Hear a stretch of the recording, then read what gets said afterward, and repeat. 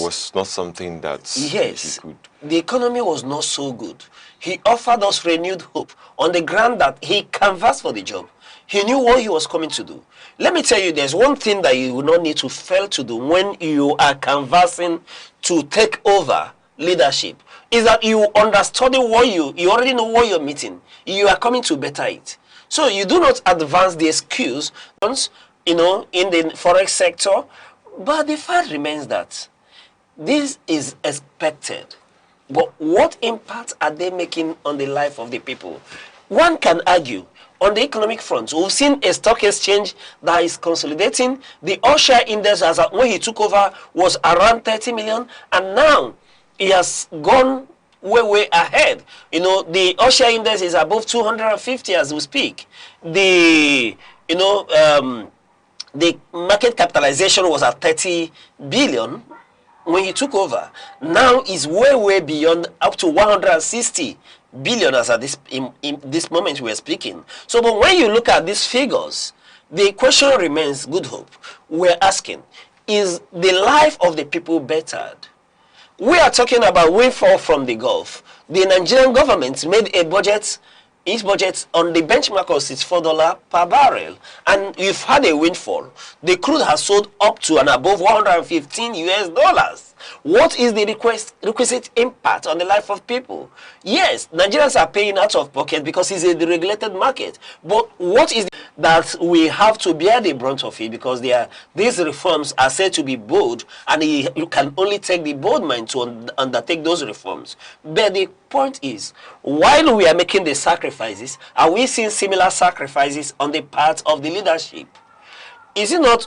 No, the situation is, if the followers, if the Nigerian people are suffering from ulcer as a result of sacrificing, knowing and hoping that these bold reforms will bear fruit, then the leadership should not suffer from the ulcer of overfeeding.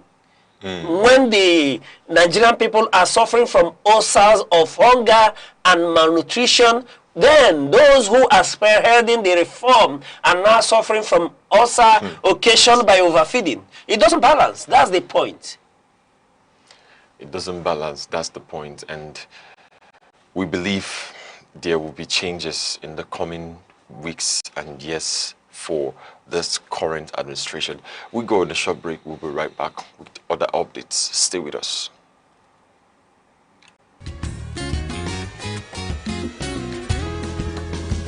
Every day, first step towards well-being. This is Health Matters, only on Aneke TV.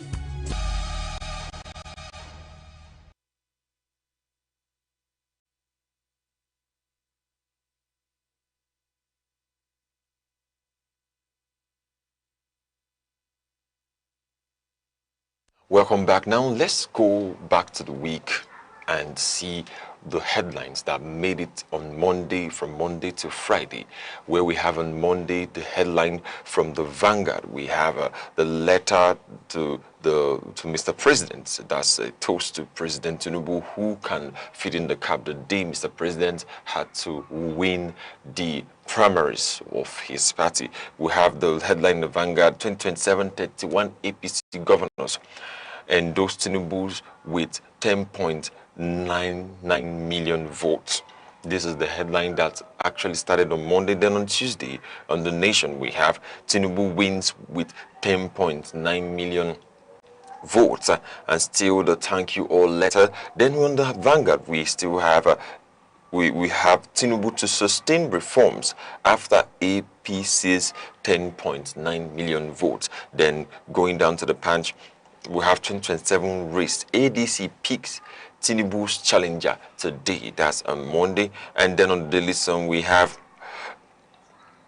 ADC 3.4 million members to decide Atiku Amechi Hayatuddin's fate today. That's for the primaries that ADC had that later became a problem. At the end of the day, it was settled amongst them that Alhaji Atiku Abubakar was declared the winner of the primaries. Now also on the Daily Trust, we have ADC presidential primaries.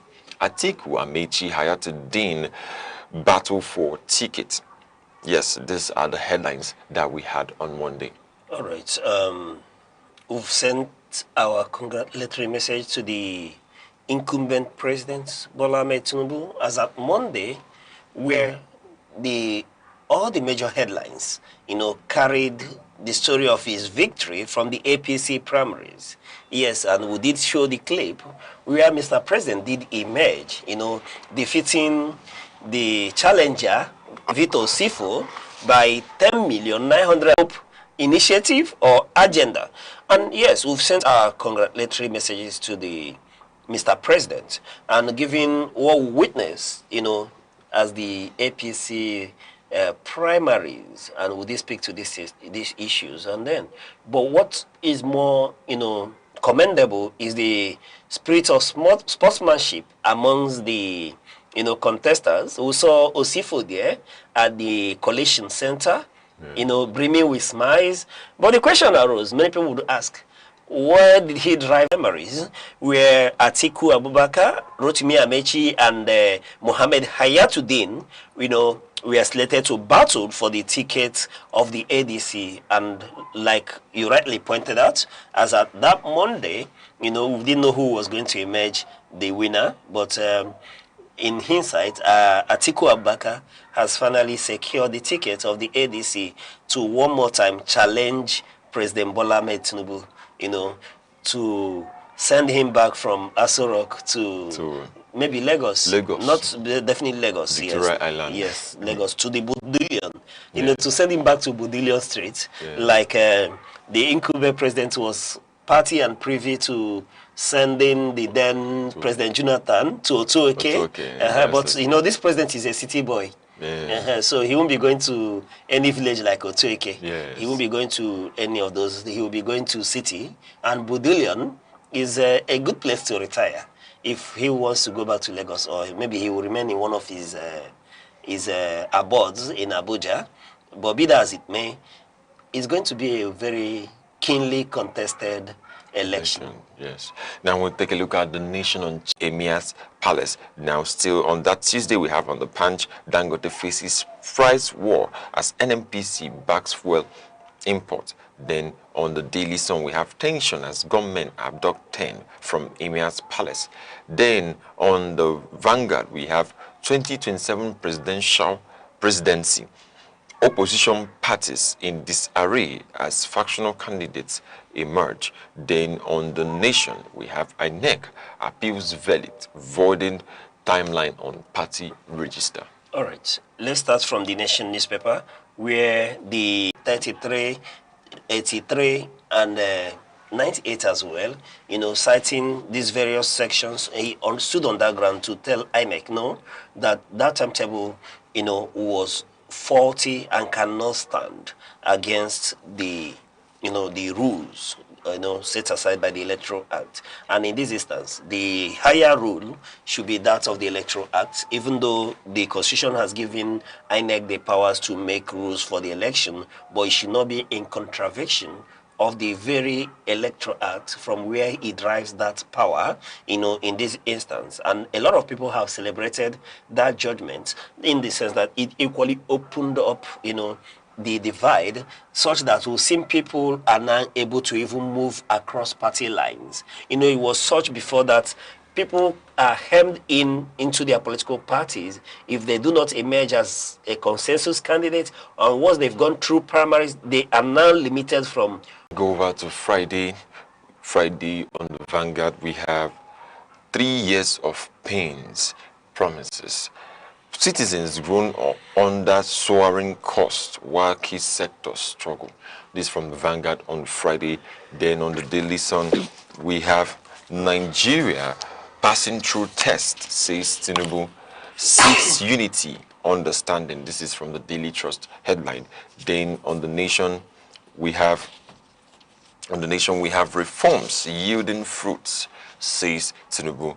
That's on the Nation. Then on the Daily Trust, we have 3 years after power, economy, security on the scale. These headlines are talking about Mr. President's 3 years in office.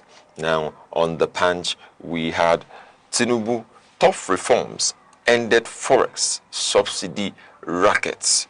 Now, on The Guardian, we have Tinubu defends reforms as critics decry hardship, insecurity. These are the headlines we had yesterday. All right. We will felicitate and celebrate with Mr. President as he clocks 3 years in office.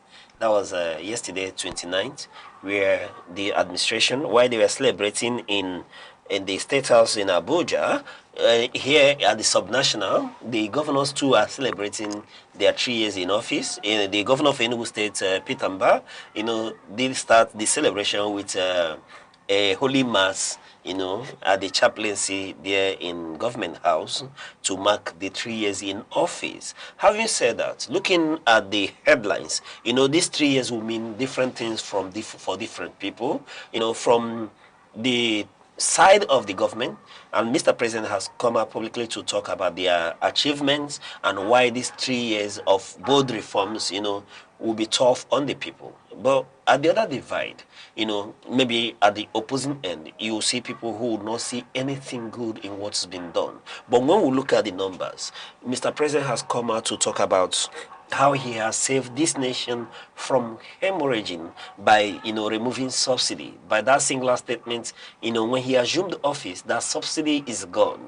And they argue that with that, they've saved this nation around 18 point something billion naira, that would have gone into continue to sustain the, subsidy regime in this instance. But the question now remains, when you save the nation in this humongous amount, as it was said that around 2022, that 4 point something trillion was, spent to sustain the subsidy regime in this instance. And, kudos to the government for the boldness to remove that subsidy and save the nation this homogeneous amount. But the question remains is the impact of the removal, when you've saved us from this amount that is savable, where is it being, plunged into? Such that we will not need to borrow excessively like we are borrowing. Not like something is wrong in borrowing in itself, but it's about what you're doing with the borrowed funds. So in this instance, while at the government end, they are celebrating this as a milestone, but the opposition, the Nigerian people are asking, what is the impact? It has made more funds available at the subnational, but the impact, is it trickling down to the common man on the street? And then on the area of forest, you see that the government has unified the forest front. We no longer have multiple options like we used to have it. They've removed arbitrage entirely. And though at the inception of this administration, we saw the naira against the dollar, the battle between naira and dollar, become tougher, so that the dollar became higher, and then the exchange rate grows to around 1,500, 1,600. Though in this instance they are trying to stabilize, the naira is beginning to become more firm, that the exchange rate is now hovering between 1,300 and 1,400 against the dollar. So they are speaking to consolidation, but one thing that obviously is marked improvement in the life of this administration is the removal of the reforms. Are they making similar sacrifices as well? These are the questions. And like I rightly pointed out earlier on, why the people suffer from ulcer induced from hunger? Let it not be that those who are engineering the reform are suffering from ulcer engineered by overfeeding. The disparity is so staring in the face. Yes, but in all, we commend the administration for its boldness to embark on this reform. But the question is that this reform has to be felt by the generality of Nigeria. Any reform that remains at the surface on the data and numbers without requisite impact on the people is no reform. And which is why on a number of cases we ask for a Nigerian economic initiative, and not those anchored on the IMF, World Bank, theories. They have over time seen not to have been working in Nigeria. Let's have a Nigerianized theories that would work in Nigeria. Not where we'll continue to pay out, stipends to people, to families. It doesn't make impact. People have to be elevated, not through stipends, but through an economy that is working, where people, are able to thrive, not where the multinationals will be posting dividends and doing well, whereas you see the divide, like we rightly pointed out, the middle class in Nigeria is wiped out, and until that is restored, then we will continue to, ask critical questions of any administration, not just this administration, but any administration that is in power.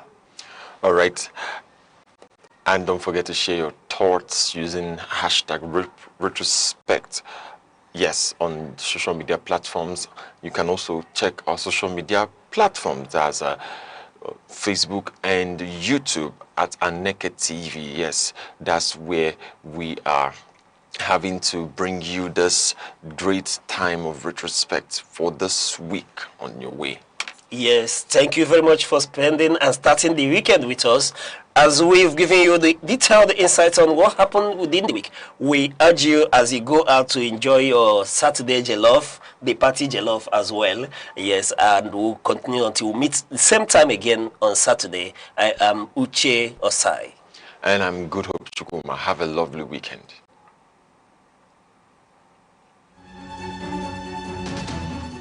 Seven days, countless moments, stories that shape the week. From decisions in the corridors of power to developments affecting everyday lives. From moments of challenge to stories of resilience and progress. This is where the week comes into focus. Week in retrospect, only on Aneke TV.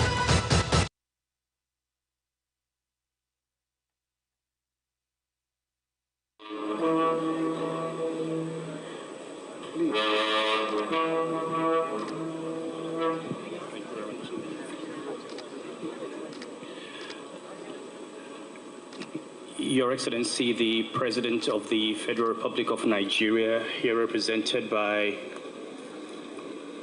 His Excellency, my brother Senator Kashim Shettima. Your Excellency, General Gowon, Your Excellency, Mrs. Gowon, Your Excellencies, General Abdul Salami and President Jonathan, Your Eminence, please permit me to stand on already established protocol.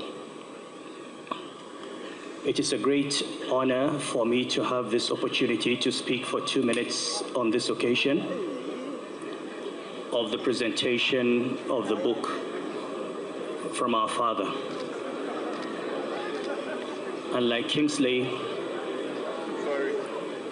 I would like to say that I'm here in a personal capacity. If my father were alive, he would be the one seated there.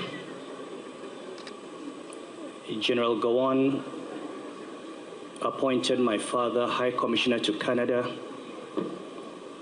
Ambassador to Belgium, and First Ambassador to China. And my parents remembered the visit of General Gowon to China when he was ambassador. And I'm proud that I was able to continue that relationship, father and son, up to this day. President Jonathan spoke about leaders be remembered for policies and infrastructure. The reality is that policies change, infrastructure also changes. What is abiding in the memory of people about their leaders is who those leaders are. Do they remember you for your integrity or for corruption? Do they remember you as a patriot or as a parochial person? Do they remember you for justice or for injustice? And I think General Gowon is an example of the values that should govern you in your life. And this is the most important thing.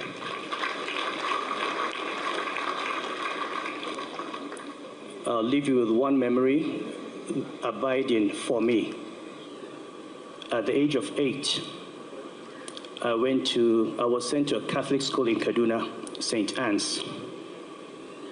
And I was classmates with a young man called Yusuf Palm, whose father, Colonel Palm, unfortunately was one of the victims of the 1966 coup. But what I remember at the age of 8 was that General Gowon, as head of state, would send that is a window into the person that you're dealing with.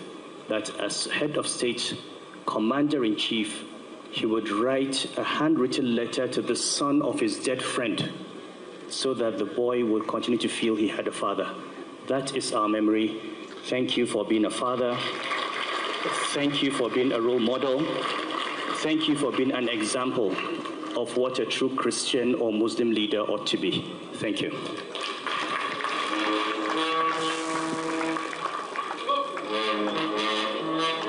Thank you so very much indeed. The Emir of Kano, His Royal Highness Dr. Lamido Sanusi Lamido, who is making his way and greeting those in the front row. And as he does this, I'd like to take the microphone very quickly to His Eminence, who has a word or two. Your Eminence, sir, the Sultan.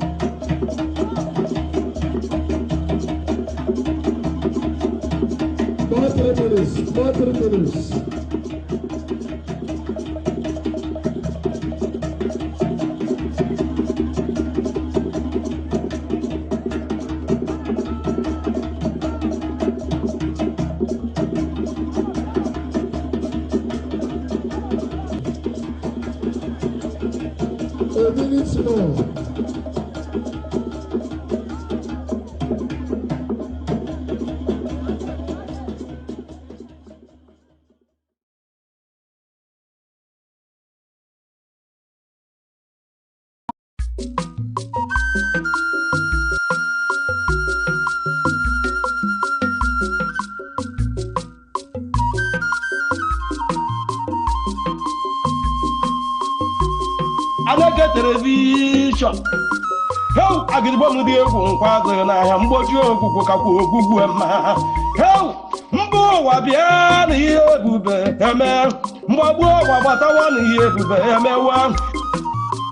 Aneke television on the mellow way, Yamela Madia, in our uncle, in a American Putanwa, in our Hozu, in our uncle, the one Aneke television, the Anke goes your man, the one Aneke television, you do man, help the mellow way, Yamela Madia, who me go the war, Nanka, Bunkai, you might have a girl, if you want to come over in there.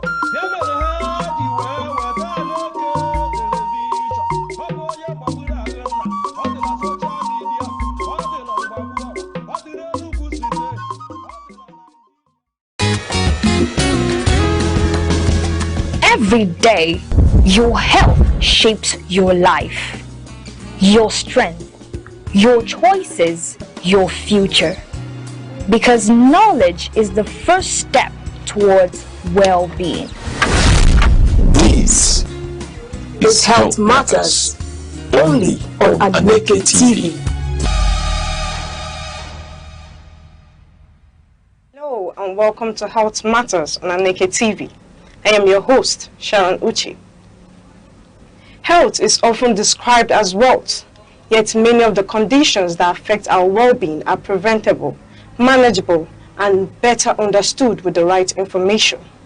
On this program, we break down medical issues, speak with experts, and provide practical guidance to help you live healthier, longer, and better. This is Health Matters, where your health comes first. We'll go on a short break. Stay with us. Every day, your health shapes your life, your strength, your choices, your future. Because knowledge is the first step towards well-being. This is Health Matters, only on Aneke TV. Turn our attention to an issue that affects millions of people, yet is often misunderstood. Today we'll focus on a condition that has become a major public health issue worldwide: cancer. Cancer does not discriminate. It can affect anyone, young or old, male or female, regardless of background.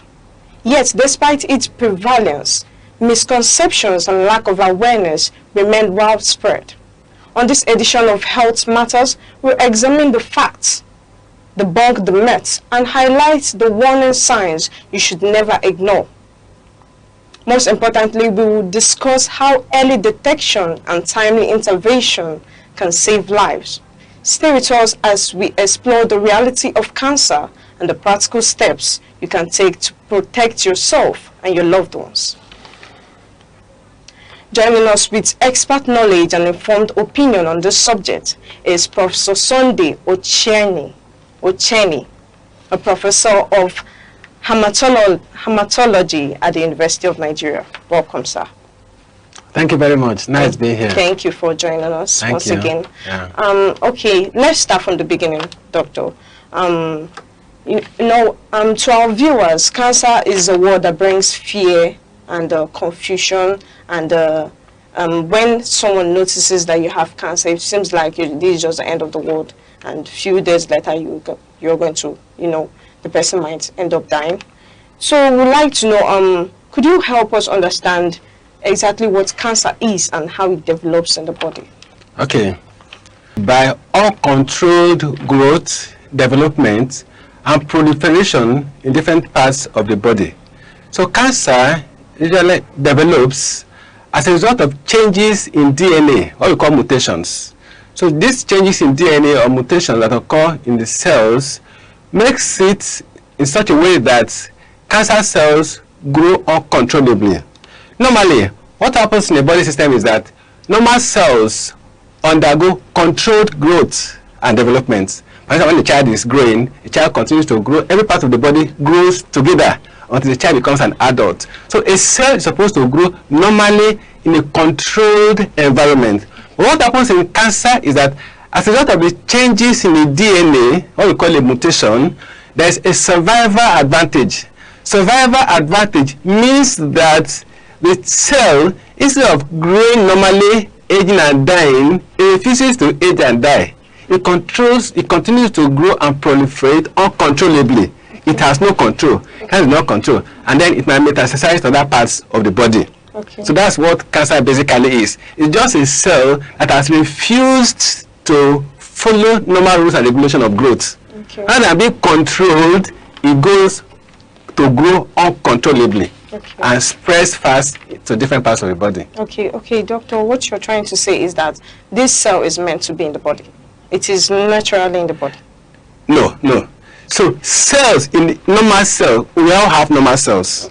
Okay. So these normal cells, they grow and they die.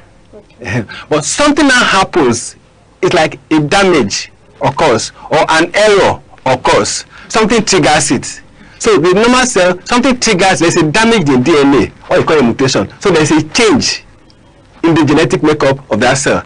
Because of this change that has occurred, it's an abnormal change. The cell now refuses to allow itself to be controlled. Okay. So it continues to grow abnormally without control. Growing instead of it die. Yeah, instead of dying when it should die, it will not die. Time is meant to die. Yeah, it should not die. Okay. It continues to grow uncontrollably. Okay. Moving on, what are the most common types of cancer in our region, and what factors contribute to their prevalence? Yeah, cancer is very common in this environment. Common cancers in our environment, they include breast cancer, they include cervical cancer, they include prostate cancer, they include colorectal cancer, they include ovarian cancer, and then there are also blood cancers like lymphomas, multiple myelomas, and leukemias. Okay. These are the commonest cancers in our environment. Okay. Yeah. Okay. So how can they be detected? How can we know that this is this cancer and this is that? Yeah. So of course, different cancers have different manifestations. Okay. There are different ways by which different cancers manifest or show in the body. But principally, usually patients with cancers, they will have weight loss, unexplained weight loss, persistent fatigue, persistent body tiredness, easy fatigability. The patient is weak, the patient is tired, the patient may have persistent cough, may have cough for a long time, may have problems in the throat, may have problems with the bladder, maybe increased urinary frequency, problems in the bladder, maybe increased urinary frequency, may have problems with passage of stools, may have problems with maybe bleeding conditions. Maybe the patient might bleed easily.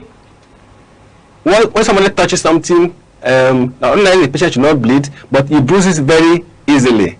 Okay. Or sometimes may have for blood cancers, for instance, they may have what we call pathological fractures. Maybe an old patient goes to the bathroom and just a little slip, and they say he has had a fracture. Ordinarily, somebody could fall down in the bathroom and not have any fracture. But when an old man goes into a bathroom and any small thing, he just falls down, he has a fracture. That means there's a problem somewhere. Then there could be lumps. Some people have lumps in the neck, lumps in the axilla, lumps in the armpits. So weight loss, drenching eye sweats, excessive sweating, these things happen. Fever, unexplained fever. Malaria is common in this environment, but when you have malaria, you are given anti-malarials, you should go. But some people have fever, persistent fever, they have taken anti-malarials, they have taken antibiotics, they have taken all kinds of drugs. The fever persists. So when such symptoms occur, patients should go to the hospital early and check. Weight loss, so those are the common things. Weight loss, fever, night sweats, lumps in the body, bleeding, persistent cough, problems with urination, problems with passing stools, maybe skin lumps, skin erosions. Yeah. So when these things happen, it's good to present in the hospital so they can be properly investigated. Okay. Perhaps there might be cancer somewhere. Okay. So doctor, you said earlier that there are different types of cancer. There's breast cancer, there's lung cancer, and I just feel like there should be different symptoms of this cancer. Yeah. So what are the symptoms of these? So specific symptoms, of course. If it's breast cancer, there might be a lump in the breast. Okay. So there might be change in color of the breast. Okay. So such a person, if you see a lump in the breast or change in coloration of the breast, maybe there's a nipple discharge. So the patient should suspect that something is going on and should present to hospital. Okay. Or prostate cancers, usually they have something like dribbling sensation, dribblings, maybe urinary frequency. They go to pass urine. For the viewers, what do you mean by prostate cancer? Prostate, that has to do with men. Okay. Prostate, one of the reproductive system of man. So usually it's around the it's part of the system that can affect the urination. So when somebody wants to pass urine, it passes urine more frequently than before, or may have to strain before passing urine. When something like that happens, the person should present to the hospital. For cervical cancer, The patient might have bleeding, easy bleeding in the cervical area, in the private part. So maybe following sexual exposure or maybe any small trauma, disease bleeding, you should present to the hospital. For lung cancer. Yes. For lung cancers, they might have cough, persistent cough. They might have blood in sputum, and they might have chest pain. Of course, most of the cancers, they will have weight loss. Okay. So what do you think are the factors that stimulate these cancers in our body? Factors that stimulate cancers, they are actually multifactorial. So some cancers are genetic. Genetic means that they are passed from parents to children. However, the fact that it is genetic does not mean that every member of the family or every children of the family will come down with the cancer. So it can be genetic. What it means is that if there's a family history of cancer, such family members should be screening themselves regularly in case there's something like that. For instance, breast cancer can be genetic, so there are some genes that are associated with some cancers. So if there's a family history of cancer, such family members should seek medical attention, should be screening themselves regularly. So it could be genetic. It could also be acquired. Cancer can also be acquired as a result of what I mentioned earlier, acquired mutations that can occur in the cells. And acquired cancers could result from so many factors. Lifestyle changes, lifestyle factors can affect and can be associated with cancer. For instance, smoking associated with cancer, smoking, alcohol, drinking alcohol, environmental factors, exposures to some pollutants, exposures to chemicals, exposures to petroleum products, exposures to benzene, exposures to environmental factors. They can predispose to cancer. And of course, nutrition is also very important. Poor diets. A lot of people in this our generation, many people take refined meals. They take refined, everything is fried, fried meat, fried fish, fried yam, fried, everything is fried. All those canned foods, all these fast foods are not very good. So all these fast foods, they're not very good. So people that indulge in most of these things, they are at risk of developing cancer. Of course, obesity, people who sedentary lifestyles. So these are risk factors. Obesity, sedentary lifestyles. These are some of the risk factors. Smoking, alcohol, and these are acquired risk factors. Okay, doctor. So we'd like to move ahead. You already mentioned the risk factors that we can use to detect when we have cancer or when we see something unusual in our body. So we'd like to ask, what preventive screenings or routine medical checkups do you recommend us? So routine screenings and medical checkups are available. So for instance, one of them is for ladies. Self-breast examination is very important. Ladies should always self-examine their breast, and some groups of societies and NGOs, they have been training people on how to do self-breast examination. So this is available. So when a lady examines her breast regularly, there's an unusual lump somewhere, the person should report immediately for investigations. So self-breast examination is very good for ladies. Mammography is very good and it's available. So ladies should go for mammography as often as possible. Then pap smear to prevent cervical cancer is very, very important. Then for prostate cancer, things like PSA. Men should go and do PSA, check themselves annually and check for their PSA. Then generally, annual medical checkups. People should go for annual medical checkups. These things are expensive. We know that things are expensive and hospital things are expensive, but there's nothing that is better than good health. Health is wealth, they say. So we know it's not easy. People are looking for money to eat food and all of that, but health is very important. So we should prioritize annual checkups, even when you're not feeling sick. So, but for those who have family histories of cancer, it's even much more important. To check all these things. So doctor, you said earlier that it can be genetic. Cancer can be genetic. So we would like to ask, I would like to ask, what age do you think we should begin with the screening and the checkups and all that? Okay, so for ladies, for self-breast examination, as soon as you attain menarche and you have breasts have come up, so that one should be a regular thing. So for things like mammography, maybe from 40 years of age, they can start doing that. People that, for men, from 40 years, they should be doing their PSA on an annual basis. Pap smears also for ladies. Then generally, annual checkups are very, very important. Okay.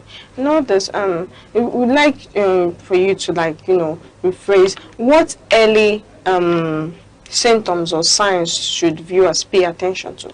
Okay, paying attention to early signs and symptoms. If you are very, very important when it comes to cancer, is the issue of weight loss. I'm saying it's unexplained weight loss. You know, some people lose weight for reasons that they want to keep shape and all that. When it's an unexplained weight loss, you should check a medical check. It's a sign that something is wrong. Unexplained weight loss.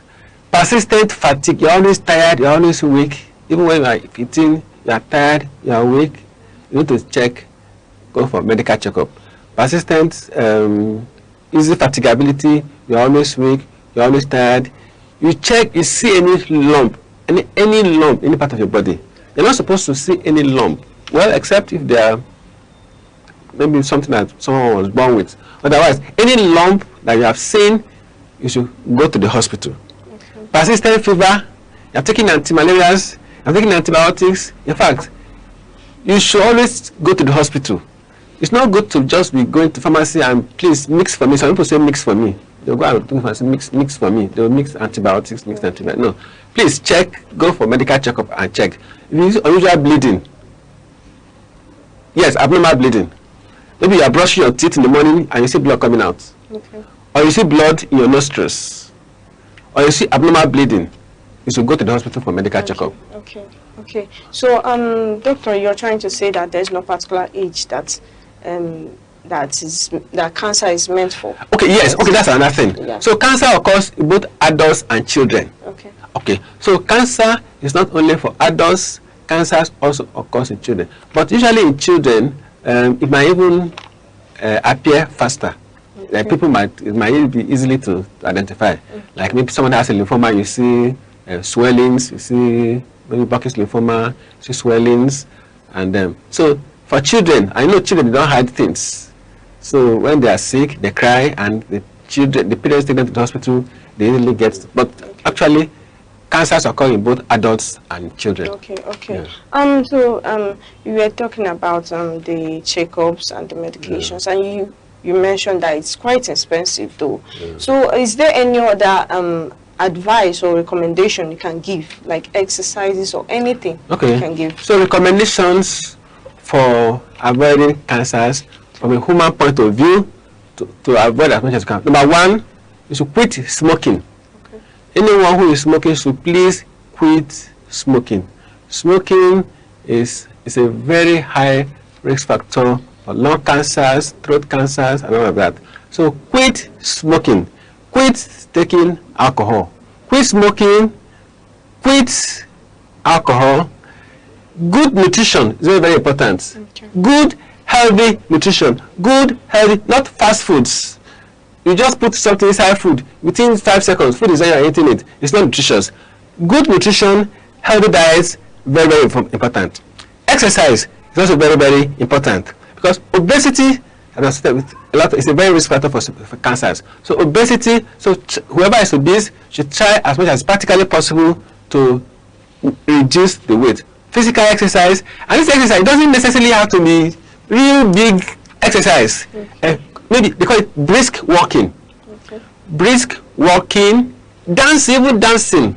Yes, it's very important. Brisk walking, dancing, jogging. You know, when you go and do plenty, go to the gym. Brisk walking, jogging, dancing is very, very important. We should avoid sedentary lifestyle. Obesity, we should reduce it. So these are things that we can do nutrition is very, very important. Increase fruits and vegetables. We should increase fruits. You know, we always say these things, but they are expensive. Unfortunately, they are expensive. They are expensive, but health, they say, is wealth. We know it's expensive. Which fruit do we go and buy? Everything is expensive. But because health is wealth, we need to take more of fruits, more of vegetables, nuts, nuts like that. They're very important. Okay. So, what do you think there is any vaccine or cure to this cancer or do you think there is anything the government or the hospital is doing about it? Yeah, that's another thing. Okay, sorry, I forgot to mention about that. So there are vaccinations that are available to prevent cancers. For instance, for cervical cancer, there are vaccinations that are available to prevent cancer. So people should go to vaccination centers and get vaccinated against commonly available cancers. So vaccinations are available, so people should help them with that. Cervical cancer can be vaccinated against. So vaccines are available to prevent a lot of these conditions. So vaccination is available. Okay. So that doesn't mean it's really like a death sentence. No. So maybe so cancer is really not a death sentence. That's one of the problems in the society. People think that cancer is a death sentence. No, not. In fact, the first thing is that there are different types of cancers. So cancers can be preventable, and even when the cancer comes, they can be treated, especially early presentation. That's one of the problems that we have in our environment here. People present to the hospital very late. People with cancer that present very early, they are curable. And also, the treatment is not as intensive as at when a disease is late. So people should present to hospitals very early. So cancers are not death sentences. Cancers can be cured when they are. First and foremost, it's not that if someone has cancer, it means that the person is going to die, like they will say within 6 months or within 3 months. Some people have cancer and they will live up to 5-10 years. But the thing is, how people should detect it depends on the location and the symptoms. Something like breast cancer. Breast cancer, if you notice a hard lump. For young people, it's mostly true lumps. But older people because the tissue of their breast is no longer dense. So those kind of lumps can be detected on mammography. So it's required that they go for mammography at least yearly, once a year. That is the older people. Before it was more prevalent in the older people, but now even young people, 28, 21, used to have it now. Then some other ones are associated with GIT can present as obstruction. Maybe when the person is eating and at the end the person will end up vomiting it. That kind of. So it depends mostly on the sites of the cancerous proliferations and all that.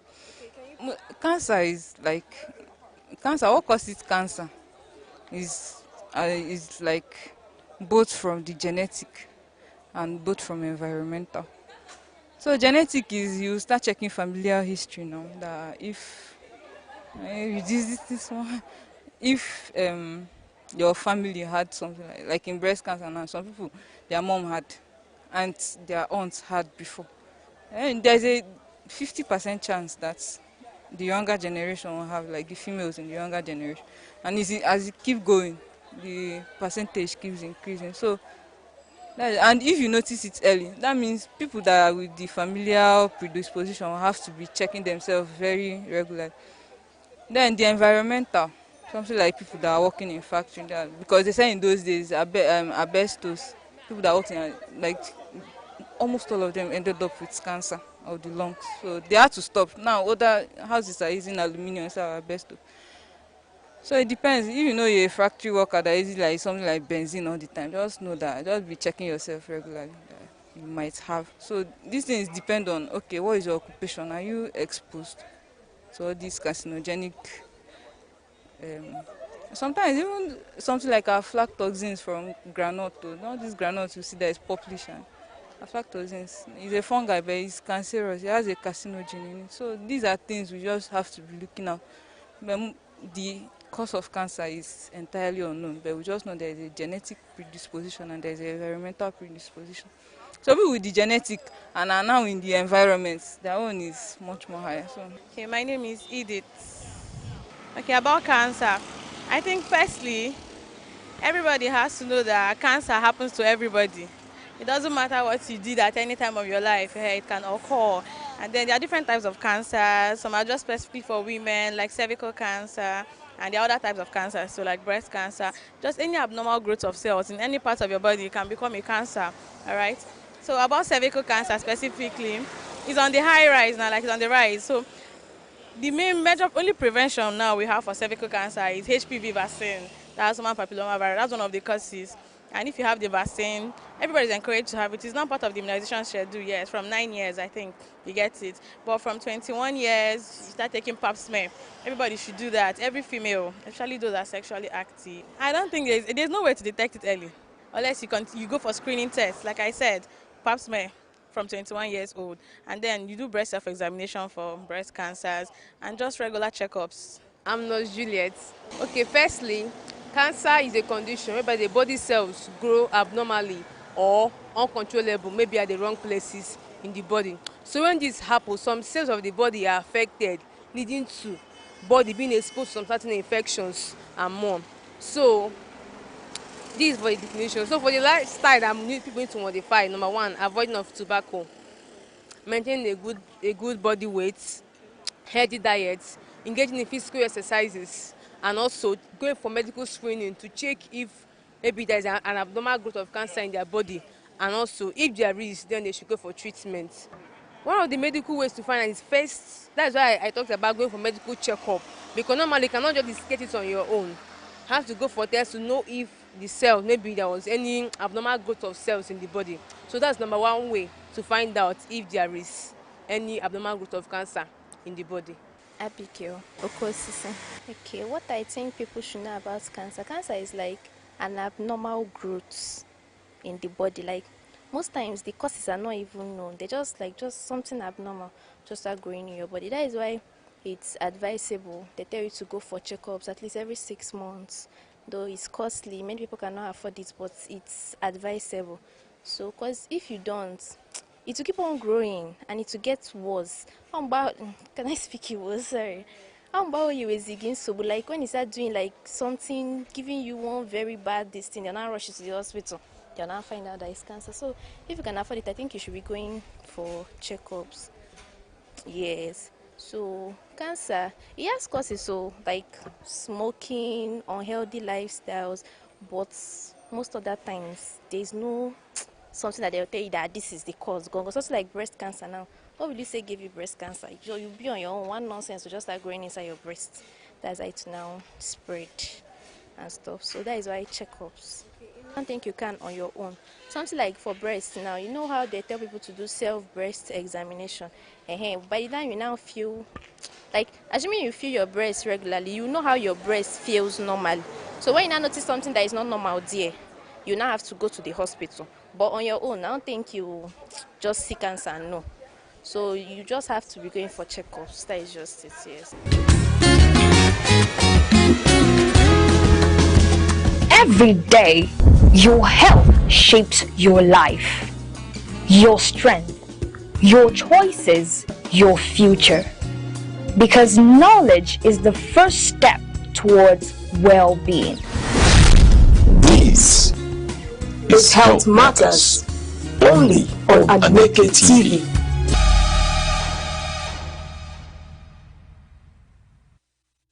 Welcome back, and this is still Health Matters on Aneke TV.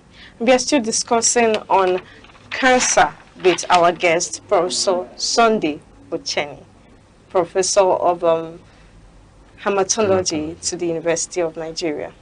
So thank you, sir. As you were saying, we were talking about cancer and how it develops in the body and how it cannot be contagious, how it's not contagious, and how the society can contribute to preventing us developing it ourselves. You know, we can also develop it ourselves without it being contagious without it being transmitted from one person to the other. Yeah. Okay. So we would like to know how important is early detection and how does it impact treatment success and survival rates? So as I was trying to say, I was saying earlier, early detection helps a lot in the management of cancers. Okay. When cancer is detected very early, it is treatable and it is curable. Early stage cancers are treatable and curable. That's why we always emphasize that people should come to the hospital as soon as it is practically possible. But when it has spread and it has metastatized, we use the word metastasis when it has metastated to different organs in the body, when it has affected or involved other systems, it becomes more difficult. Complications now set in.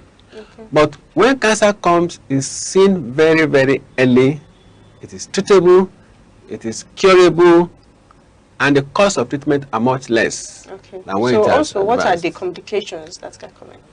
Yeah, complications can come in if it has affected other organs. Okay. For instance, if a malignancy affects the kidneys, okay, somebody may come down with renal failure. If it affects the liver, it can cause liver failure. Okay. If it affects different systems in the body, it can bring about the complications of those organs. If it affects the, it can even affect the skin, okay, it can affect the brain, okay, it can metastasize to the brain, and when it affects the brain, it will cause a lot of neurological complications. Okay. Some of them may now have a stroke, some of them may now have other problems associated with that system.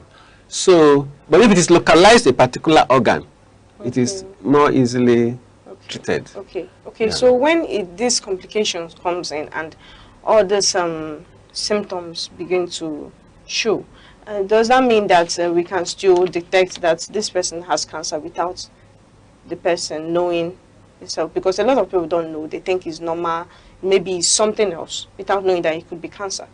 So you mean that is the reason someone why can detect it without... That's why the people should come to the hospital early. Okay. There are different investigations and different tests for different types of cancers. Okay.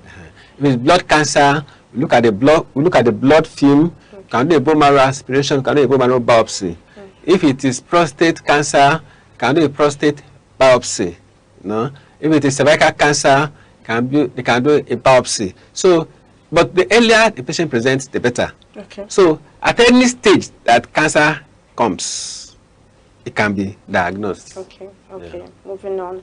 What treatment options are currently available, and how have cancer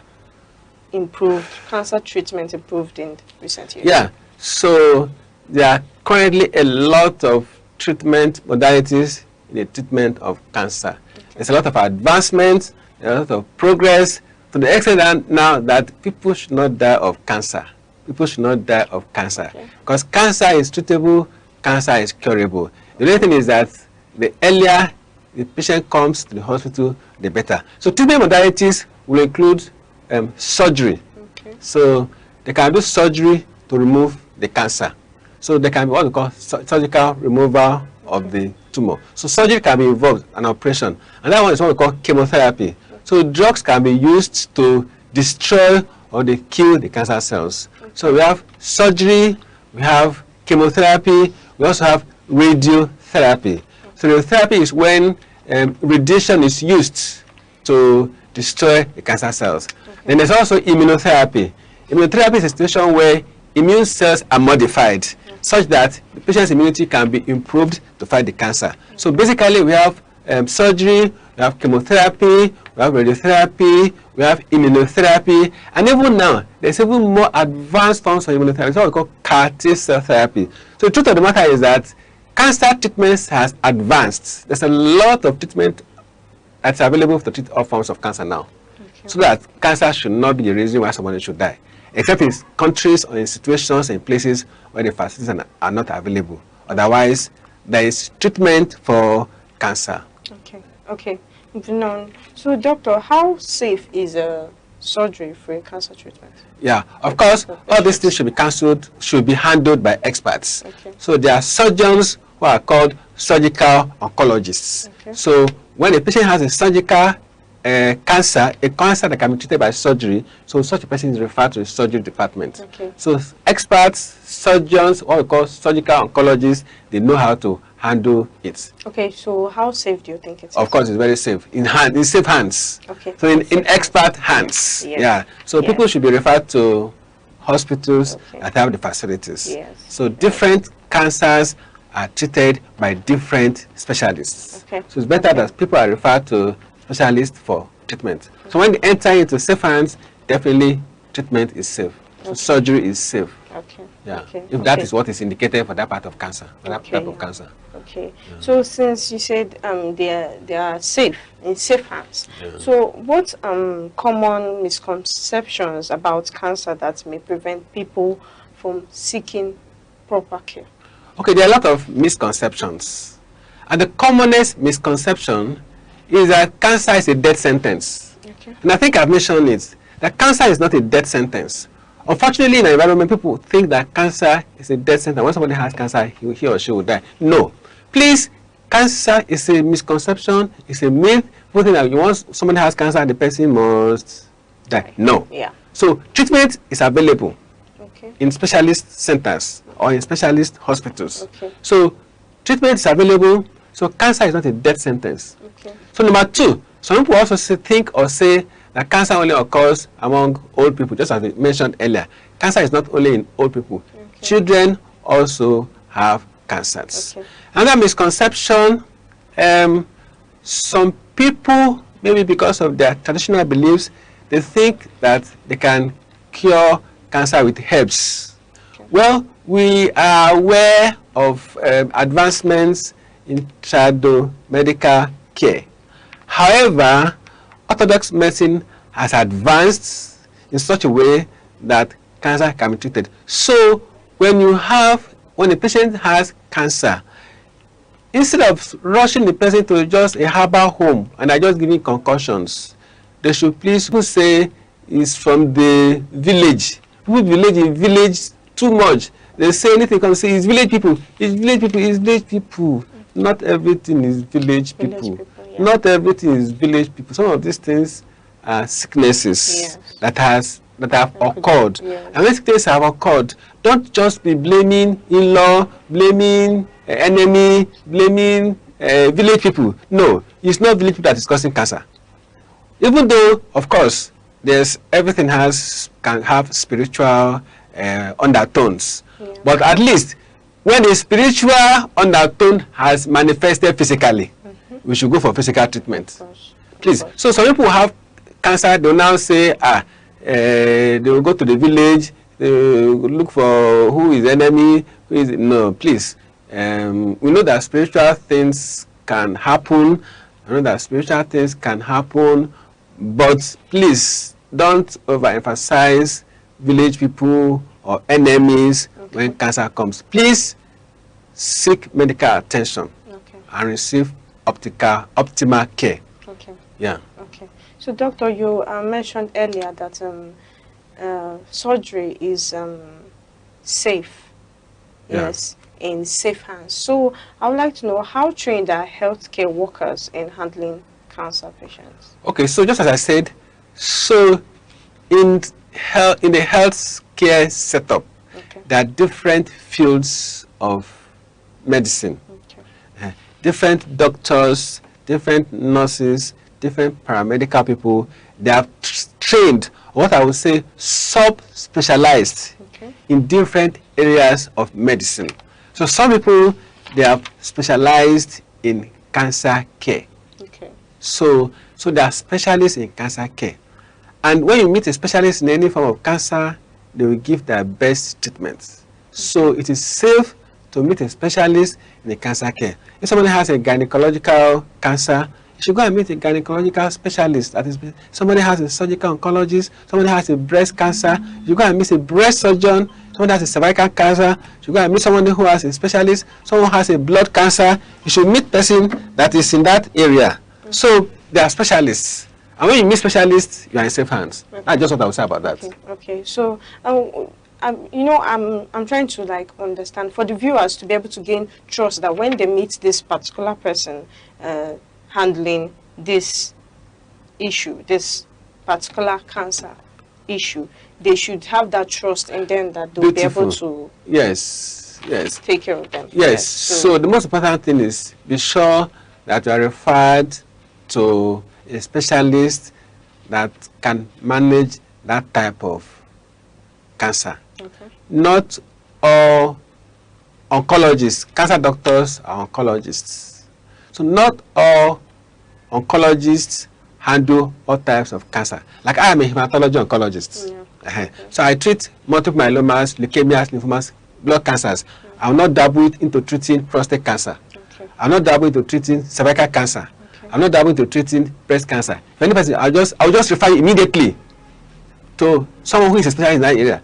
So, and one thing we know in medicine is that we are taught to know our limitations. A good doctor is a doctor that knows his limitations. A good doctor is a doctor that knows that this is beyond me. And let us allow ourselves to be referred to specialists. When you meet a specialist, that specialist has been trained in that area. So what we do is just pray and cooperate and believe that by the grace of God, things will turn out right. So let's trust the specialists that are handling whatever that condition is.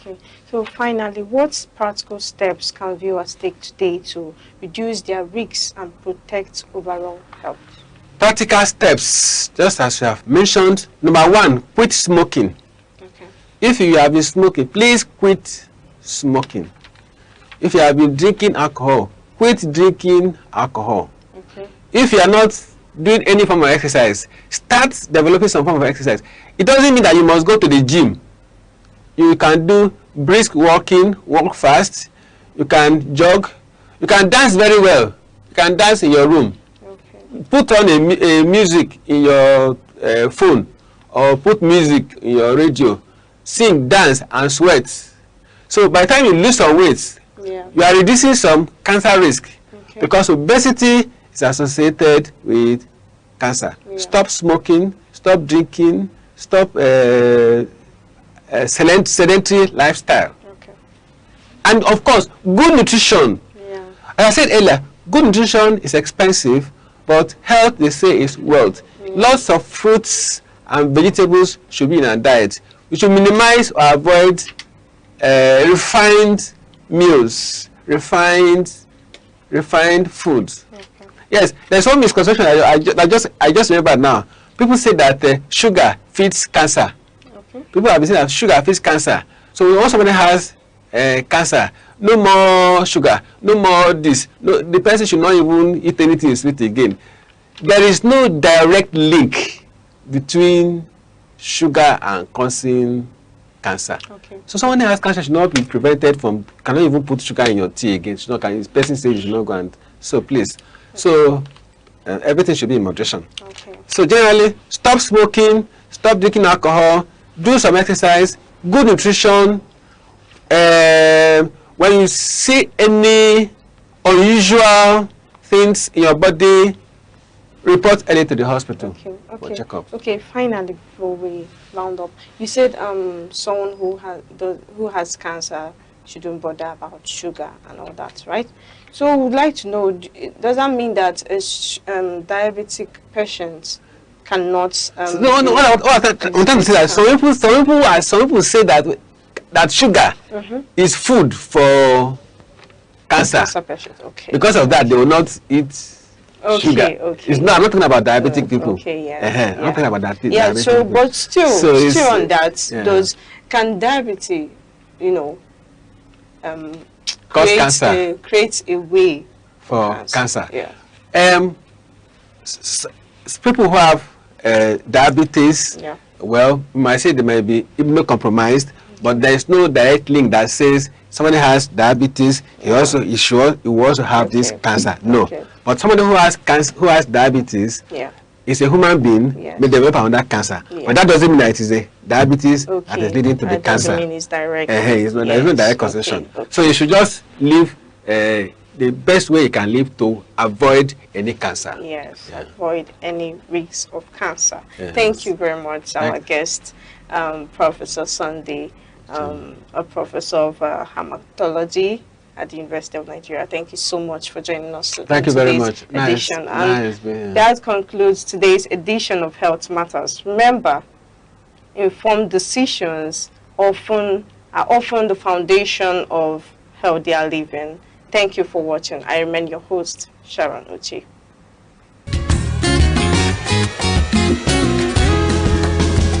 Every day, your health shapes your life, your strength, your choices, your future. Because knowledge is the first step towards well-being. This is Health Matters, only on Aneke TV.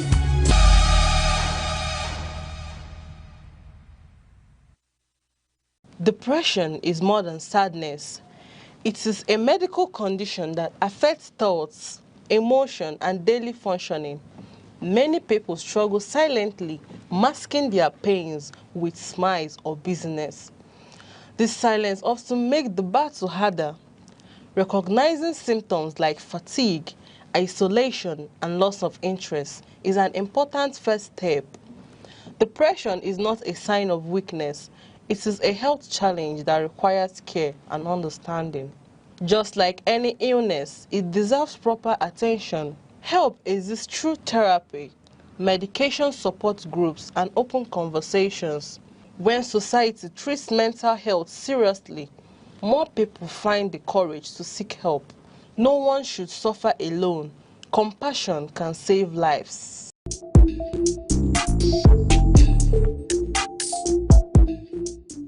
Law is the architecture of civilization, the silent force that orders society and defines justice.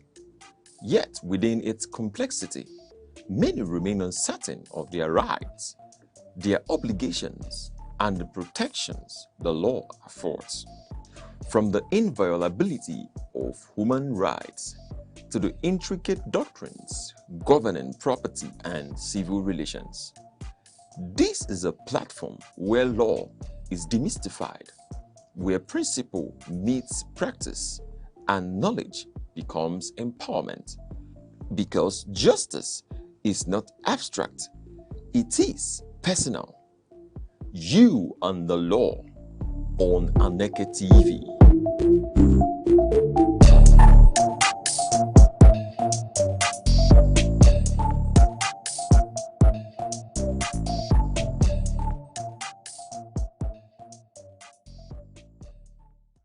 Pleasant welcome to You and the Law, the program where we break down the law and defend your rights and bring real legal issues to light. I'm your host, Gift Obodo, and today we are talking about, counterfeit drugs and fake electronics to adulterated, food items, cloned beauty products, and many innocent citizens are unknowingly risking their health, safety, and hard-earned money every single day. But the big question is, what are we protecting ourselves from, and who protects the consumer? And when fake product destroys lives, businesses, what does the law really say? And this leads us to the topic, consumer rights and fake products. And to break down this topic today, joining us is a distinguished legal practitioner with years of experience in the field. He has handled numerous high-profile cases and well-respected in the legal community. Please welcome Barrister Matthew S. Aneke. Barrister, you're welcome. Thank you very much. Thank you. Yeah, you're welcome. And today we have a lot of things to discuss about consumers' rights and, as it relates to fake products. But before we delve into the main question for the day, we'll go on a short break. We'll be right back. Every second, the world changes. Markets rise. Leaders speak. Stories unfold. To keep up, you don't just need news.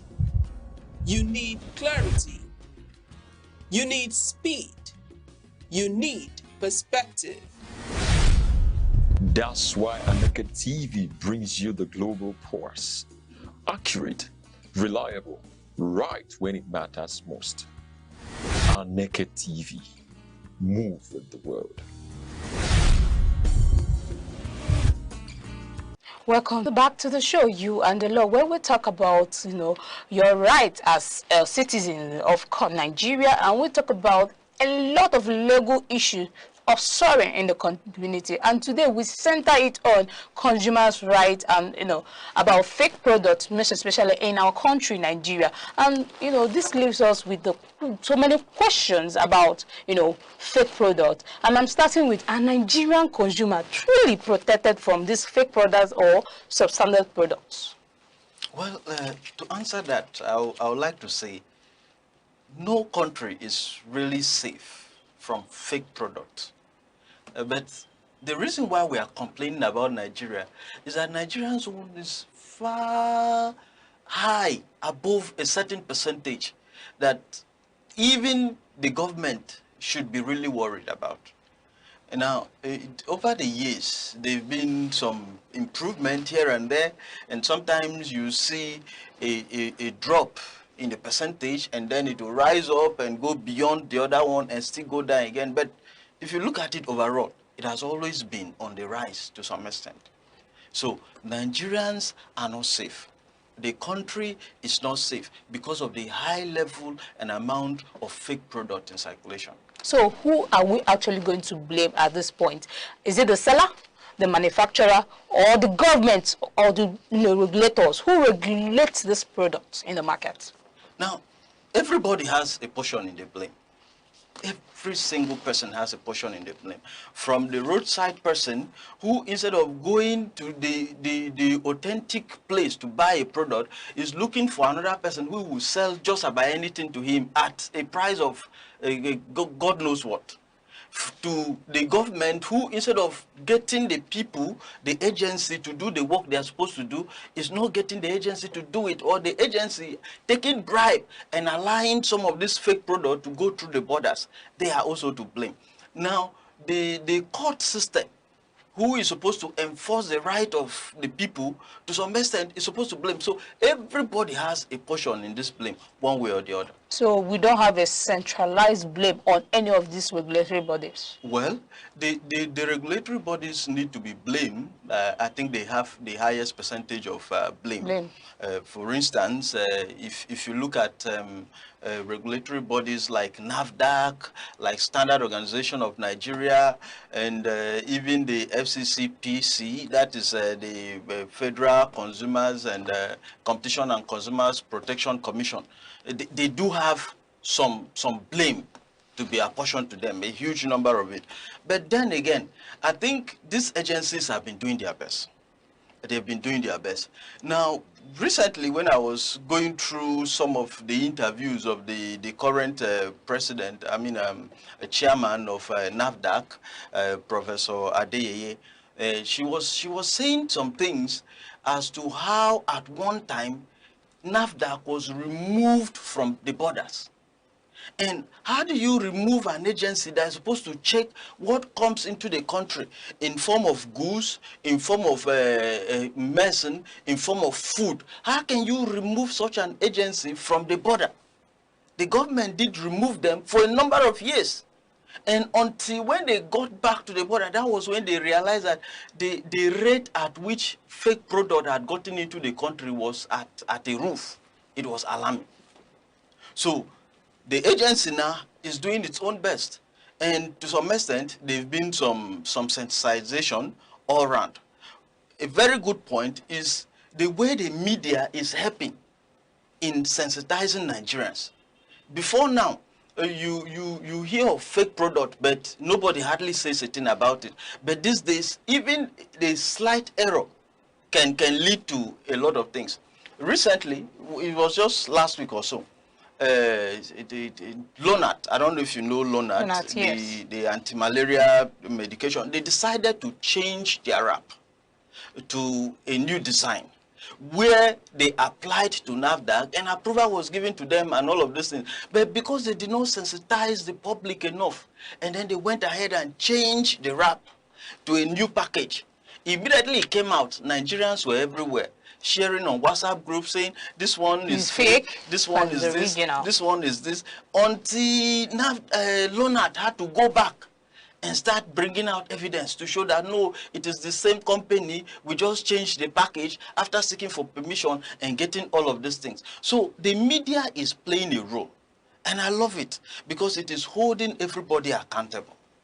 And people now are no longer taking the Nigerian populace for a ride. And I think it's a good thing. Yeah. You know, I got to a point where, when you're talking about drugs now, like, I got to a point where one day I wanted to purchase a drug from a pharmacy. Let's bring it down. So at some point, it's a malaria drug. So there were two kind of, there's one that is under a packet sale, and the other one is not under packet sale. And now I was asking, because the one not under packet sale looked more like a fake product. So, and the one under a packet sale was looking like the company product. And I asked the seller, I was like, which of these products is the original one? So they told me that these two are the same product, just that one is made for the poor and one is made for the rich. I got confused because it's a question of, is there any need for the poor? Because it's, I think this producer or manufacturers of these drugs should do better. Yes. Because there is nothing like for the poor and rich. Packages should be just equal. Yes. Because the drug is being sold to human beings, not a particular set. It's not produced for a particular set of human beings. So at that point, what do you say about this? Now, there is this thing about imported drugs and locally made drugs. Okay. Now, the imported drugs are usually well packaged and better than the locally made one. But whichever instances, they should all not be fake. So that as you're buying this, you are guaranteed of your health. And the other person is also guaranteed of his health. Now, sometimes, because some of these medications are imported, it's not as if they are really better than the locally made one. It's just that because they are well packaged and they are coming outside the country, they are usually more expensive. So I guess the pharmacist may be telling you that this one, because it's locally made, is not that well packaged, is for the poor. Now, I hope it is that. Because if the locally made one is a fake one, then the pharmacist selling that to you does not have immunity from the liability that comes from it. Now, if everybody that involves itself in peddling or selling fake product is not immune from the liability. The pharmacist cannot tell you that, this is for the poor people, and knowingly taking a fake product and sell it to you.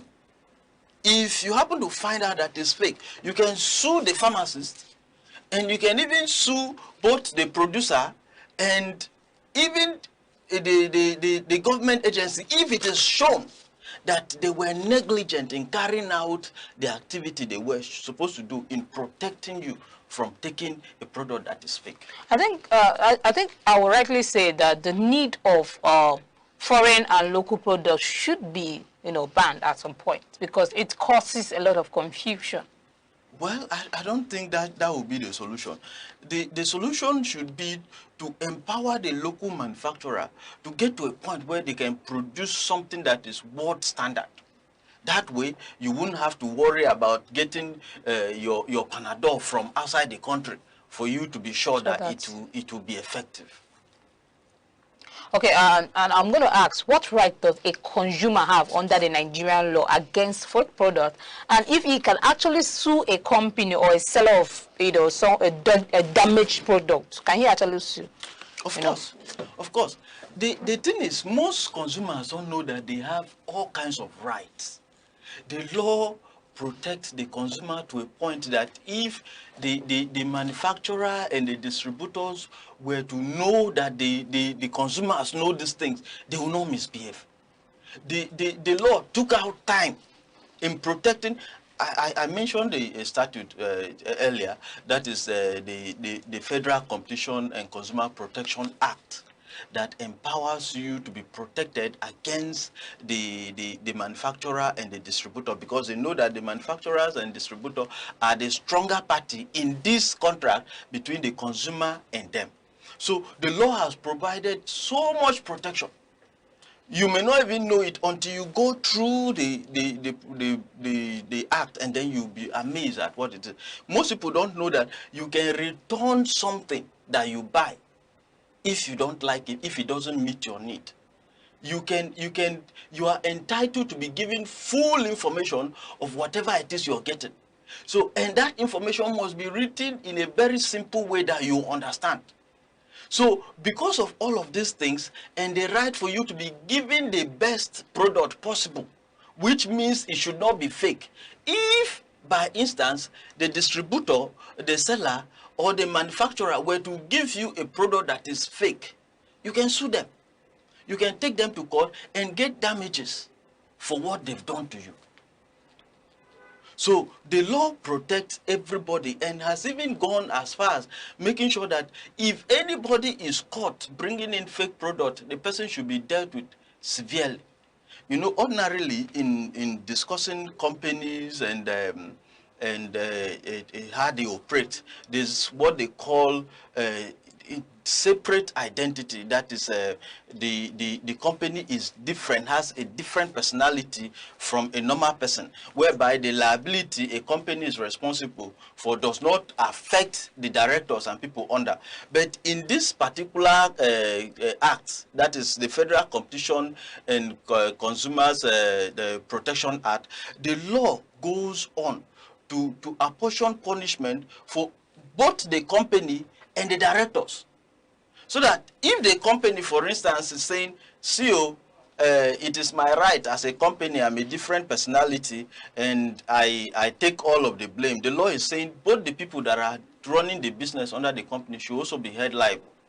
So when you sue a company, the directors are also made to pay a certain amount of money, so that everybody should be very vigilant to make sure that the right of the ordinary Nigerian is not infringed upon. So when it comes to a consumer out there, when he encountered these fake products, at what point, what can he, is he eligible to publicly expose these, fake products through media, through social media?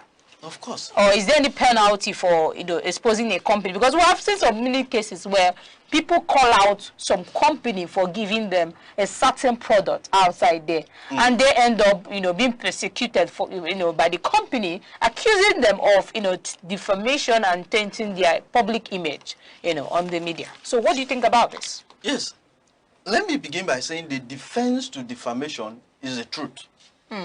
If what you're saying is the truth, then you are immune from whatever procedure they might bring against you. So you can call out a company. In short, when you discover that a product is fake, the first step you're advised to usually do is to go back to that producer, the person or the distributor, and register the complaint. Let them know that, see, you've gotten a particular product and this product is fake, to see if they can solve it. Because sometimes it might be that everybody makes mistake. They mistakenly let it go, and then they just realized from you bringing it to their knowledge, they can take it, they apologize, and probably even give you another one. And if it doesn't work, you can, in addition to taking it to them, also bring it to the attention of the commission. That is the FCCPC. You can let them know that, CEO, I bought a particular product and it's fake, and I've taken it to the distributor or the manufacturer, and they seem not to be saying anything about it. Can you investigate this thing? Because I think it might be just a tip of the iceberg of what is going on. The commission will receive that complaint and start investigating on it. If you are not satisfied, or in addition to informing the person you bought from, the commission, you can even go to court. So, usually advise that before you go out there to start saying some things about some product, it's better you explore some of these avenues. Because if what you're saying is the truth about a particular product, but other customers assume that it's true about a different product, and that person loses customers or patronage and can show that from your publication, this thing has affected me one way or the other party can sue you for leading him or her to lose customers. It is immaterial whether you were talking about just this person. So for you to take it to the media, you must be sure, if you are taking it, you must be sure that what you are saying is a truth and you've proven it. And it can stand the test of trial. When you are setting up that, you can take it to the media and complain about it. If they sue you and you go to court and you prove that what you said is the truth, then everything falls apart. You know, there's always a presumption, a general presumption that justice is for the rich and the poor don't obtain justice. Because I've seen so many cases where we meet, you know, poor people will always cry out and reach out to these companies for, you know, help and, you know, to tell them that, see, their product has caused this damage, that damage, and the company, you know, fails to act on it. Now, when you see a big man coming out to, you know, say one thing or, you know, send this, and the company are already agitated. So at that point, don't you think that there is a cornerstone for this justice when it comes to the rich and poor? No, justice is blind. That is why when you look at the statue representing justice, it's usually a lady whose face is covered with a sword and a measuring instrument. So the justice is supposed to be a blind person who administers justice to both the rich and the poor. Now, when you are saying the poor don't get it, there may be some issues that might lead to that, which is not justice in itself. It's either they did not really understand the allegation in which they were supposed to levy, and then they said a different thing, or they did not have the proper representation in court for them to get the justice in which they want. But when you have all of the right processes in place and you go to court, justice will definitely be done. In short, when people complain of something being done not rightly, I always advise that, and you are in numbers, why not come together? As a group. As a group. Get into a group and commence a class action against this set of people. I think when you say class action, I think with this current sensitization, like people coming out to tell them, because so many, you know, consumer out there, the poor, most especially, don't know their rights. You know, this you know, our program is an awareness program. So, you know, people get to know their rights, as especially the consumers, the local consumers, you know. And, you know, most times that's why I think, according to public poll, you know, I've heard, and people say that the rich always prefer importing their products from different countries because they don't like the local producers. But actually, I'm always inquisitive to say, does this, you know, does this whole law aspect, you know, can it also affect the influencers and the you know, in entertainment industry? Who influences, for instance, those celebrities who influences this, you know, product are fake? Does this law, you know, affect them too? Of course, of course. See, when you are a party to anything that leads the people to taking fake medication or fake product, you are part of the chain. You cannot come out and begin to say, see, oh, I'm not aware of this, then I should be free. It's not done like that. Once you are taking a responsibility as an influencer to promote a product, it is a duty on you to investigate that product, to be sure that the product does what it says, so that you don't just endorse something that you are not supposed to endorse. If you endorse a poison and some other person takes it and gets poisoned, they will come for you. You're part of the chain. In short, the influencers are supposed to be part of the people that these actions are commenced against too. because they have a whole lot of influence on the populace. Whenever they say a thing, people don't think twice. They go into it. And then when things go bad, most times they come out to say, no, we're just doing our usual this thing. No, you have a duty.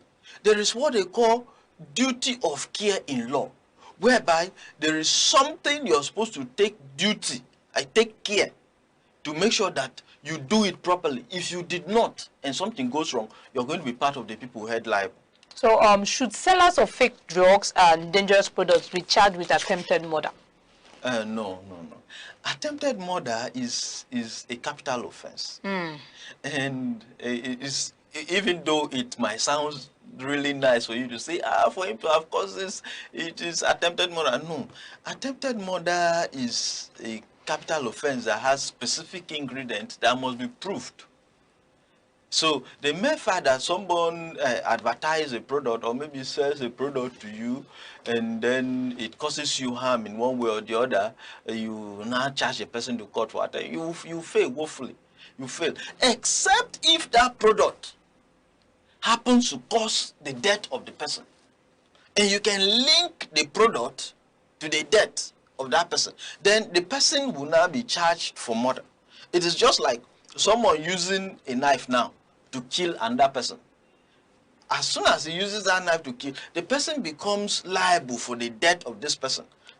So the product could be like an instrument used. So if, for instance, someone buys a particular product, let's say a paracetamol, and takes it and dies from it, or is bringing attempted murder under you. No, like for instance, no, it's not like it's difficult. Like if I buy a paracetamol outside and I can prove that immediately I took the paracetamol, my health deteriorated to a very, very dangerous stage, at the stage that I was at the verge of death. At that point, can't you bring the attempt of murder in that? Murder. It will be very hard for you to prove, because the ingredients to prove attempted murder are quite specific. They were made with the intention of someone using a physical equipment in trying to cause death. So taking product might be very hard for you to really prove. But if that product were to result in the death of someone, and you can prove that this product is linked to the death of this person, then the person who produces that product can be charged for murder if you can show a connection. But showing it is usually not easy. Should fake product offenders face jail time or instead pay fine? The law provides for both fine and jail term, or both, for all the offenses involving fake product. Just go through the proceeding. What we should be clamoring for is that the punishment should be made more grave than it is. Because most of the time, you see the provision of law, especially in the Federal Competition and Consumer Protection Act, you see that some of the provisions there, the jail term is saying not more than 2 years, not more than 5 years. And then if you even read the Standard Organization of Nigerian Act, you discover that the fine there is even archaic. You see fines of 500 naira, and is it 100? Every second, the world changes, markets rise, leaders speak, stories unfold. To keep up, you don't just need news, you need clarity, you need speed, you need perspective. That's why Aneke TV brings you the global pulse. Accurate, reliable, right when it matters most. Aneke TV. Move with the world.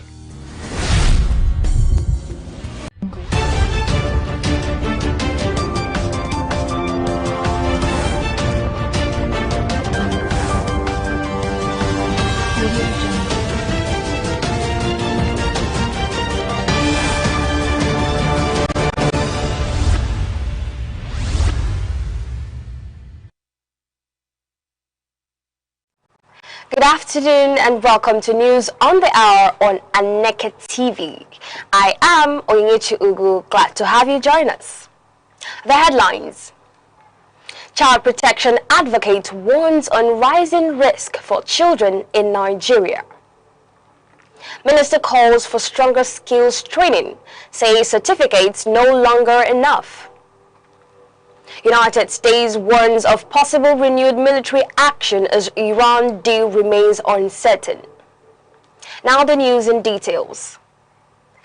Governor Alex Oti of Abia State has reaffirmed his administration's commitment to sustainable development and improved welfare for residents of the state. He made the statement in Umuahia while addressing issues of governance and development. Governor Oti said his government will continue to pursue people-focused policies and responsible management of public resources to ensure long-term growth and stability in Abia State. He noted that his administration has maintained fiscal discipline while carrying out major infrastructure projects across the state.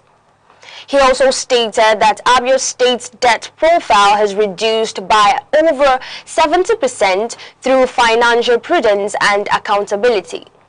The governor further announced that over 300 million naira has been allocated to support technology-driven enterprises, including software engineering, artificial intelligence, and cybersecurity training for youths. Child protection advocate and founder of Saffron Social Development Global Foundation, Okpeyemi Ebulu Eyuruntari, has raised concern over the increasing risk facing children in Nigeria.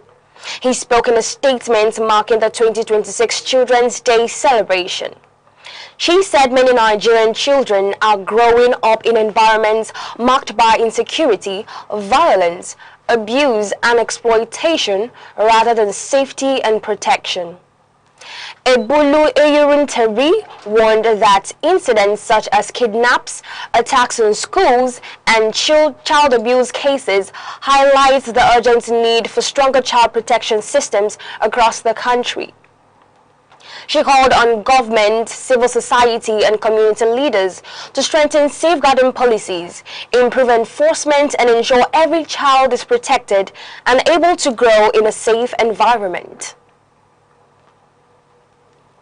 The police command in Ebonyi State has dismissed reports circulating on social media alleging that the wife of a serving police officer, Mrs. Mercy Nwewu, attempted to kidnap school children in Amachi Amago community, Abakaliki local government area. Police spokesperson Mr. Joshua Ukandu says preliminary investigations found no evidence to support the allegation. He noted that the incident being referenced occurred on March 20th this year. He explained that Ms. Nwewu was earlier confronted by residents who suspected her of child abduction, but she was rescued by police after a distress call to prevent a mob attack and taken into protective custody. The command added that medical findings showed she has a history of mental health challenges following a traumatic experience and urged the public to avoid spreading unverified claims and to reject jungle justice. 33 suspects have been arraigned before the Ebonyi State High Court in Abakaliki over alleged killings and arson linked to communal crisis between Amasiri in Afikpo local government area and Okporojo in Eda local government area. The defendants, including traditional rulers and community leaders, are facing a 4-count charge of murder. They are also faced with arson connected to violence incidents recorded in January 29, 2026. The accused persons pleaded not guilty when charges were read to them. Their counsel applied for bail for some of the defendants, arguing they had been in custody for several months. The prosecution opposed their bail application, stating that the charges are serious. The trial judge, Justice Emmanuel Owunefi, adjourned the matter to June 5th and 17th for further hearing. The office of former President Goodluck Jonathan has disowned a social media account operating on Instagram under the handle @Goodluck_Ebele Jonathan, describing it as fake and misleading. In a statement issued by his media aide, Mr. Ikechukwu Eze, the former president clarified that he does not operate any personal Instagram account. The statement warned that the account has repeatedly changed identity and is being used to mislead the public while impersonating the former president. The office urged Nigerians to disregard the account and rely only on verified communication channels linked to former President Jonathan. The Minister of Youth Development, Mr. Ayodele Olawande, says academic certificates alone are no longer sufficient for success in today's labor market. He spoke during Channels Television's Youth Forum 2026. He said many young Nigerians pursue higher education without acquiring practical skills needed for employment or entrepreneurship. The minister expressed concern over rising unrealistic salary expectations among graduates, attributing the trend to poor career guidance and lack of exposure to vocational training. He added that the federal government's Now Fund initiative is helping to improve access to higher education while urging youths to embrace skill acquisition and innovation. This is News on the Hour, coming to you live from Aneke TV. You can stay connected with us on all social media platforms, Facebook and YouTube at Aneke TV. Now a quick recap of the major stories making the news. Child protection advocate warns of increasing risk facing children in Nigeria. Minister urges shift to skills-based learning, says certificates no longer sufficient. Coming up shortly, United States warns of possible renewed military action as Iran nuclear deal talks stall.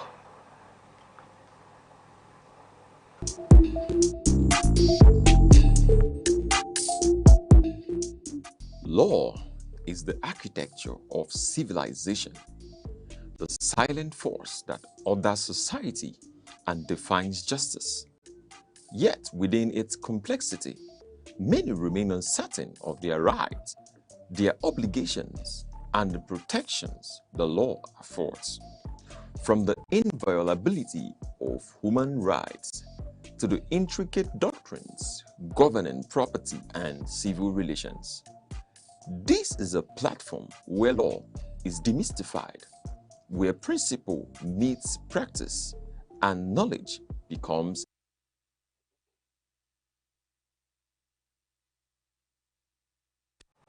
Welcome back. The United States has warned that it remains fully prepared to resume military action against Iran if ongoing diplomatic efforts collapse. The warning follows President Donald Trump's insistence that any peace arrangement must meet strict conditions, including a permanent ban on Iran developing nuclear weapons. The White House says discussions are still ongoing, with reports indicating that a draft agreement had been considered pending presidential approval. However, Iranian authorities have denied that any final deal had been reached to end hostilities in the region. U.S. Defense Secretary Pete Hegseth, speaking at a security summit in Singapore, says Washington retains the capability to restart military operations if necessary.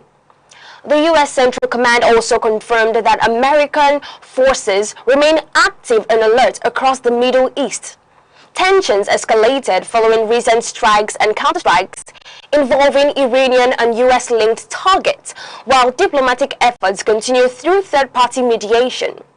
President Trump has maintained that any agreement must also guarantee free maritime movement through the Strait of Hormuz.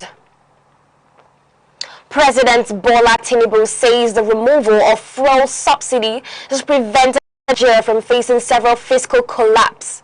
He made the remarks while hosting state governors in Lagos. The president acknowledged that the policy has caused hardship, but described it as a necessary reform to restore economic stability.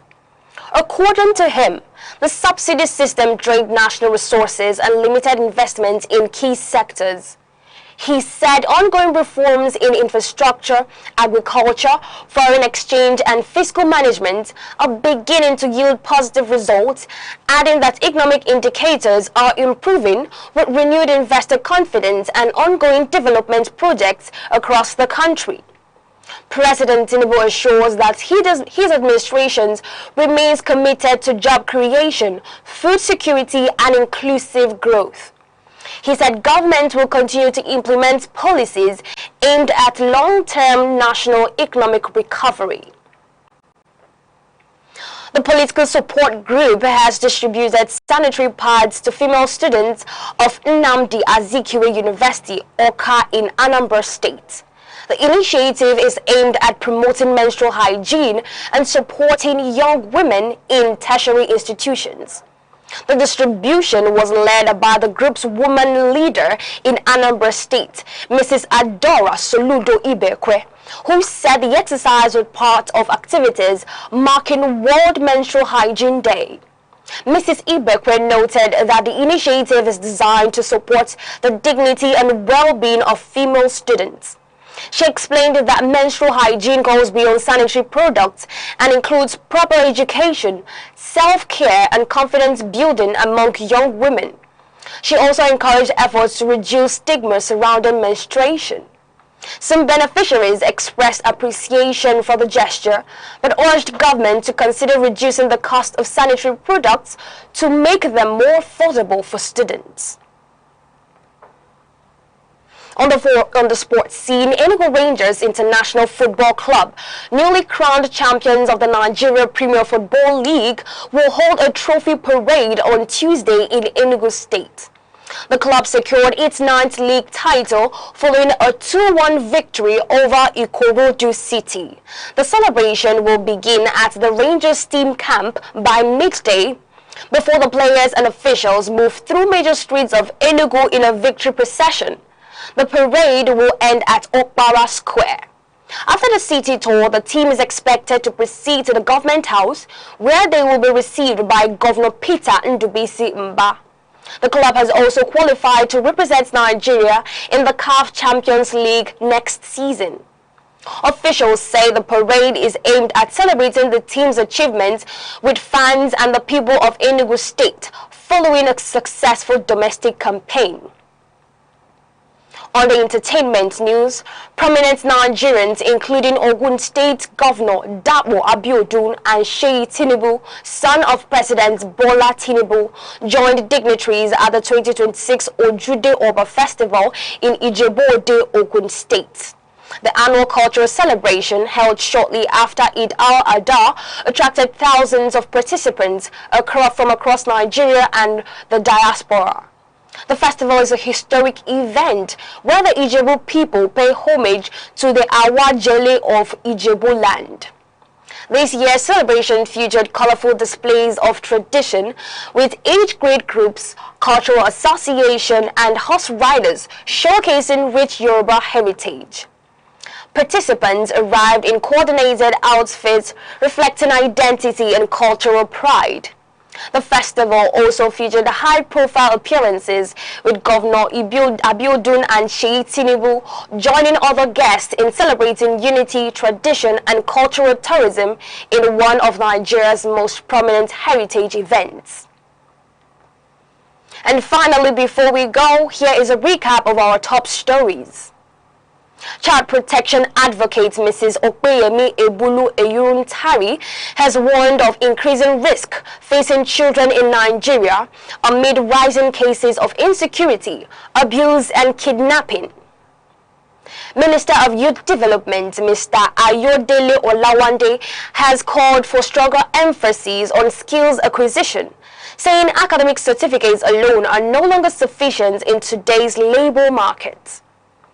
The government of the United States has warned it remain prepared for possible renewed military action as diplomatic efforts to lasting nuclear agreements with Iran remained inconclusive. And that's the news on Aneke TV. For more news and live updates, follow us on all our social media platforms on Facebook and YouTube at Aneke TV. I am Onyinyechi Ugu. Glad to have you.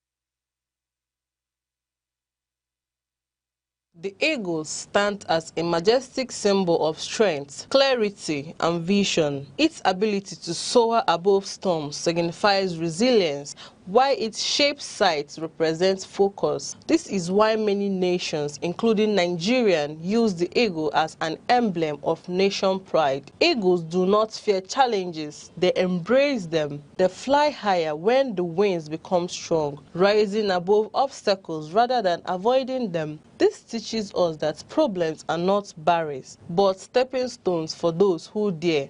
To live like an eagle is to stay focused, courageous, and disciplined. It is to see opportunities where others see only difficulties. The sky is not your limit, it is your launch pad.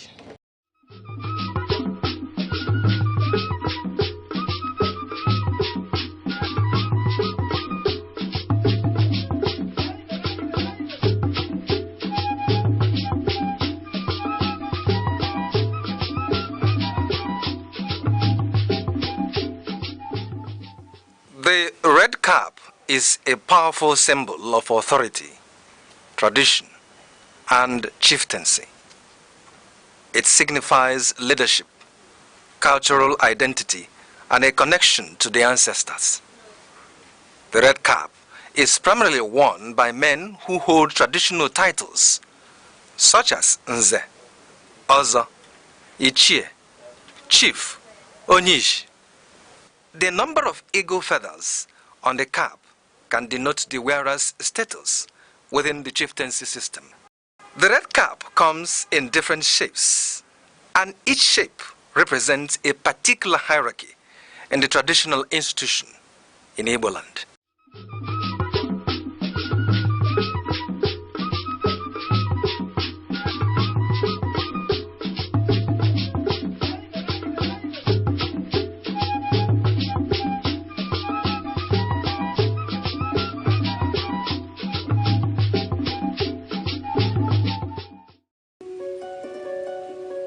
In a world that never stands still, where stories break in seconds and moments shape history, one station keeps you connected to your nation, to the continent, to the world. From breaking news to powerful stories, from business and politics to culture, lifestyle and entertainment, we inform, we inspire, we keep you ahead. This is more than television. This is your window to everywhere that matters. Aneke TV. Move with the world.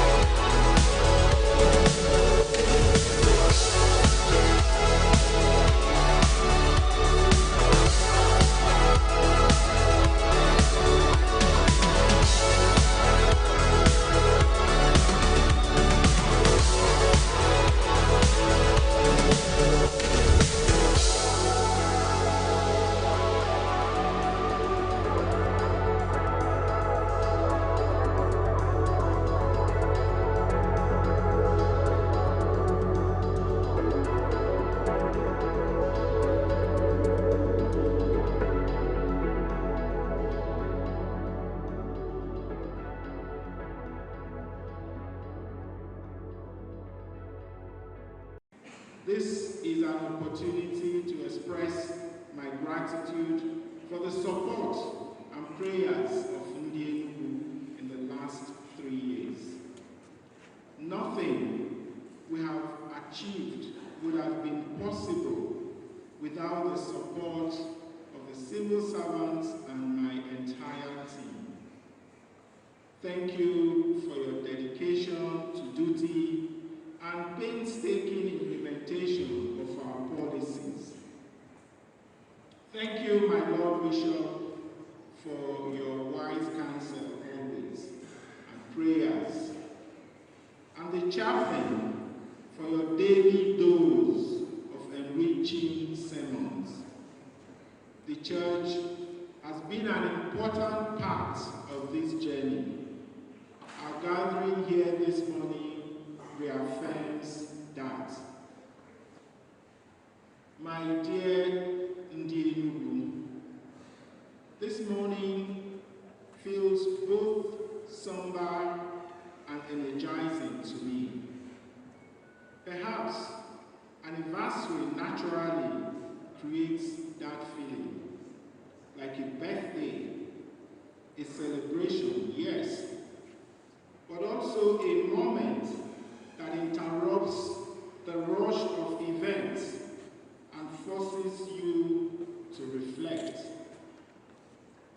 3 years ago, after taking the oath of office at Opera Square, I signed the Citizens' Charter.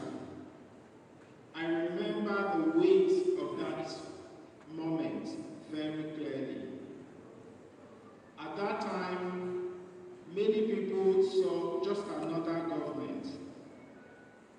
Public life had produced too many declarations that never truly reached ordinary people. Hope had become conscious. But I believed that moment mattered. The charter was about trust, about rebuilding faith in public office, and creating a service-centered mindset by government for the people of this state. Most of what we now speak about so easily had yet taken physical form. It existed in planning, conviction, and hard belief. You could describe the future, but you could not touch it. That gap between vision and evidence is uncomfortable.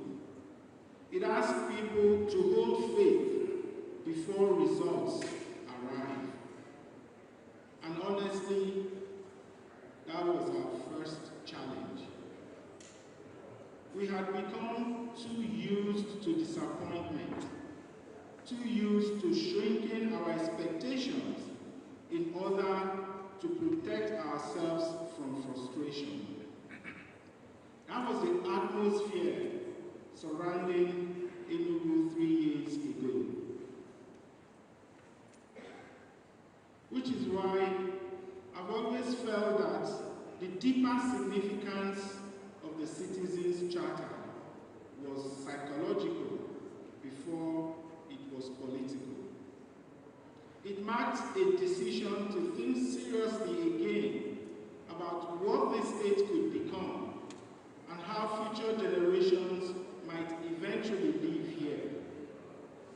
This morning, I think it is worth pausing to reflect on that moment properly.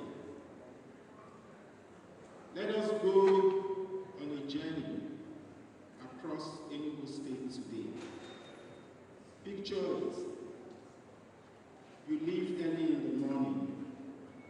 You move through the capital and further outward into the rural communities. You pass schools in every ward of the state. Step inside one of them. Listen to the children speaking confidently about robotics, AR, coding, agriculture, science, and citizenship.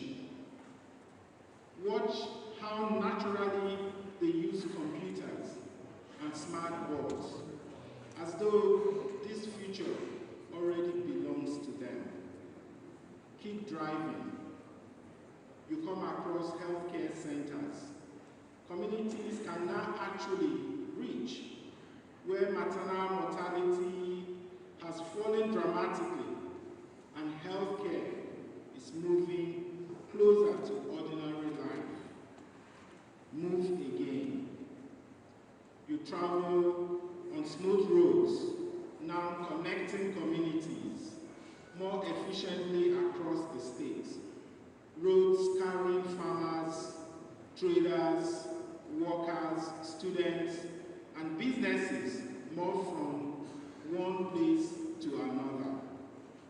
And at some point, you stop at a junction and watch the city drive by. Workers, students, and traders traveling in air-conditioned CNG buses with Wi-Fi.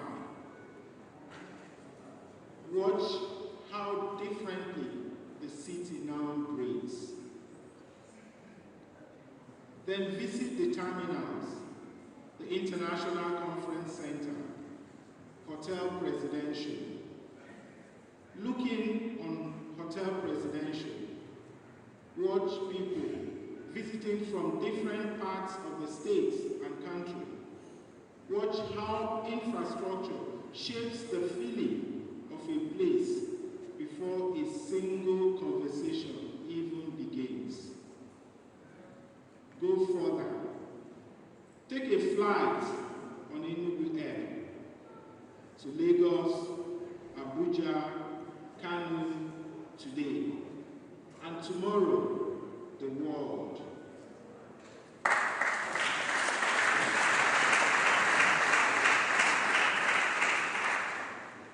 Connectivity changes the psychology of a place. It changes how people see themselves and how the world sees them too. Watch the shops opening throughout the week. Watch young people working late at an ICT hall and filling restaurants late into the evening. Then come back to the Lion building. Sit with my team. Tell them what you saw. Tell them what you can feel happening around the state. Tell us whether this looks like the enugu you once knew. And then come and see me. Tell me how this makes you feel. Now let me paint a different picture. Imagine waking up tomorrow and finding yourself back in the enugu of old. The roads are broken again. Gridlock clusters the junctions. Mondays fall silent under the sit-at-home orders. Shops close. Businesses retreat indoors. Public transport becomes stressful and exhausting again. Schools drift further behind the modern world. Healthcare centers struggle to meet basic needs. Hotel residential slips back into decay. Rural communities remain cut off by weak infrastructure and poor connectivity.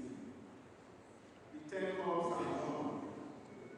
The innovation ecosystem disappears before it fully matures. Investment dries up. National attention moves elsewhere. International partnerships fade. The state begins losing confidence in itself again.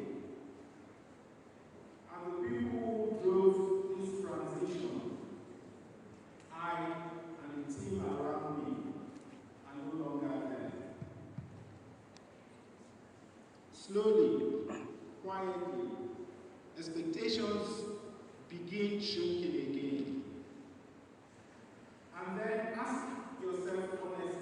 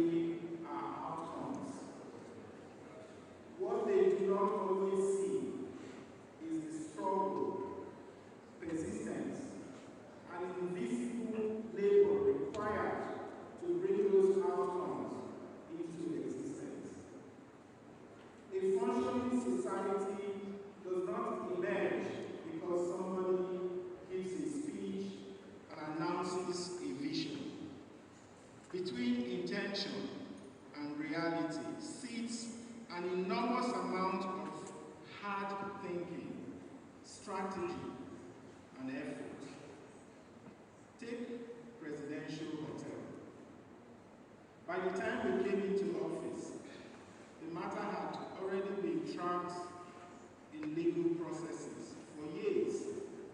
Hearings had been pushed far into the future.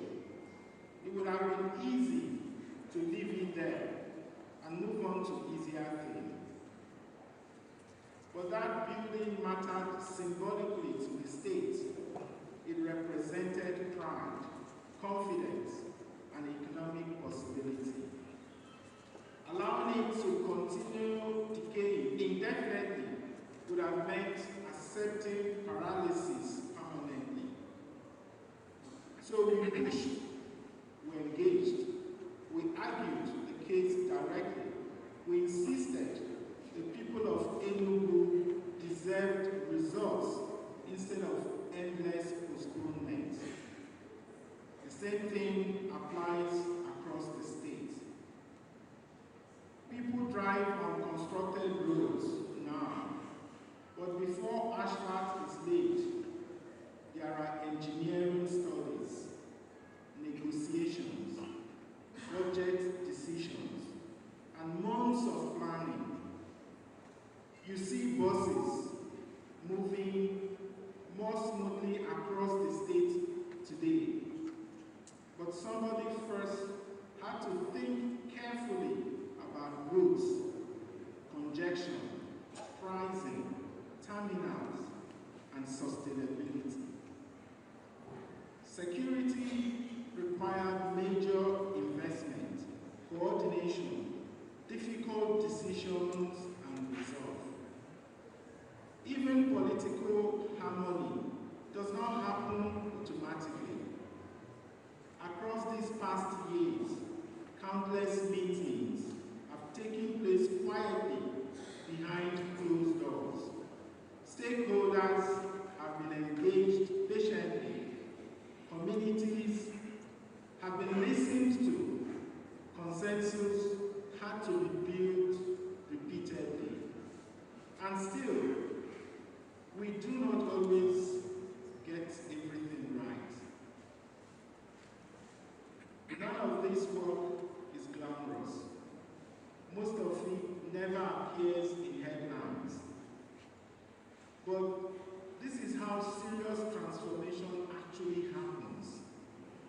Through sustained efforts, difficult decisions, and people remaining focused long after applause fades. What we're doing here cannot be understood simply as a collection of projects. We're building the operating system of this state. A different future is being constructed layer by layer, economically, culturally, and institutionally.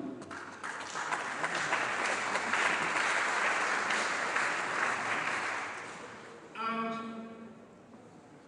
we're living through one of those rare moments when the direction of a society can change fundamentally. Can you feel it?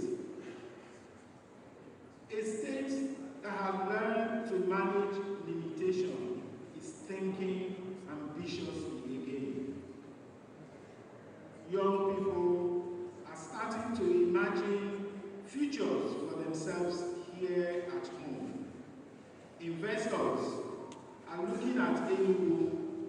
The wider region is paying attention. And God willing, what is being built here will contribute to something larger nationally.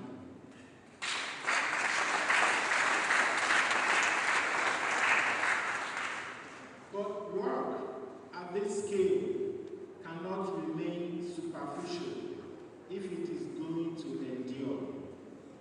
That is why the foundations matter so much. Education, healthcare, infrastructure, security, technology, investment, and public trust. These things only last when people begin treating them as their own. When we are gone, what will remain?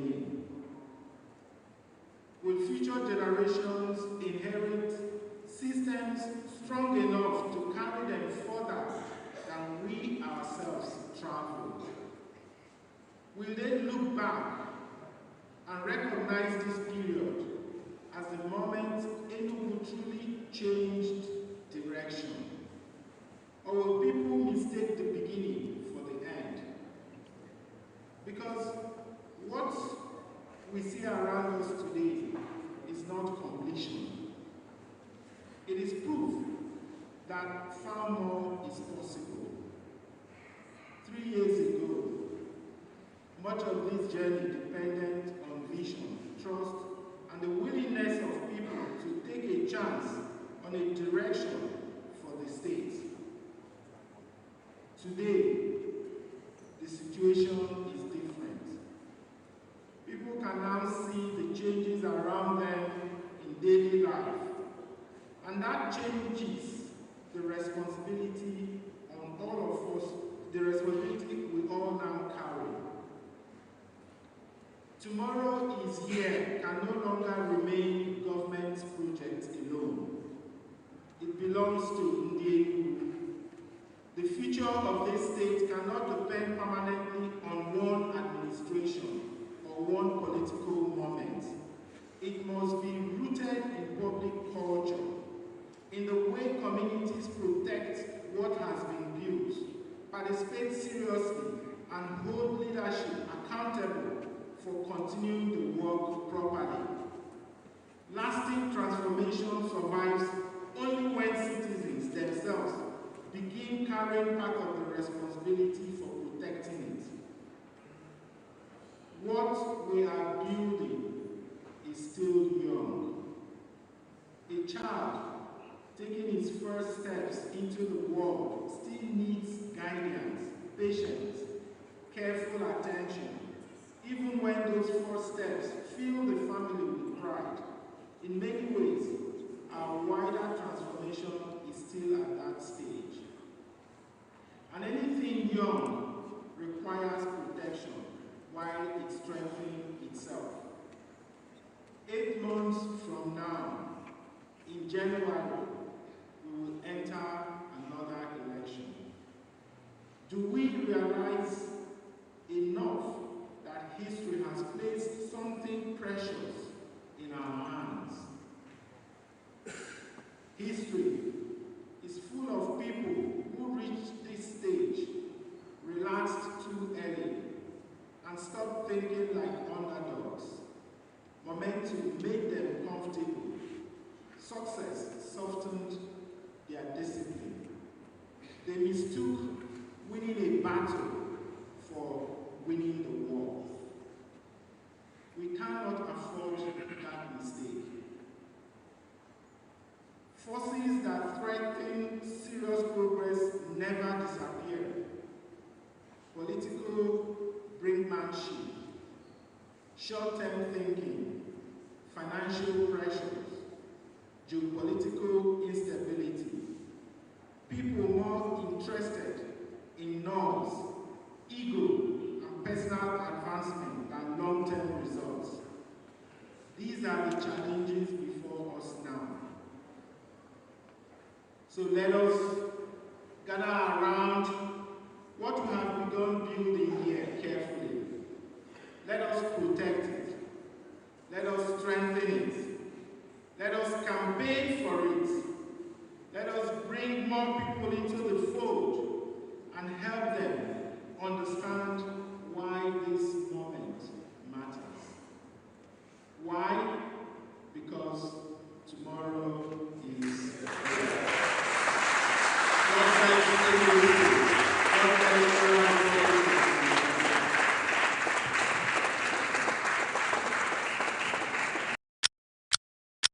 Every second, the world changes, markets rise, leaders speak, stories unfold. To keep up, you don't just need news, you need clarity, you need speed, you need perspective. That's why Aneke TV brings you the global pulse. Accurate, reliable, right when it matters most. Aneke TV. Move with the world.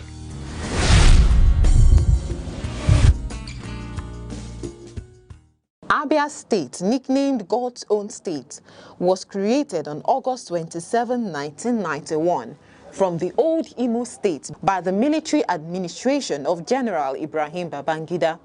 Its name, Abia, is an acronym for Aba, Bende, Isikwato, and Afiuku Umahia, the four major areas that initially comprised the state. The state lies in Nigeria's southeast and is inhabited predominantly by the Igbo ethnic group, who are known for their enterprise, hospitality, and vibrant cultural practices.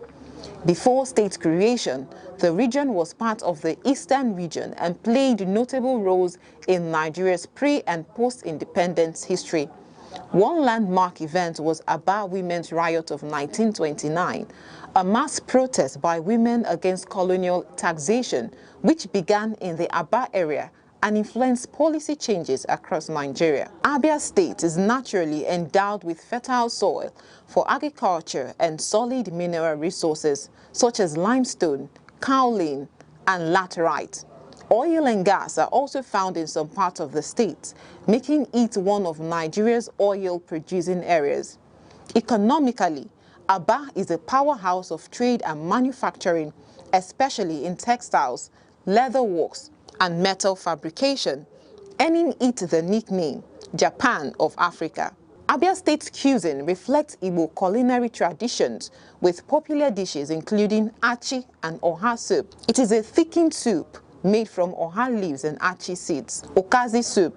It is rich with okazi leaves and cocoyam paste. Abacha, African salad, made from cassava flakes, palm oil, and local spices. Ofe nsala, white soup, a light soup often cooked with fresh fish, beef, or chicken. Palm wine, a traditional beverage tapped fresh from raffia or oil palm trees. Abia State has different notable attractions, and they include National War Museum Umuahia, housing relics and weapons from the Nigerian Civil War. Akwete Weaving Village, famous for its centuries-old traditional cloth weaving. Azumiri Blue River. This is known for its clear blue waters and scenic beauty. Amakama Wooden Cave, a natural hollow in a giant tree with cultural significance. Long Juju of Arochukwu, an ancient shrine and historic slave trade route site. Abia State celebrates various cultural festivals, such as New Yam Festival, Iriji, marking the start of the harvest season. Ekpe Festival, a masquerade and dance tradition in Arochukwu and other areas. Akwete Festival, celebrating the art and heritage of Akwete weaving. Aba Carnival. This carnival showcases dance, music, and colorful parades. Abia State is known for its entrepreneurship and Aba-made goods like shoes, bags, clothes, and mechanical fabrications. It is also known for agriculture, especially cassava, yam, oil palm, and cocoa, cultural craftsmanship like Akwete cloth, pottery, and wood carving, and their historic significance, especially in women's rights activism. 1929 Aba Women's Riot.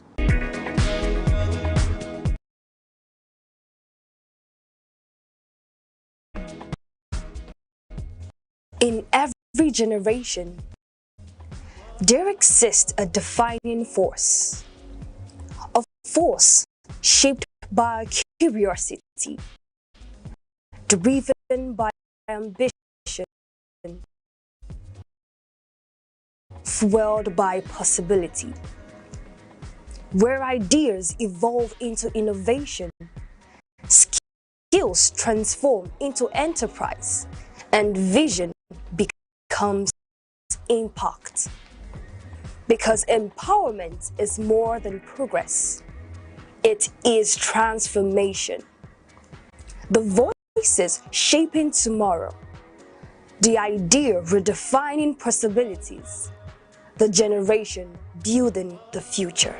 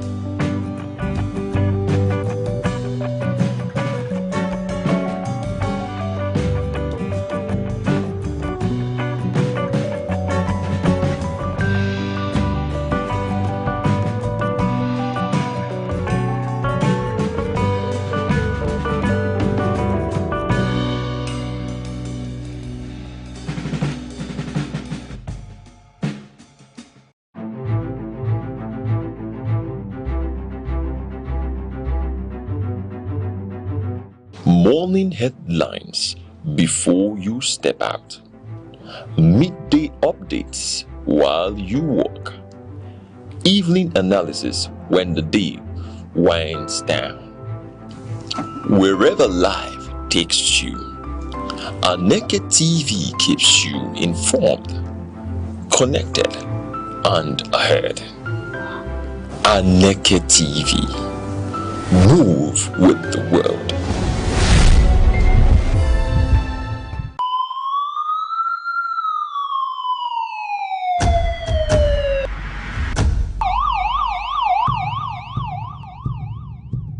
In a world where safety matters and vigilance saves lives, Information is power. Awareness is protection. from our streets to our homes, from local communities to national security, Security Watch brings you timely reports, expert analysis, and trusted updates on security issues that matter to you. Stay alert, stay informed, stay safe. Security Watch, every week only on Aneke TV.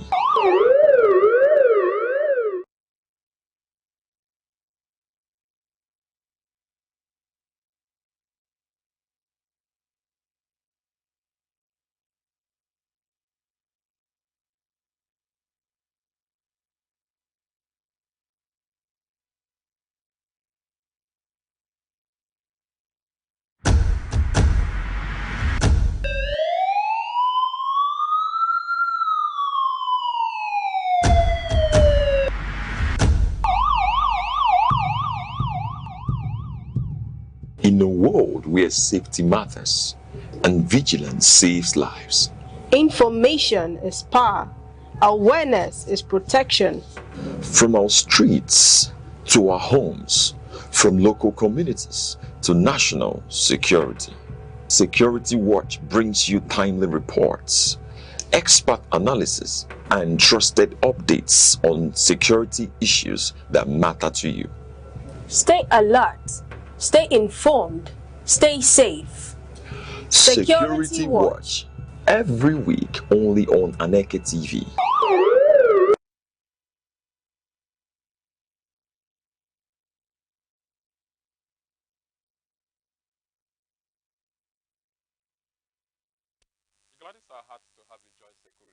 Once again on Aneke TV.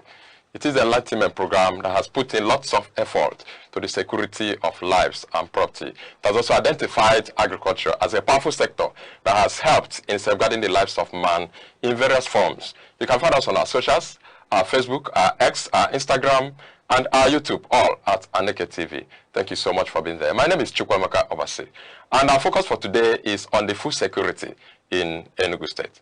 Permit me to introduce to you a wonderful guest we have on the studio for this show.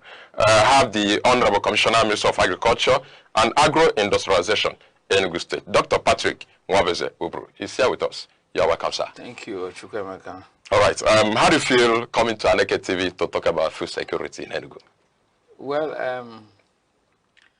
I can only feel good coming to talk about an issue that concerns all of us as human beings, which is food. And I talk about the food security. And for me, when you want to talk about the issue of insecurity, you should focus on the issue of food security first. because it takes human being to be able to fashion out ways and strategies of averting insecurity. And one of the greatest challenge, or one of the greatest fear of man, is not being able to feed itself, or not finding something to feed on, or not being able to afford what keeps him, alive or going. So each time we talk about one of the most important things in life, food.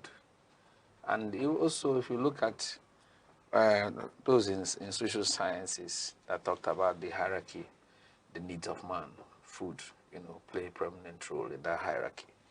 So, and for this government too, that is one of us, the central focus of the administration of His Excellency Dr. Petermbah. So I feel wonderful. Okay, thank you so much. Having itemized this importance of food to man, as the Honorable Commissioner for Agriculture in this Enugu State, what are you doing to feed the Enugu State people? Okay, yes. It's also, spans from the importance of food. But let me take us back to 2023, pre the election that is in 2022, when His Excellency rolled out his manifesto, and specifically on agriculture. He was very, very mindful about it. Was also very, explicit on the vision that his administration is going to anchor on the agricultural sector, which one among them is ensuring that we produce food in Enugu, that nobody goes to bed hungry in Enugu. That means to ensure that Enugu people produce what they eat and they eat what they produce. That's one. And in doing that, there are strategies, because it's not a knee-jerk approach. Okay. So this is something that he has planned. He has also tried to evaluate, analyze, and marshal out strategies of making this thing work. And until we are food sufficient, then the second part of the vision, making Enugu the food basket of Nigeria, comes to bear, to be. Then also ensuring that our agricultural products are being exported out of this country so that we can earn foreign currency. All this put together has a whole lot of benefit package. Is it in terms of job creation? Because for you to make food available, you need people. You have to create people, you have to engage people. So that means you have to create jobs. That also may take us to the importance of agriculture to not only Enugu State, to Nigeria, to the entire world. So now you said, what are we doing? What we are doing is in line with the vision of His Excellency. Let me use, for instance, the project, the farm estate program, as an example of part of what we are doing, because we are doing various things in various ways based on the strategies that he has set in motion for us to achieve his vision. Because we are just masterminds of the vision of His Excellency. Okay. And like I said, it is a planned and structured approach to ensuring that his vision comes to reality. So the farm estate program is a program where the state wants to establish, or is establishing, because we are saying what he said in 2022. Okay. Then, so we are reporting now what we have done so far, what we are doing, and what we want to do to ensure, yes, that this vision, is being achieved 100%. So the farm estate program is a program where the government is establishing one farm estate per electoral ward. So we're talking about 260 farm estates. So what is the farm estates all about? It's a location that we have 200 hectares of land mapped out for agricultural cultivation in each of the ward. And these 200 hectares will be cleared and prepared by government. Government will spend her money, prepare this land, and parcelate it to 1 hectare each and give to smallholder farmers within that ward.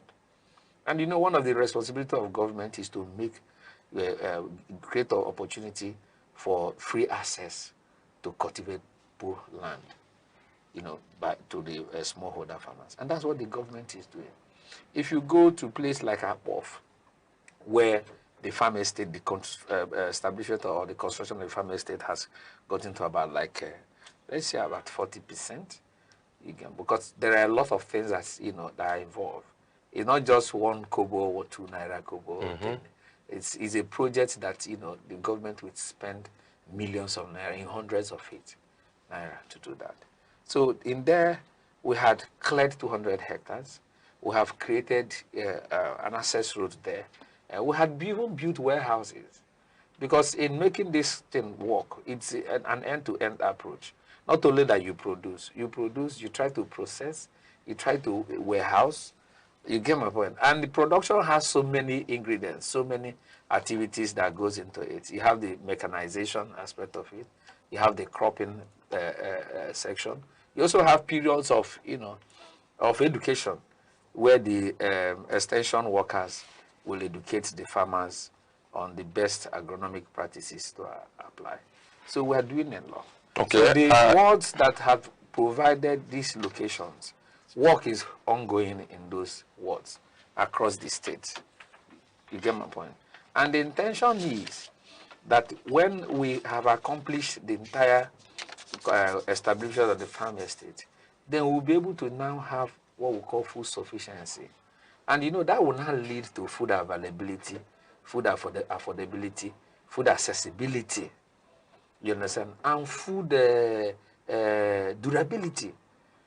You understand? So because the food must be available, the food must be accessible, the food must be affordable, and all this comes with, you know, the production system, the quantity you're able to produce. You understand? That the issue of demand and supply now comes in there. Because when you have more, for instance, in Nkanu East, let me use Nkanu East as an example, where we intend to establish 14 farm estates specific for rice cultivation. Yeah, so if we are producing rice in 14 wards in Nkanu East, which we know, yes, Nkanu East have the weather, have the soil type to produce rice effectively and maximally too, then you find out that the rice will be everywhere. And the price of rice will be affordable. Because the higher the quantity you produce, the price of that product will come down. Of course. And again, you begin to now talk about grading, quality control, and a whole lot of things. You get my point? It's an end-to-end approach. And note too, that before the governor came in as a governor of Enugu State, we have what I may call a dysfunctional agricultural, you know, system in Enugu State. Okay. So it's not something that you just, you know, be able to do maybe in 1 year, in 1-2 years, but it's a structure, a plan structure that is achievable before he leaves as governor. That's why we're saying, Governor, you started it. You envisioned it. You started it. You will stay and finish it. You are going to finish it. So you need more 4 years to finish. We'll give you 4 more years to finish. What an enormous and heavy project. Yes, we're talking about across the state. We're talking about 52,000 hectares. But I'm thinking of what will happen to the independent farmers who have already. No, we're talking about just developing 200 hectares and engaging 200 farmers. We have more than 200 farmers who have their own various independent farm. Those ones we also attended to. Is that a way of empowering them? Yes, we are attending to them. So those are the people that we have been attending to since 2023 that this government has come on board. So when we came on board, the governor insisted that we distribute farm inputs free of charge to farmers. 2023, 2024, 2025, and each year a better year. You get my point? And again, for you us to be able to do this effectively well, so we must know who the farmers are. So he insisted. But don't you think a lot of other people will turn into farmers this time around? No, that's it. It's not unexpected, you understand? But there are strategies to ensure that we sieve out those who are non-farmers. And that's what we're doing. And that's why we also engage those organizations like the Young Farmers Association of Enugu State. We engage them. Okay. You understand? Not only engage them, we are part of what they are doing. So we begin gradually through the registration process, gradually to identify, yes, you have come to register, yes, what is your name? Give us your name number, give us your phone number, give us your geo coordinate. Some may not have it because of technology, you know, but gradually we go there. We say if you don't have, okay, there are people who live close to you who can help you do the geo coordinate with their phone, and you send. and gradually we take away the non-farmers. Because what has been happening before this governor came is that when you say you want to distribute farm input, you see even the Okada drivers, people who do not know where farm is, politicians who feel that they want to grab it and sell it at a cheaper rate, come. Or before now, when government approve for distribute, for instance, fertilizer, you see our fertilizer trekking into other states. Yeah, but now it is no longer so. But I see government coming to take over agriculture in Enugu State. Obviously, we will not take over agriculture because we cannot do without the private sector. You understand? Because of sustainability. Okay. We need the private sector to be part of what we are doing. For instance, what we are doing in farm estate, government is not totally 100% taking over. We are doing it with the smallholder farmers. So they are the owners. Government is just an enabler. Okay. We are coming to clear the land, teach you. Like even if the tenure finishes, yes, they can continue. They can continue. Okay. So it has nothing to do with the tenure of the governor. You understand? Governor wants to just make a mark, create a system that will live after our office. You understand? The farmers have ownership on the farm estates. The only way government now comes in is through the Enugu State Marketing Board that we sign off-take agreement. When you say sign off-take agreement, that means the farmer can say, I don't want to sell to you. I have a better market. Okay. You understand? But you cannot have a better market than an organized structure like Enugu State Marketing Board that can sign an off-take agreement so that if you produce rice in 1 hectare, when you take the one you are going to eat, you and your family, remember you sell it. Because the intention of government is to ensure that you have money that will increase your well-being. You get my point? Invariably, you must sell. You must sell because in 1 hectare, a farmer cultivating on 1 hectare cannot consume the entire thing that one. Even if you're a polygamist, you understand, you cannot consume everything that the 1 hectare is producing, whether it is rice, whether it is cassava, whatever. You get my point? And if this happens, I wouldn't think if there's any other need for something like agricultural loans that farmers have been clamoring for. No, there may be need. It depends on the structure we are applying per time. Now, we are giving free inputs. There is no need to create a structure or a loan scheme for farmers to come and take, except you are not seeking for loan from commercial bank for expansion. You get my point? But for what we are doing, and the north, what government is doing is an intervention.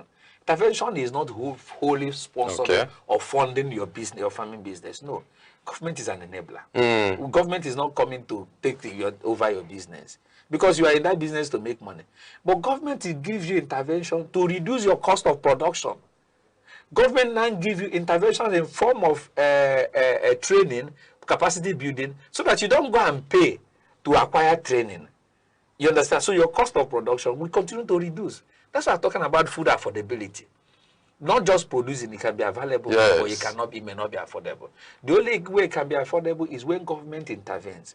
If you come in terms of the consumption function, you see the aspect of government, the government intervention. So there must be government intervention for any economy to thrive, optimally. Do you understand? So that's what Enugu State is doing. This will, to a very large extent, solve the problem of food insecurity in Enugu State. Exactly. And I want you, as that goes on, now, to help us so that government provides things like fertilizer, like hybrid crops, like herbicides and other chemicals. It's like you're just reading out what our achievements. You're reading out what this government has already done. Okay. You understand? You and I say, what we're saying is that let us expand the scope. That's why I made a comment. I say, every year, a better year than the previous year. So it's expanding how many people comes into the net of beneficiaries. You understand? So that's why we're expanding. Last year, when we started, we distributed about 15,000. The following year, we distributed to 25,000. This year, we're looking at from 50,000 and above. You get my point? And if you also notice, if you have been following what government is doing in agriculture, when we started with cassava, we ensured that cassava is everywhere in Enugu. We started by training, we started by providing improved seeds, we started by also clearing the land, started by cultivating, jointly with a private partner to do 1,000 hectares of cassava plantation. I think we as a state has the single largest plantation of cassava, covering about 450 hectares at Ikemungo. It's a strategy the governor used to stamp out insecurity. Because in that location, that is the location where people are being kidnapped all over Nigeria and brought and collect ransom. But the governor moved in there with a collaboration of the private sector, cleared that entire place. And we went into action. I planted cassava there. What I mean, I mounted the planting machine to plant cassava myself. You understand? Because our governor is shown by example. Okay. He's a workaholic governor. So we have to learn, have to follow him. As a matter of fact. As a matter of fact. So the issue of attending to the smallholder farmer, that is one of our core mandates. And we're not losing sleep on them. I heard you talk about Young Farmers Association in the state. Yes. How have you groomed them already, or you're about to? I think the best thing to do when next are coming will come with their president, Mr. Kenneth Eze, so that he can speak, not me telling you. You know, most times most politicians come and overblow, but this government do not. You understand? It is what we have done will tell you what we are going to do. As it stands today, we have trained a lot of young people who are doing well, who have taken agriculture as a means of survival. Very young people who have taken agriculture as a means of survival. We have even gone a step higher to see that our young people are more familiar with technology. To now introduce what we call the Enugu State Greenhouse Anchor, cluster program, where young people, when you grow things under controlled environment in greenhouses, you don't trek too far to your farmland. It's very close to you. It's neater. You grow in exotic vegetables and you make money quickly. So, and young people like making money. So with that greenhouse cluster, you see a lot of young people keen into it and they're making money. Have you thought of taking a sensitization to the rural area so that the young people around there will know what is happening? We have our what do we call facilitators across the entire system. We have our extension agents across the entire 6 zones, agricultural zones, under our ADP, program. You understand? So sensitization is ongoing. Pre-season we sensitize, during planting season, post-season we are there. It is when this government came that people begin to know that agriculture is a viable business in Enugu State. Not only within Enugu, even outside Enugu, even in Nigeria. Okay. Yes, Enugu now is doing agric in a large scale. Because we are not taking it as just subsistence, we are seeing it as business. Me, I'm a practicing farmer. So there are a lot of I think you have to be seeing the real business in farming. I am a practicing farmer. You understand? So that is, we've done those things we are talking about are things that now, what is the usefulness of the Bank of Agriculture to what government is doing? Fantastic. Currently, we are partnering with the Bank of Agriculture. In short, as a matter of fact, we went to them. We seek to partner with them. We wrote them. But now we are now collaborating with them. Okay. In short, as a matter of fact, Bank of Agriculture is going to establish regional mechanization center in Enugu State. And it is because of what His Excellency is doing within the agricultural system that we had that opportunity to be the ones to host the regional mechanization site in Enugu State here. You get my point? Okay. So we're also partnering with Bank of Agriculture to see how they can extend facilities to our rural farmers. You get my point? Okay. So that they are relying on our database, cleaned database. If you don't have clean data, they can't recover their money.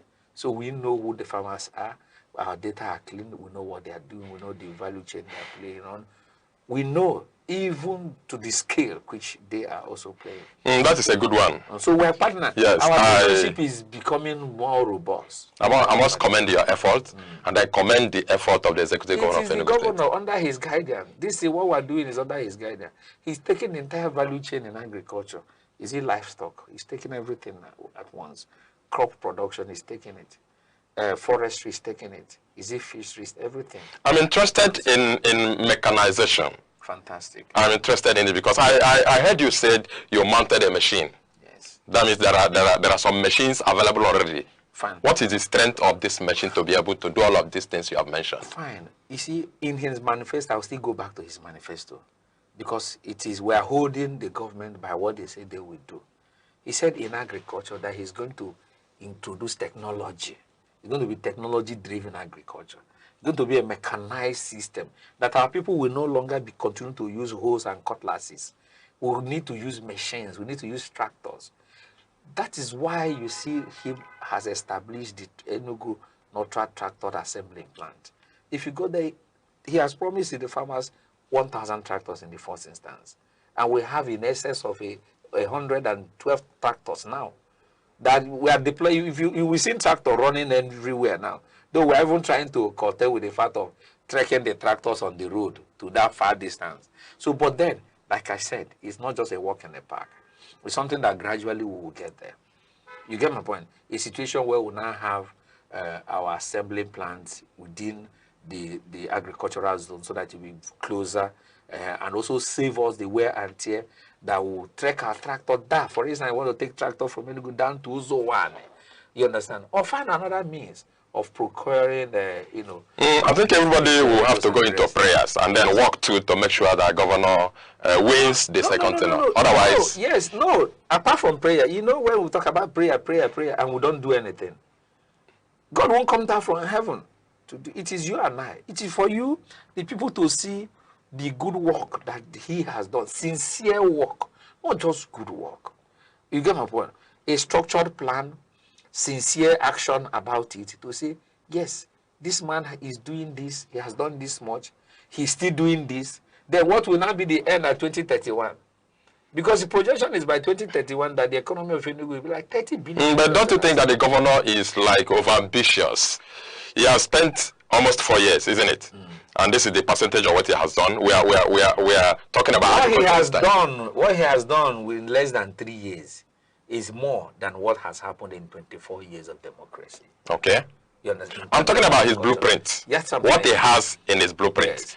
The possibility of, supposing he wins in the second time. Yes. It's not 4 years he's going to stay in the office? Yes. Good. What's the possibility of achieving all of this within the 4 years? Okay, if he has achieved this much within 3 years, if he has achieved this much within 3 years, the remaining 4 years, this is just foundation. You know, when you build we are building a house, it takes more time for you to solidify the foundation. The moment you solidify, it takes, just close your eye, the blocks are up. Close your eyes, the blocks are up. The next is the roofing. The next, you start doing the interior plastering and every other thing. Okay, let's just do the needful. Now that we have seen this magnitude of work within this short period of time, compare to what has happened over 24 years before he became governor. Let's just pull our thumbprint in the right direction where there is the broom is. You understand? And see what will happen. Let me tell us this. Before that, let us observe just a short break. Thank you so much for being there. We have been on this topic, food security in Enugu State. Thank you for being there. Just a short break. Don't go away. Every second, the world changes. Markets rise. Leaders speak. Stories unfold. To keep up, you don't just need news. You need clarity. You need speed. You need perspective. That's why Aneke TV brings you the global pulse. Accurate, reliable, right when it matters most. Aneke TV. Move with the world. We are still on the program Security Watch on Aneke TV. Thank you so much for being there. Back from the short break, I've been with the Honorable Commissioner for Agriculture and Agro-Industrialization, Enugu State, Dr. Patrick Nwabeze Ubru. Thank you so much. All right, before I went on the short break, I was about asking you what I think is a very important question. You know, this is rainy season, and anytime it's raining consistently, farmers are always happy. Have you discovered anything that has always been the challenges of farmers? Okay, yes, we did discover the challenges of farmers. Like I said, the issue of access to land has been taken care of by the strategy of His Excellency to establish farm estates across the 260 wards. So we're not talking about the effect of climate. How would farmers know that the first rain is not the best time for rain for you to go and start putting your seeds on the ground, because they will obviously die. So we said, yes, it is also good, since the SLSC said, yes, he's going to introduce technology. He mandated us to collaborate with NIMET so that we solve the issue of, empowering the farmer with the knowledge of the rain pattern.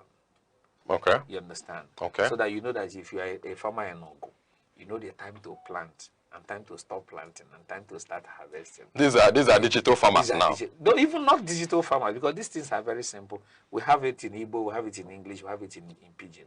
You understand? So you don't need to go to school to know that you are not supposed to plant when the first rain comes. That you wait for 1 or 2, 3 rains.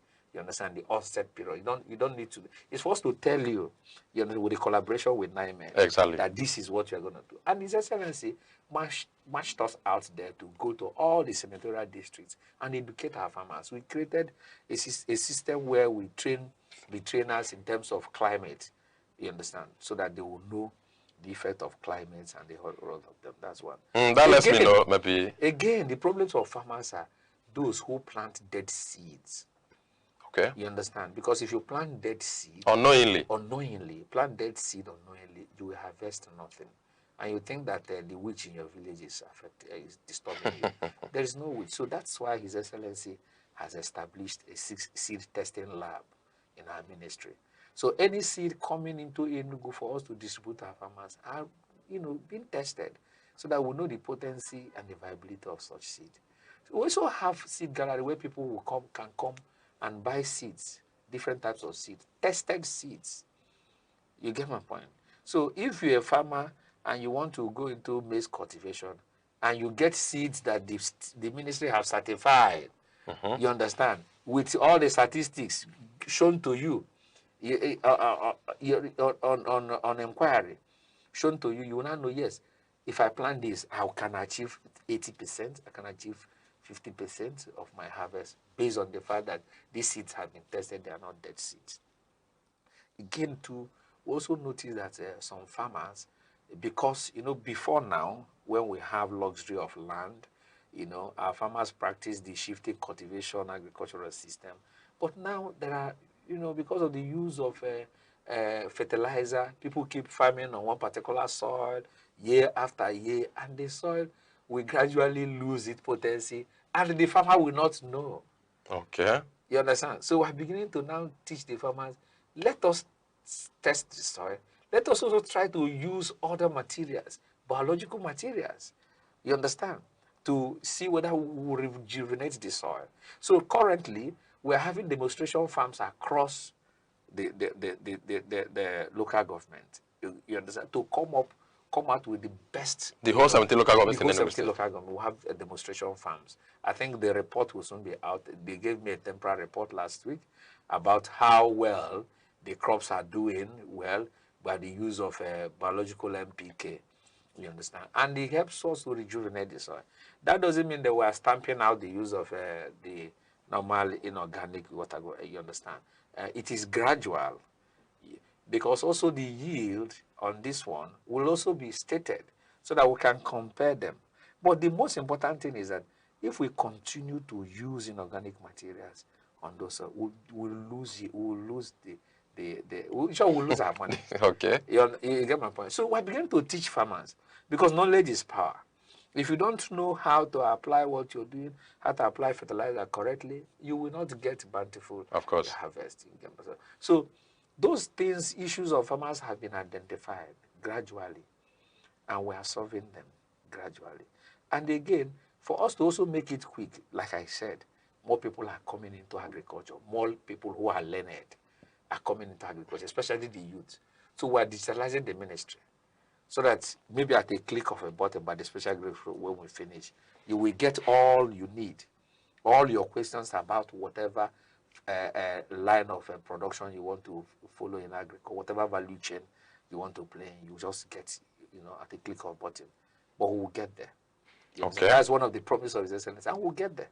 Okay, I expected you to take the challenges of the farmers to an area I was looking at as one of the bases of their problems, which is the issue they have always had with the herdsmen.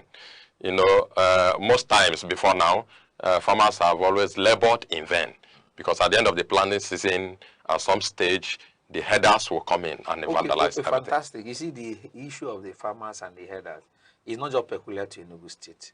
Of course. Peculiar to the farmers in Enugu State. And that is one of the reasons why the farm estate program is there. Because in the farm estate project, we are fencing the 200 hectares. Okay. You can imagine when government is taking that burden to fence the 200 hectares, so that cattle cannot just easily gain access to those places. But beside, the state is building an ultra-modern, world-class livestock development center. With the completion of that center, the issue of anti-open grazing law that has been passed into law in Enugu State will come into enforcement. It come upon. It's not just, when we talk about this issue, it's not something we just go and there. No, you have to be strategic. You have to also make provision where those cattle can, if they come in, you say, don't trek your cattle on the road. Take them from truck and take to this particular location and keep it there. They will have opportunity for you to feed your cattle, because people will now begin to grow grasses. It become a commercial business. People will grow grasses and sell grasses to cattle rearers. That it will stop. In developed countries, you don't see cattle move up and down. Do you understand? So the government is not sleeping on the fact that there are issues within between the herders and the farmers. But man, what is the strategy that is being employed to, mitigate against that? Okay, that taking. I looked at the primary functions of the Enugu State Forest Guard as keeping both our forest and our farmlands. Is there any way you have synergized with them on the aspect of securing these farmlands? Fantastic. That was on Monday. The commandant of the Forest Guard reached out to me to inform me that he has deployed 20 men to Songhai Farm. Songhai Farm is a moribund farm that His Excellency is rehabilitating at Eziago, you understand? That farm will help the state to reduce dependency of food or food importation from outside the state. So the Forest Guard commandant just deployed about 20 in the first instance, to Songhai. The same is also going to happen at where we're building the Enugu Livestock Development Center. The same will also happen, in all our farm estates, Forest Guard, because that is their responsibility. Okay. Also, apart from guiding our forests, also guiding our farmers. And we're also, telling farmers too that most times security is not just waiting for government all the time. You understand? Those days, there are ways in which our local communities organize their own security within themselves. If they are going to farm, they will go together with some able-bodied men, to make sure that nobody attacks them. But then the question is, when you leave the farm, what happens? Do you understand? Okay. So the Forest Guard, the synergy with the Forest Guard system is there with the ministry. We work with them. You understand? Any area we need deployment, we write immediately. Don't you think the commandant needs to come around to the studio? No, you can invite him. I've invited him, although he declined. I'm going to do that again. You can invite him. But he's doing a lot of work. Okay. I must attest to that. It's something that have been working together. But we need him to come here also. And then educate our people in all of the things he's doing. We need him to come. He will definitely come when... Okay, I want you to also come to the aspect of erosion control and then agroforestry in Enugu. Yes, you see, erosion control is a climate issue. You understand? And climate issue, that has a, what they call, yes, climate issue. And most times, climate issues are caused by human activities. So anomalies within the climate system causes erosion. Okay. I remember that wike cashew is, almost grown everywhere within a year ago, that's where we have our cashew plantation, Okay. was that the then government of Emma Obada used cashew as, you know, as a crop to control erosion. Yes, because of the way Amana. Okay. So erosion control is something that has to be dealt with. You understand? On specific place, because Enugu do not have that problem of erosion much. Only when you go towards Udi, that's on my Bay side, you now see where you have, you know, the challenge of erosion. You get my point. And we have the agency, New Map, that is also handling that erosion issue. You get. So if we have areas where erosions are prone are disturbing our farmers, we go to New Map and plead with them to come and help us. But then, we also educate the farmers that when you are doing if you have issue of erosion, plant some specific tree crops that will help, you know, control erosion, like cashew. You understand? And that is where the agroforestry then comes in. You get my point? Okay. Because it's a climate issue. Okay, that's taken. Not just even erosion. There are a lot of other things. Yes, even droughts. All of the other things that are caused by, you know, climate vulnerability. Okay. I would like His Excellency the Governor to also remember that is also important. No, definitely. He's not sleeping on any of it. Because it's just like the entire body. If the eye has problem, the hand won't function well. Of course. So he's not sleeping on any of this matter you're talking about. If you go to the new map, he's also, you know, funding new map. He's also funding some other development agencies that are supporting the state to, you know, function effectively. Okay, you and I know that we are in a rainy season now, the peak of it. And before you know it now, dry season will come around again. And then now that we have a lot of water, and water is not our problem, let me put it that way. Now, by that dry season that is about to come, do you have any arrangement for irrigation facility to be able to sustain? Obviously, you see, why most times you see me go back to our farm estate program is that there is opportunity for irrigation facility. But also beside that, there are farmers who plant during dry season along the water coast where there is availability of water. We started providing them with solar pumping machines. We did that in 2023. And in this year, we have also factored in distribution of solar pumping machines, so especially those farmers within those areas where there is availability of water. Then come to Uzowani, the other rice, where we have irrigation facility. The Excellency has rehabilitated the irrigation canal of other rice, spanning over 1,500 hectares. So the man is prepared. And he's not leaving any stone on top. He's not leaving any stone on top. So that's why I'm laughing and I'm excited you are talking about. Because these are the things that he has done. You understand? Simply as if it's easy. It's not that easy because a lot of money goes into it. It's all about sacrifice. And it's not the only governor we have had. It's all about sacrifice. It's all about vision. It's all about knowing the right thing that the people need. It's all about knowing that the important thing that people need to do like this. They need to. As a matter of fact. As a matter of fact. We need to eat and eat in the right proportion, in the right nutritional value. And it's not seasonal. No, that's what it's not seasonal. It's a constant thing. You know, in consumption function, there's a variable called A there. We call it man must work. So, so that's it. That is the excitement you get for having a visionary leader. That's the truth. I'm not an agriculturist, but I learn from him. You know, that's why when I go freely because I know, yes, I have a good teacher who is doing the right thing. And the show is working. You get my point? Yes. Okay. Having the background of the fact that man must work and it's on daily basis, it doesn't have season. Yes. Is there anything you are doing on the aspect of storage? Yes. Storage is a problem. You understand? You know, you have to produce first. Then you start building silos for storage. You can't store what you have not eaten. It's just like somebody saying, I want to save. You first of all finish, and you have excess to now save. And that's also why the Excellency has imbued the warehousing facility in all the farm estates so that the farmers will harvest and put it somewhere, you know, and eat first. Sell to those industrialists who use agricultural produce as raw material. Then if there's excess, they will now begin to now say, okay, let us build silos to store maybe, for instance, rice or maize for XYZ number of years. But I think that is what we need to produce in excess. We're in the process of producing in excess. Do you understand?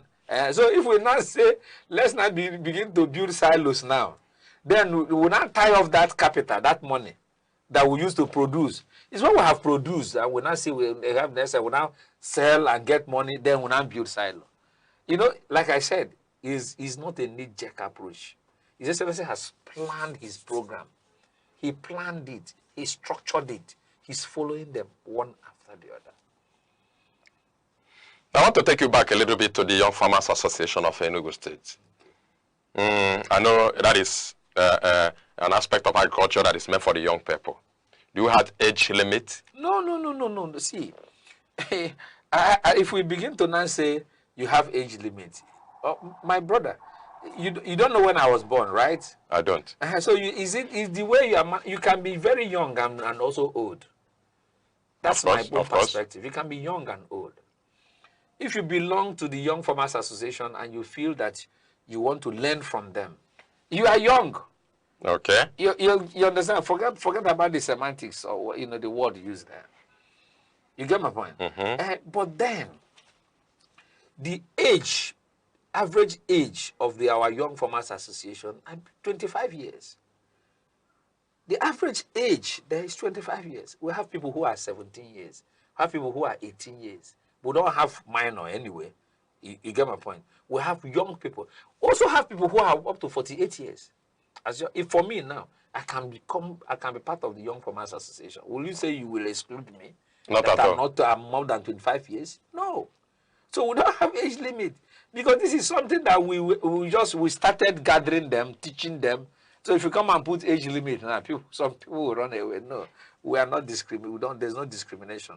Whether in terms of gender, whether in terms of age, we can belong to the club. But besides too, let me not also say emphatically for them, the association may also have their own criteria. Okay. You understand?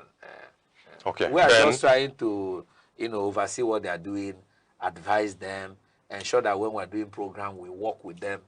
The same with the Nigerian All Farmers Association of Nigeria. I had a meeting with them on Monday. You understand? It was a robust, and I also advised them work with the Young Farmers Association so that we can have, a robust relationship, a robust, because we interdependent on each other. We must be able to, share knowledge. You understand? We must have a way, a manner that we're sharing knowledge. One person can't know everything. You get my point? And it comes up with relationship. Okay, thank you so much, Honorable Commissioner. I want to tell you that the reason why we called you here is because we want to see what can happen on the aspect of improvement to get food assorted in Enugu State. Yes. Because somebody like you is the Commissioner for Agriculture. Yeah. Yes. Then what do you envisage, maybe in the nearest future from now till 3 years or to 4 years' time? No, 3 years may be too much for His Excellency the Governor to achieve his vision on food security. Because like I said, he has a structured plan, and he's actioning them one after the other. But he's not a noisemaker. He wouldn't just hit one nail and go and begin to make noise that I've hit one nail.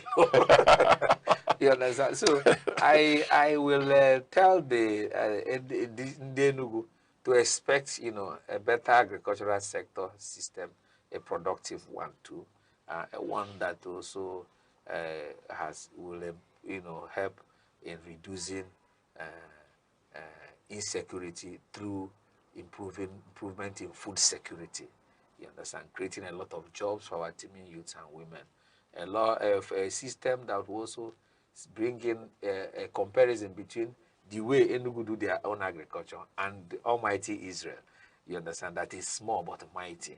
You get my point? Because we are now adopting technology, innovations in our agricultural endeavor. All right, thank you so much, Commissioner, once again. You can see we didn't do anything on the aspect of the livestock farming.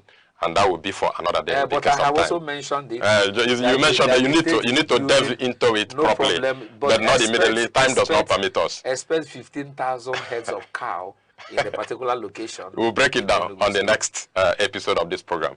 I want you to just as your parting words, say a shout out to the governor of Enugu State, who is doing all of these things. Yes, my dear governor, the shout out is the Lord will continue to be his strength. He has given us a direction that will lead us to the light, you understand? And I believe that the people of Enugu are also feeling his activities, feeling his development activities, and are happy. Today, price of food is cheaper than when he came in as governor, and we believe that it's going to be better. The only thing is that for us, we can only pay him back by voting for him. You understand? Somebody who have done this much should be given opportunity to do more work. Let him please not leave. Let him finish the work that he has started. Finish. 2031, he can now go anywhere he wants. Thank you. Thank you so much, Honorable Commissioner. Thank you so much for coming. And thank you, our viewer. We have been with the Honorable Commissioner, Minister of Agriculture and Agro-Industrialization, Enugu State, Dr. Patrick Nwabueze Ubru. Thank you so much for coming. And if you are a horse, I would have said they have heard from the horse's mouth, but you are not a horse. You have heard from the mouth of the Honorable Commissioner. Thank you so much for being there. You can see within, this time now, just get ready. You get assorted food in Enugu State, and there will not be anything like hunger again. Thank you so much. You wait for the part 2 of this show. My name is Chukwamaka Obasi. Do have a wonderful day ahead of you.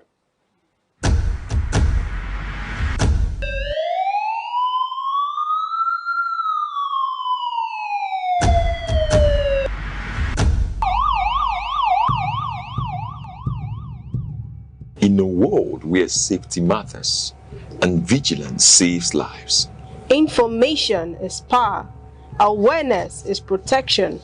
from our streets to our homes, from local communities to national security, Security Watch brings you timely reports, expert analysis, and trusted updates on security issues that matter to you.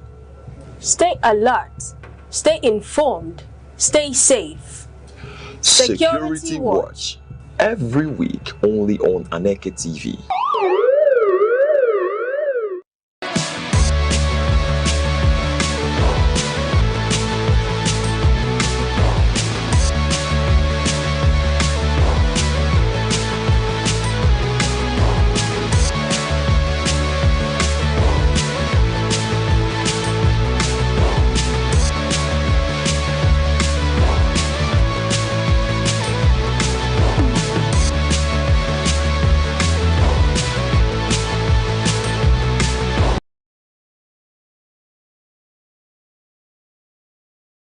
Imo State unfolds like a living poem, a tapestry of memory, aspiration, and transformation.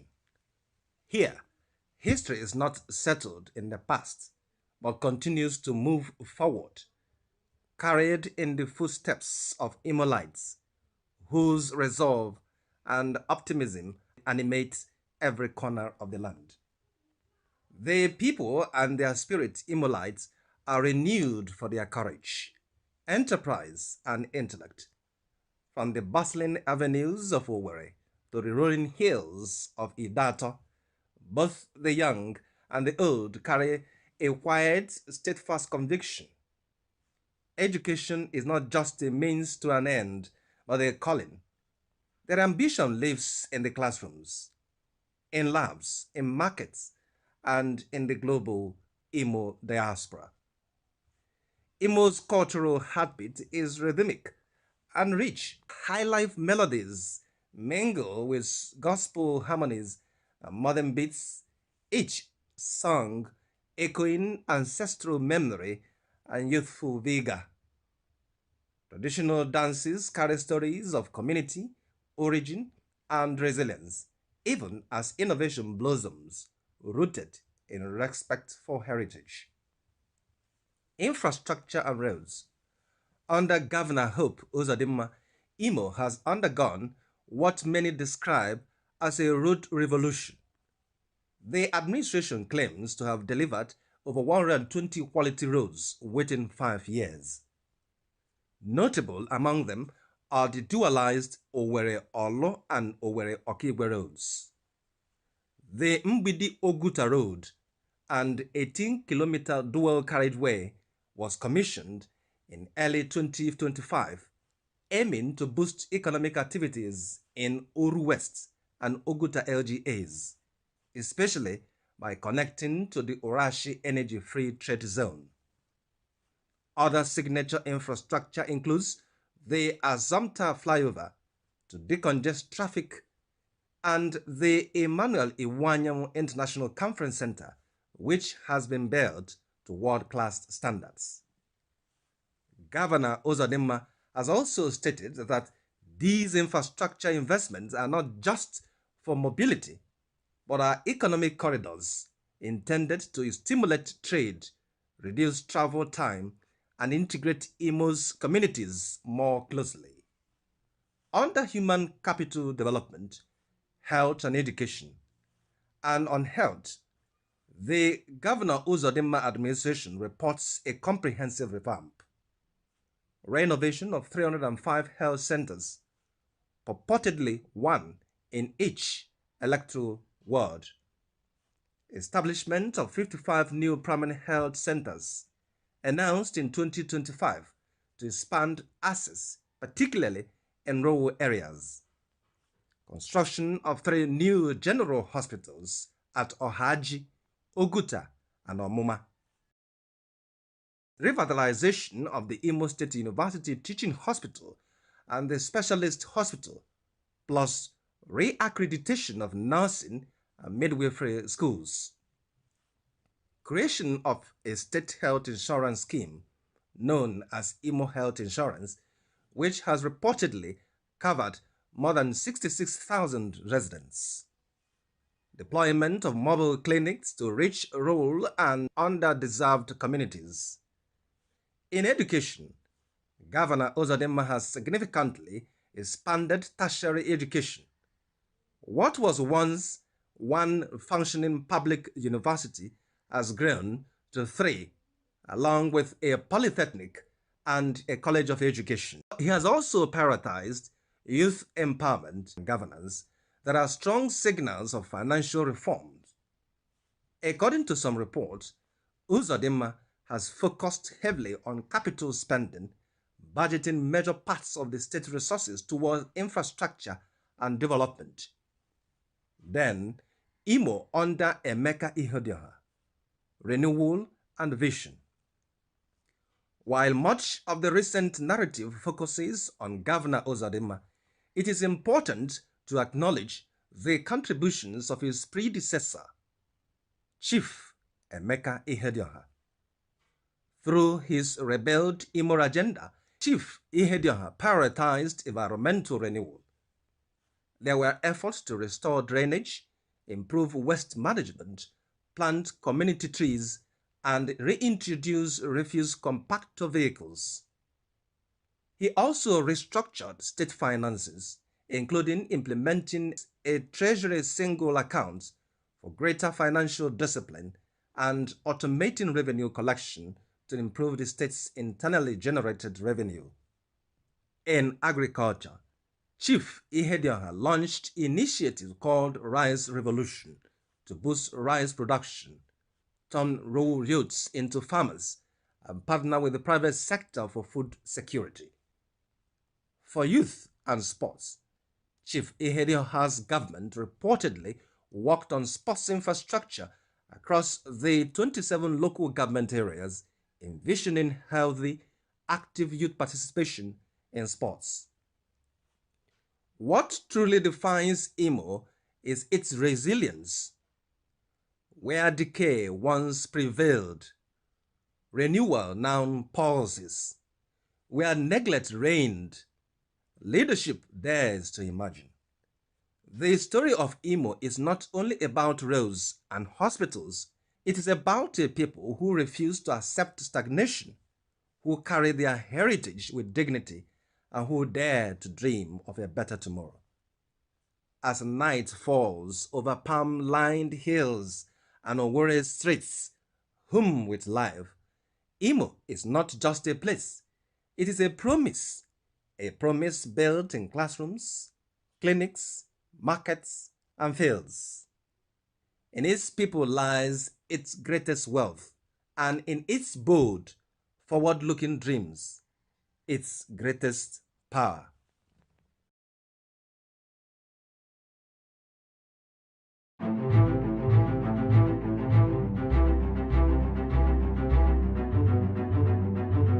Morning headlines before you step out. Midday updates while you walk. Evening analysis when the day winds down. Wherever life takes you, Aneke TV keeps you informed, connected, and ahead. Aneke TV. Move with the world.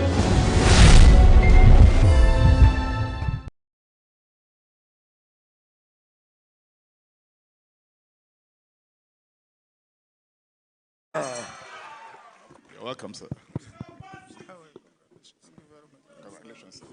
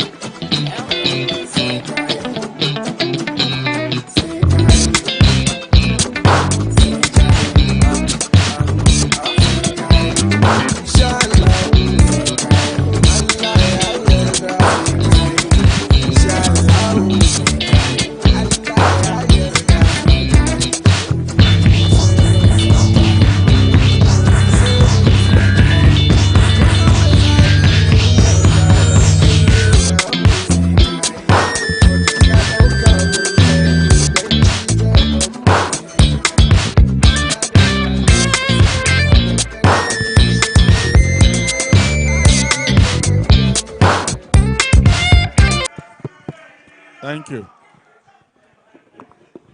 Thank you. Please be seated. Thank you.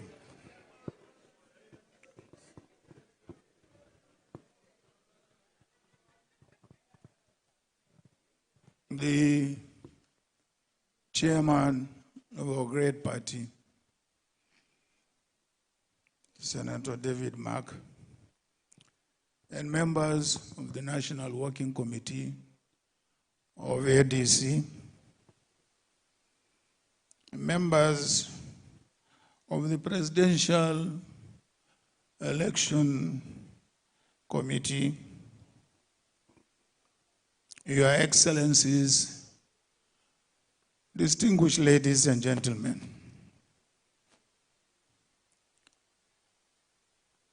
I wish to express my profound appreciation for the privilege which you have bestowed on me of leading our great party, the African Democratic Congress, into the next elections as its presidential candidate.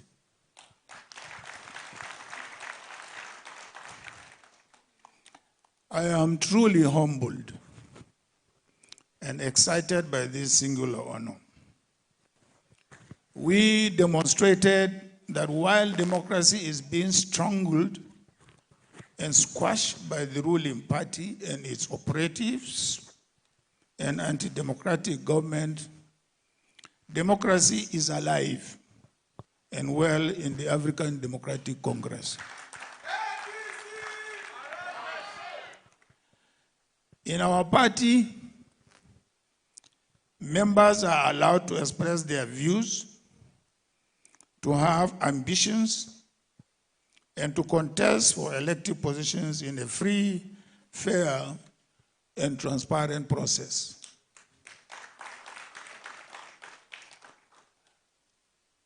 Our great party is a coalition built through hard work, immense sacrifices, and compromises, guided by our determination to rescue our country's democracy which is facing its greatest threat since the return of democracy in 1999.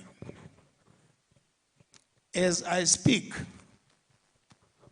virtually all opposition political parties in the country are being thrown into different forms of leadership crisis.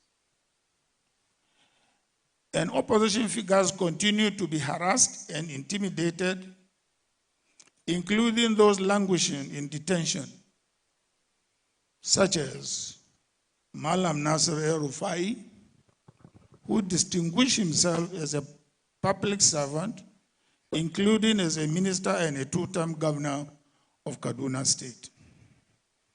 He has been in detention for 3 months, despite court orders granting him bail. He has been denied the right to celebrate 2 important religious holidays with his family, in addition to being denied the opportunity to be by his mother's side as she took her last breath.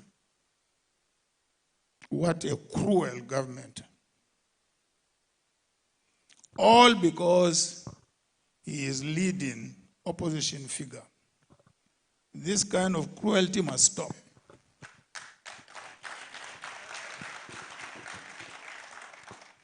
The government continues to harass, intimidate, and coerce opposition politicians to join the APC, using the security agencies as well as the agencies which were set up by a previous government to fight corruption.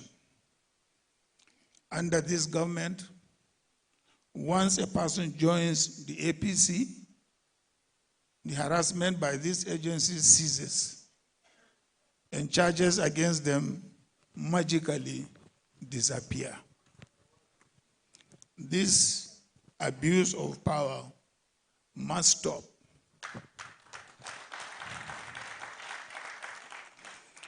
Great care was taken to ensure that due diligence was done in the process of forming this coalition.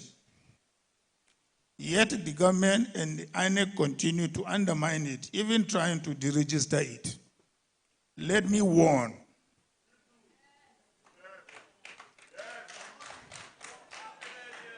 Let me warn again that any further attempt to interfere in the affairs of the party by the presidency, INEC, and judiciary will be fiercely resisted. Enough is enough.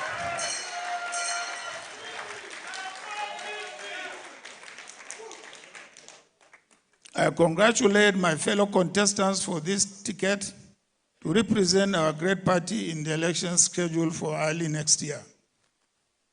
I know that you are driven by your patriotism and commitment to a better Nigeria and improved life for our people. I know that, like me, you are deeply concerned about the rapid descent of our country into economic disaster, catastrophic insecurity, extreme nepotism, political intolerance, and the drive towards a one-party state by the current government and its party. I thank you for your participation in this process, which is healthy for our party's internal democracy and for democracy in our country. I must state that at this juncture, this is not the time to celebrate. No one was defeated. No one. We are one party, and we all need to recognize the fierce urgency of the moment. Therefore, we have to unite as we pledge before this process to work to pull our country and our people out of the destructive grip of a corrupt, incompetent, and polarizing APC government. I thank the Primary Elections Committee for organizing a peaceful, free, fair, and transparent primaries. I thank the various leadership organs of our party, the various stakeholders and volunteers for their hard work and dedication, and all our party members and supporters for their efforts, patience, and conduct during the process. With the primaries behind us, the real hard work is about to begin. We have to prepare to campaign hard to win the next general elections in order to begin the difficult process of rescuing our country and its long-suffering people from this government. We will be guided by clear national plans with set targets and timelines in line with commitments enshrined in our party's manifesto. We shall provide clear leadership that will empower our states to competitively attain the potentials of meeting the expectations of its citizens. We will ensure governments at all levels work together to guarantee well-outlined minimum standards of welfare provision in line with international best standards. Ours will be a new era of accountable leadership. We shall prioritize security, education, the economy, healthcare, and the challenge of power sharing among the constituent units of our country. On security, every region of this country is gripped by insecurity, the worst kind in our history. Our people are being slaughtered in large numbers, and the government has failed to take decisive and effective action to bring the perpetrators to justice. The most disturbing is that members of our security forces, including military generals, are being slaughtered wantonly in a manner that can only be embarrassing to our military, which fought to keep the country together and is highly respected in various parts of the world where they distinguish themselves in international assignments. All we have been getting from the government is silence, and on occasion, expression of condolence and empty promises to deal with the murderers. An ADC government under our leadership will take decisive action to address insecurity and protect lives and property in the country. We shall strengthen the armed forces, the police, and other security agencies with massive new recruitment, provision of modern and adequate equipment, training, improved welfare, and effective leadership. We shall also ensure accountability and proper coordination and intelligence sharing among all our security agencies. It is obvious to us in the ADC that we can only secure our country in the long term if we educate our young people and create an economy in which they and their families can thrive and help change Nigeria and the world for the better. Your Excellencies, ladies and gentlemen, education, education, education. Under the watch of this APC government, over 20 million of our school-age children are not in school. This cannot be tolerated in the modern world, where education is the surest path to decent employment, wealth creation, national development, and enlightened citizenry. We shall therefore implement free and compulsory education at the primary and secondary levels and invest in leadership, entrepreneurial, technological, and innovation skills among our team and youth. We shall embark on a holistic revival of our educational system by ensuring that staffing, buildings, and all infrastructures are in place to make Nigerian youths competitive. Your Excellencies, ladies and gentlemen, the economy. The creation of an economy that works for Nigerians can only gather momentum when we address our utterly embarrassing and economy-destroying energy crisis. The provision of electricity is a minimum requirement for industrialization, whether in factories or on farms or for big business and small enterprises. This APC government has failed woefully in the economy. The poverty gripping our people is at a level that we have never seen in our society. The APC government brandishes statistics claiming that the economy is growing. What has really been growing is the ill-gotten wealth of a few around corridors of power, while our people have extreme difficulty in finding food to eat, paying for medical treatment, or paying their children's school fees. We commit to building an economy that benefits all Nigerians. The government promised improved welfare for our people with removal of fuel subsidy. Needless to say, the savings from subsidy removal have not been accounted for, and the economic hardship resulting from the action has been unbearable on our people. To make matters worse, the APC government under President Bola Ahmed Tinubu has made borrowing the cornerstone of its economic policy. External borrowing alone has reached $30 billion US.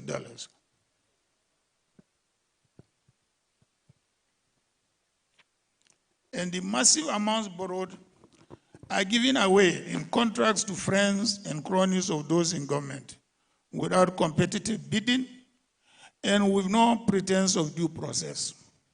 The future of our younger generation is being mortgaged with no accountability. That has to change and will change under an ADC government. We shall remove the bottlenecks limiting investment across sectors of our economy to attract local and foreign investment that will create jobs and meaningful growth. And we shall provide incentives where necessary to promote investment and job creation. Your Excellencies, ladies and gentlemen, healthcare. In the face of glaring healthcare challenges facing the country, we learned recently that the Federal Ministry of Health received only 30 million naira for capital expenditure in the preceding fiscal year. This is clearly a government that doesn't care about the health of its people. It's laughable. Serious though. Our ADC government will prioritize healthcare with emphasis on prevention. Therefore, we will make massive investment in primary healthcare. In addition, we shall properly equip and staff our medical centers of excellence to ensure that our people receive the best specialist care here in Nigeria rather than travel abroad for the same. We shall establish more such centers where needed and incentivize the private sector to build world-class medical facilities across the country to meet the needs of our people. In the coming weeks and months, we shall be rolling out our platform addressing these priorities in more detail and with clear timelines. Fellow Nigerians, while the APC government offers meaningless renewed hope, we will provide renewed action to repair the damage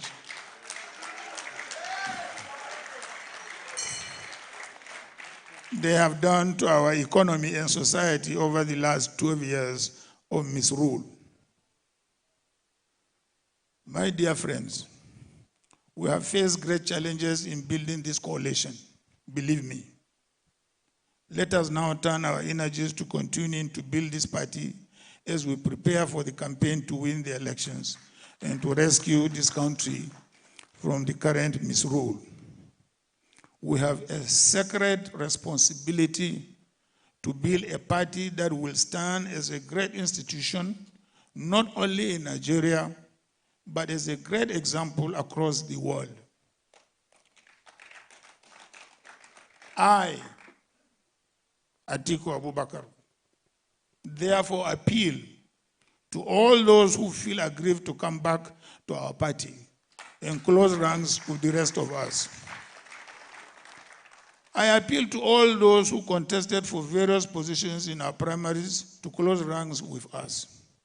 In particular, I invite Chief Rotimi Amechi and Alhaji Muhammad Hayatuddin to join me in this fight to save our democracy and our country. As I said previously, there are no winners and no losers. Our people look up to us for leadership. I'm ready to lead.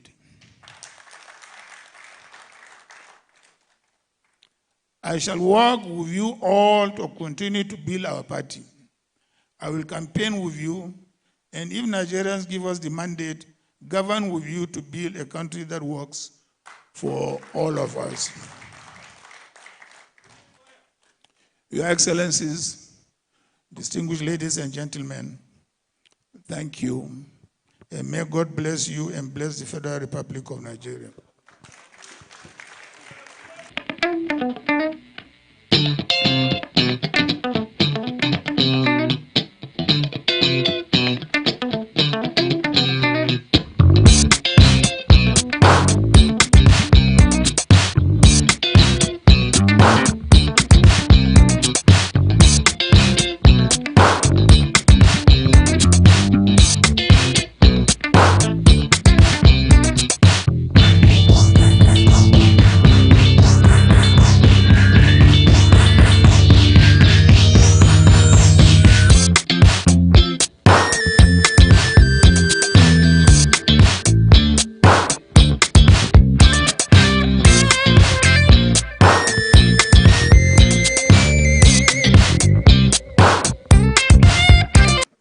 To remain there. No, remain there. Remain there. The chairman will come, yes.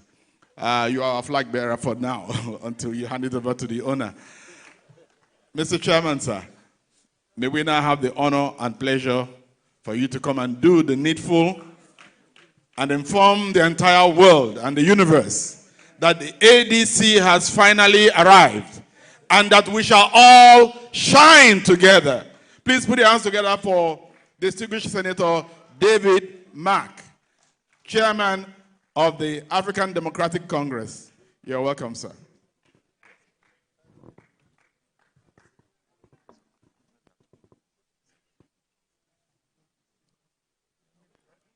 On behalf of all of us here present, I would like to hand over the flag to our flag bearer for 2027 election and the man who will take us to the villa.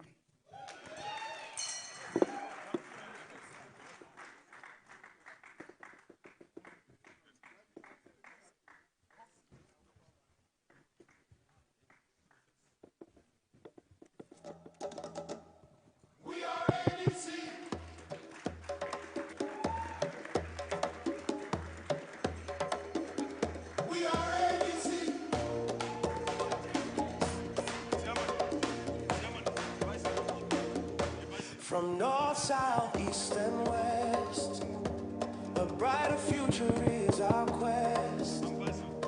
Justice, peace, unity. I hereby accept the nomination.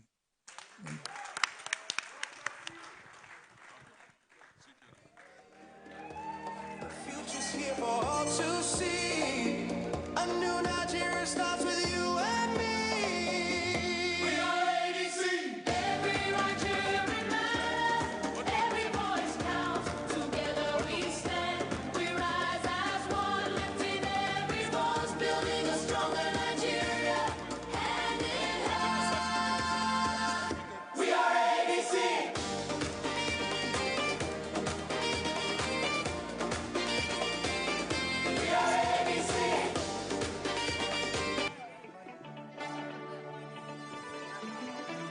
Can we give a listening ear to our national chairman, sir?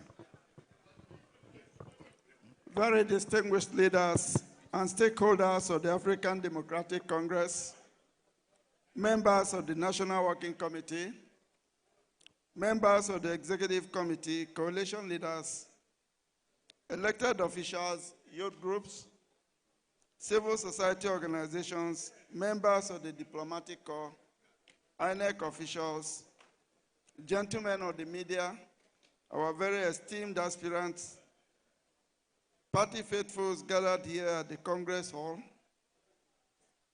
Nigerians joining us from across the 36 states and the Federal Capital Territory, and Nigerians in diaspora.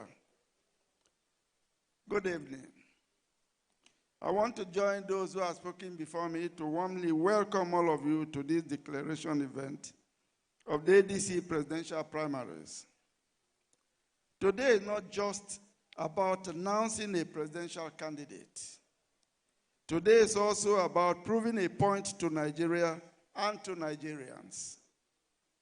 It is about proving that democracy can still work, proving that political competition does not have to become political warfare, proving that a party can organize itself around principles instead of personalities, and that in a season of deep national anxiety, a bright future is still possible in this country. That is why this gathering matters, and that is why history will remember what you've done here today. Let me begin by thanking every member of the African Democratic Congress for your steadfastness, your patience, your sacrifices, your understanding, and your faith in this party, especially in the face of daunting challenges. Many people doubted us.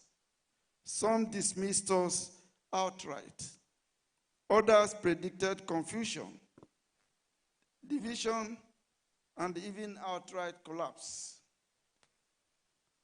But all of you here stood firm. You kept faith with the ADC. And today, because of your commitment, our party stands tall, stronger, and more united. Let me also recognize and appreciate the members of the Presidential Steering Committee, the Screening Committee, the Presidential Primary Election Committee, for their patriotism, your diligence, and professionalism throughout this process. In the face of enormous pressure, logistical complexity, and intense national attention, they carried out their responsibilities with courage, discipline, and unwavering commitment to fairness and transparency. Their work has strengthened the credibility of this exercise and reinforced the confidence of our members and the Nigerian people in the integrity of the African Democratic Congress. On behalf of the leadership and the entire membership of our party, I thank them for their sacrifice and service to our party and to democracy. Now, I also want to specially commend our three distinguished aspirants, the former Vice President, Alhaji Atiku Abubakar GCON, former Governor of Rivers State, and immediate past Minister of Transportation, Chief Chubike Rotimi Amechi, CON, and the former Chairman of the Nigerian Economic Group and former Chairman of NNDC, Mr. Mohammed Hayatuddin, OON. It is important to mention that we are the only political party to have three very strong aspirants contest for the presidential ticket. This alone makes the ADC unique in its deep commitment to democracy and to democratic practices. This also demonstrates the loyalty of these three gentlemen to our party, their courage to compete for the great opportunity to serve, and their abiding faith in democracy. By subjecting themselves to this process, they did not merely contest an election. They strengthened democracy. And despite efforts in some quarters to create uncertainty and tension, they remained committed to this process and to the ideals of this party. And for that, the ADC owes them a debt of gratitude. My brothers and sisters, a few days before these primaries began, I invited the 3 presidential aspirants to a private dinner. Just 4 Nigerians seated around a table, speaking honestly and frankly about the future of our country and the future of this party. I remember looking at each of them and saying something very simple. Whatever happens in this primary, let us remember why we're doing this. Majority of Nigerians are looking up to us to liberate and rescue them from this current regime of suffering. We must not let them down. I told them that the ADC has a real opportunity to demonstrate to Nigerians a different political culture, a culture where competition would not destroy unity, where ambition would not bury principle, and where the process would matter as much as the outcome. To their credit, all 3 men agreed with me. I believe that understanding is what has brought us to this moment today. When I accepted the responsibility of leading this party as chairman, I made a promise before God and before Nigerians that I would be fair to all, that I would ensure a level playing field, and that every member, regardless of status or influence, would have equal opportunity and equal respect. This exercise is the culmination of that commitment. In the last several weeks, I've come under intense pressure from different quarters. Pressure to choose, pressure to endorse, pressure to tilt the scale one way or another.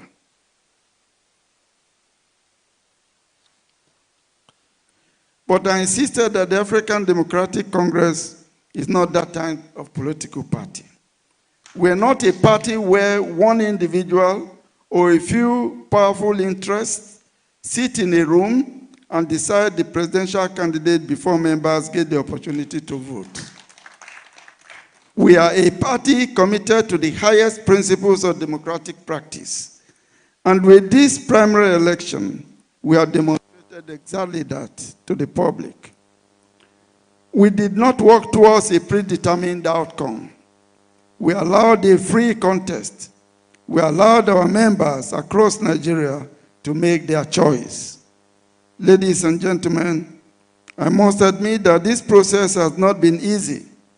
When the Electoral Act imposed the option of direct primaries, we understood immediately the enormous logistical administration burden involved. Coordinating an exercise across 36 states and the FCT was not going to be a simple undertaking.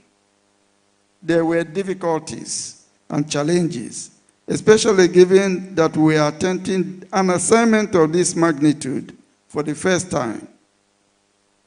But despite the challenges, I'm proud to say that overall, we have conducted a process that was free, fair, credible, and worthy of democratic standards. I do not claim that what we have done is perfect. I admit there is room for improvement. However, I do not think that the observable shortcomings are sufficient to invalidate the exercise or to discredit the entire process. I can only hope that we've learned valuable lessons from this experience. Let me also add that I take full responsibilities for any shortcomings. Ladies and gentlemen, what is not in doubt is the commitment of the African Democratic Congress and my personal commitment to continue to build a political party that will stand as a shining example of internal democracy, administrative efficiency, and political accountability.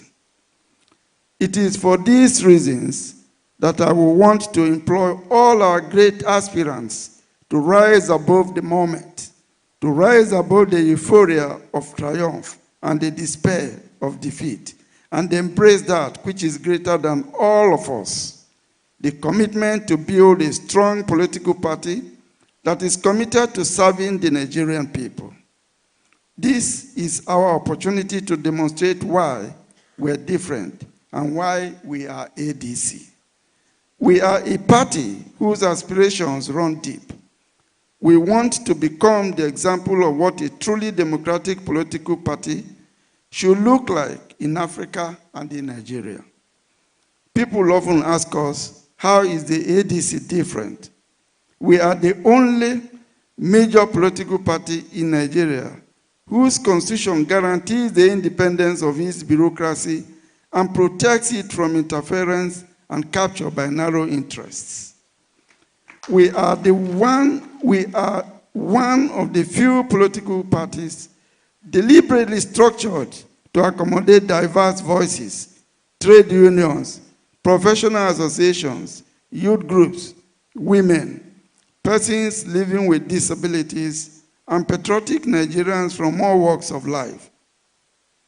That is not an accident. It is a reflection of whom we are. We are social democrats. Our ideology is anchored on the simple but powerful belief that government must put citizens first, that leadership must serve the people, and that democracy must improve the lives of the ordinary Nigerians.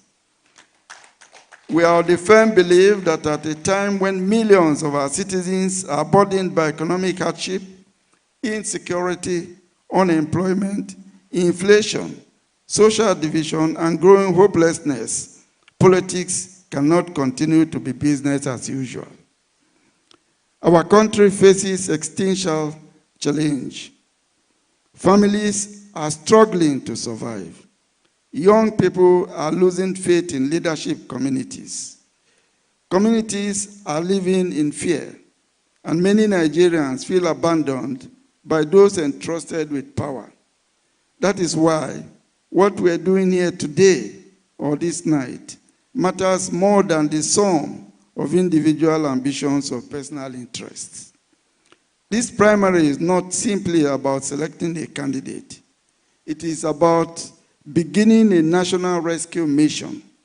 And so, I want to appeal directly to our three aspirants, Alhaji Atiku Abubakar, GCON, Right Honorable Rotimi Amechi, CON, Alhaji Mohammed Hayatuddin, CON.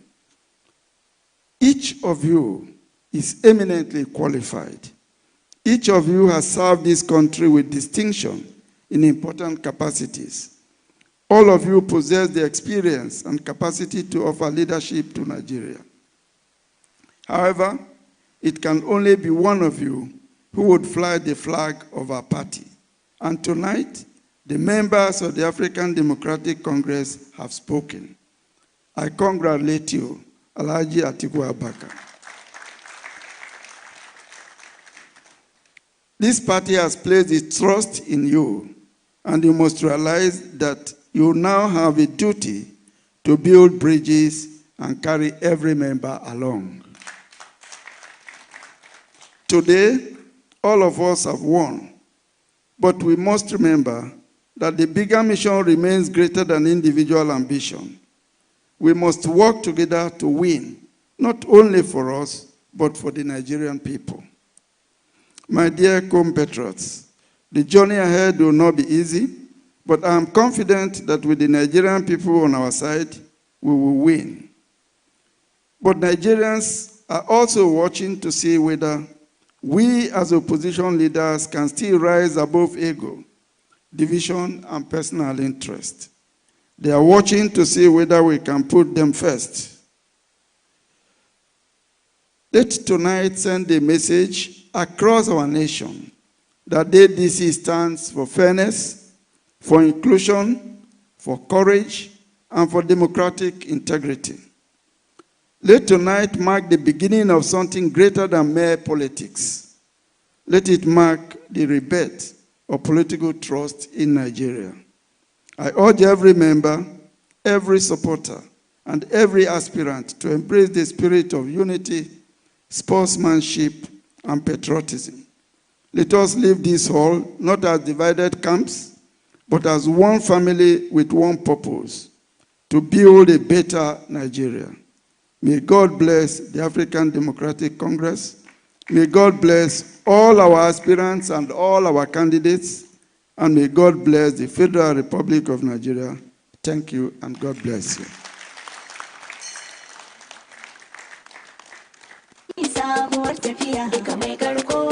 Thank you, Mr. Chairman, sir. As he makes his way back, I'd like to announce that we have just one more item to go, and that will be the vote of thanks. And after that, we'll have the national anthem, and we'll call it a day, or a night, or a week, if you like, because it's been long in coming. As he makes his way back to his seat, I'd like to tell you a little story about a certain football club known as Arsenal. For 22 years, this club suffered mockery. This club was humiliated. It was derided. The club knew no joy, but it remained steadfast, focused, and methodical. Only last Saturday, that great effort was rewarded. This Saturday, in Budapest, it will be reconfirmed. You may not know it, that all Arsenal football followers all over the world imbibe the spirit of patience, dedication, loyalty, and never giving up. And may I announce to you that unknown to most people in this world, the #1 fan of Arsenal Football Club in Nigeria is Alhaji Atiku Abubakar. And it is not a surprise why this gentleman has suffered humiliation, has sacrificed for this country from the Nadeko days till today, and even up till tonight is being buffeted left, right, and center by the powers that be. But guess what? He has triumphed. The time is nigh. His initials are AA for Atiku Abubakar. From tonight, I christen him AAA, triple A. The last A is for achievement. You have achieved, sir. And so shall it be in the mighty name of Jesus. Can we now sit down and listen to the vote of thanks? And like the chairman said, become very energized from tonight as we move forward to reclaim our dear country, Nigeria. At this point,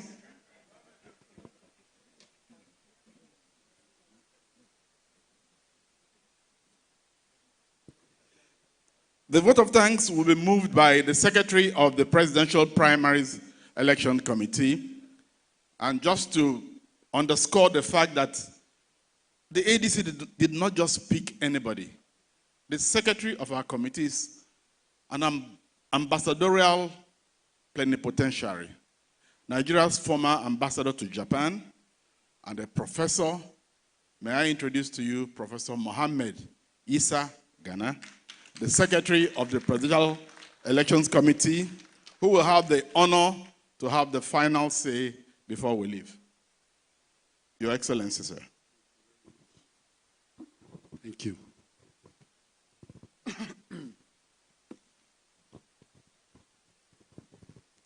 Your Excellency,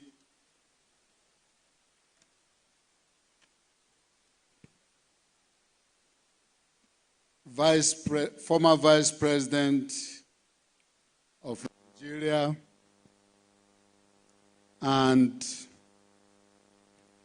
the presidential candidate of ADC, Alhaji Atiku Abubakar, GCON, the Waziri Adamawa.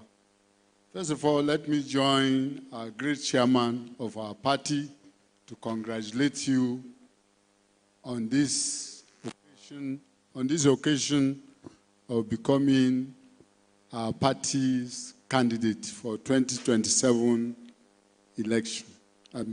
Congratulations, sir. We shall win by the grace of God. We are in ADC to take over. And by the grace of God, we shall win. And we will protect the votes, inshallah. We are working towards it. We cannot allow our votes to be stolen again. They are preparing for it. We should be preparing not to allow them to do so. Congratulations once again. The chairman of our great party, thank you very much, sir, for the very, very eloquent and thought-provoking speech you gave us. We are going to pick the points, especially those that have to do with the direction of our great party. Thank you very much. You have been with the committee all along, monitoring everything we have been doing. We thank you greatly, and also thank you for making resources available to the committee to be able to bring up this event to this level. When we first got to the initial venue, some of us protested and rejected it. This is where ADC should be, actually. Thank you very much, sir. Congratulations. Thank you. And we thank your colleagues in the National Working Committee for the great job, in spite of all the blows you have received from APC and maybe from inec. Yes.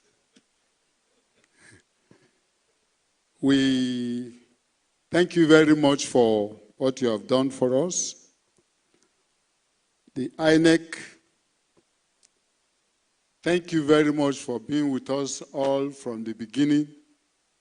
You came in large numbers. We appreciate you for doing that. And we hope and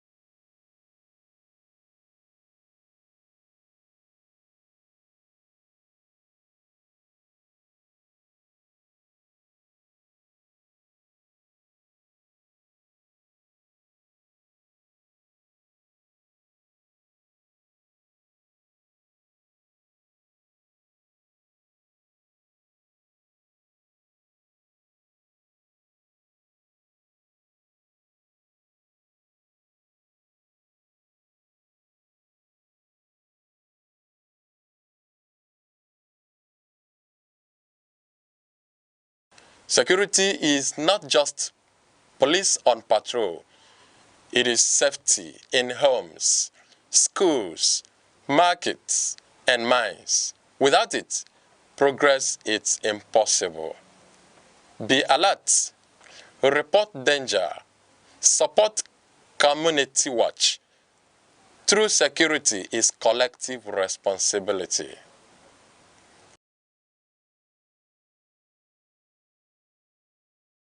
In the heart of southwestern Nigeria lies Osun State, a land where history, spirituality, and modern life converge.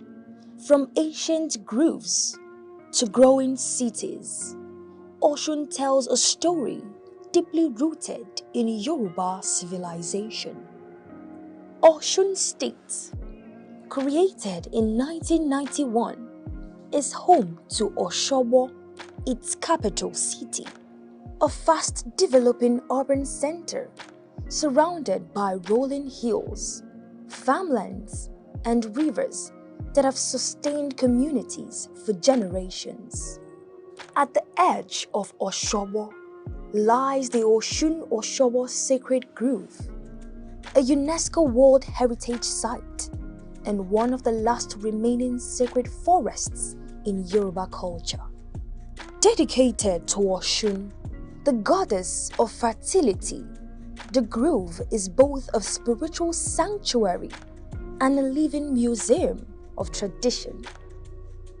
For centuries, Osun has remained a stronghold of Yoruba identity, where festivals, art, and spirituality are woven into everyday life. The annual Osun-Osogbo Festival draws thousands of pilgrims from across the world, celebrating faith, renewal, and cultural continuity. Beyond its sacred heritage, Osogbo is a growing city where tradition meets modern commerce. Markets bustle with traders selling textiles, food, and crafts, reflecting the entrepreneurial spirits of its people. Osun State is also a center of education, home to institutions such as Obafemi Awolowo University in nearby Ile-Ife and Osun State University, shaping the next generation of leaders. Young people here represent a bridge between tradition and innovation. In Ile-Ife, mythology and history intertwine, believed to be the spiritual birthplace of the Yoruba people. It remains one of Africa's most culturally significant ancient cities. Bronze works and archaeological discoveries here continue to attract global attention.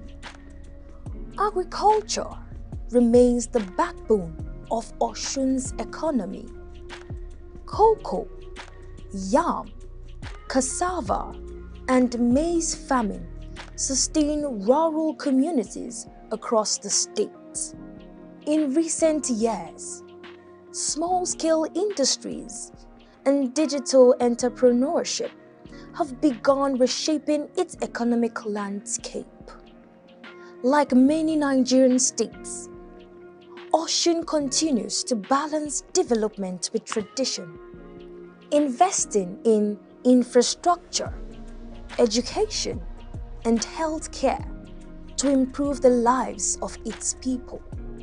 From sacred groves to modern cities, Osun State remains a living testament to Nigeria's cultural depth and evolving future.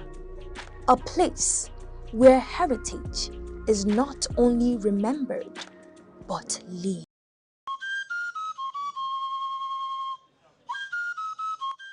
From the tiniest cells to the farthest galaxies, life holds secrets we are only beginning to uncover. Why are we here? What connects us all? What unseen forces shape our destiny?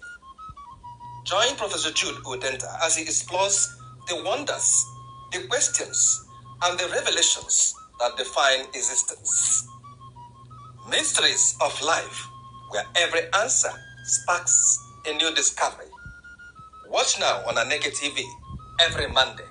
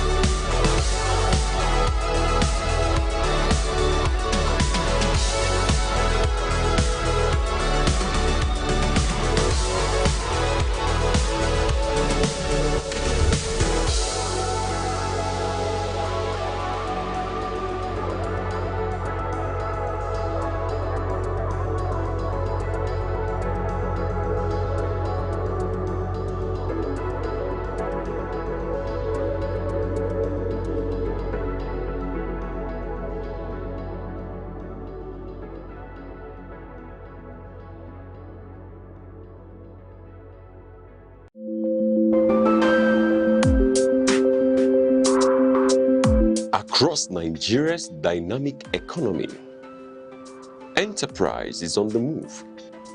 From the resilience of small businesses to the expanding reach of indigenous industries, Commerce thrives on innovation, determination, and vision.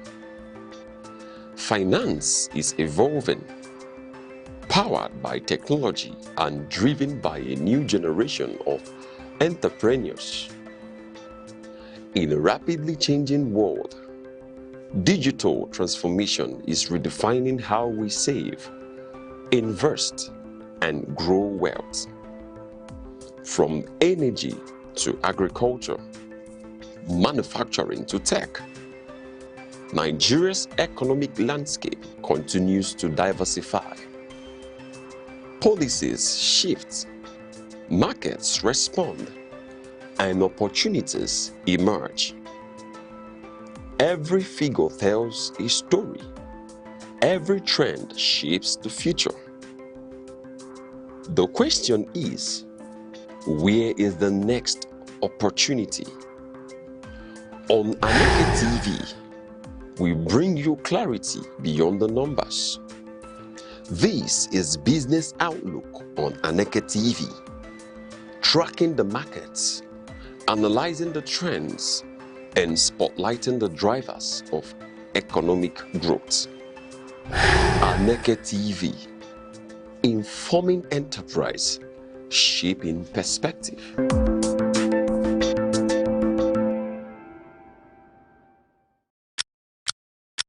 Every second, the world changes, markets rise, leaders speak, stories unfold. To keep up, you don't just need news. You need clarity. You need speed.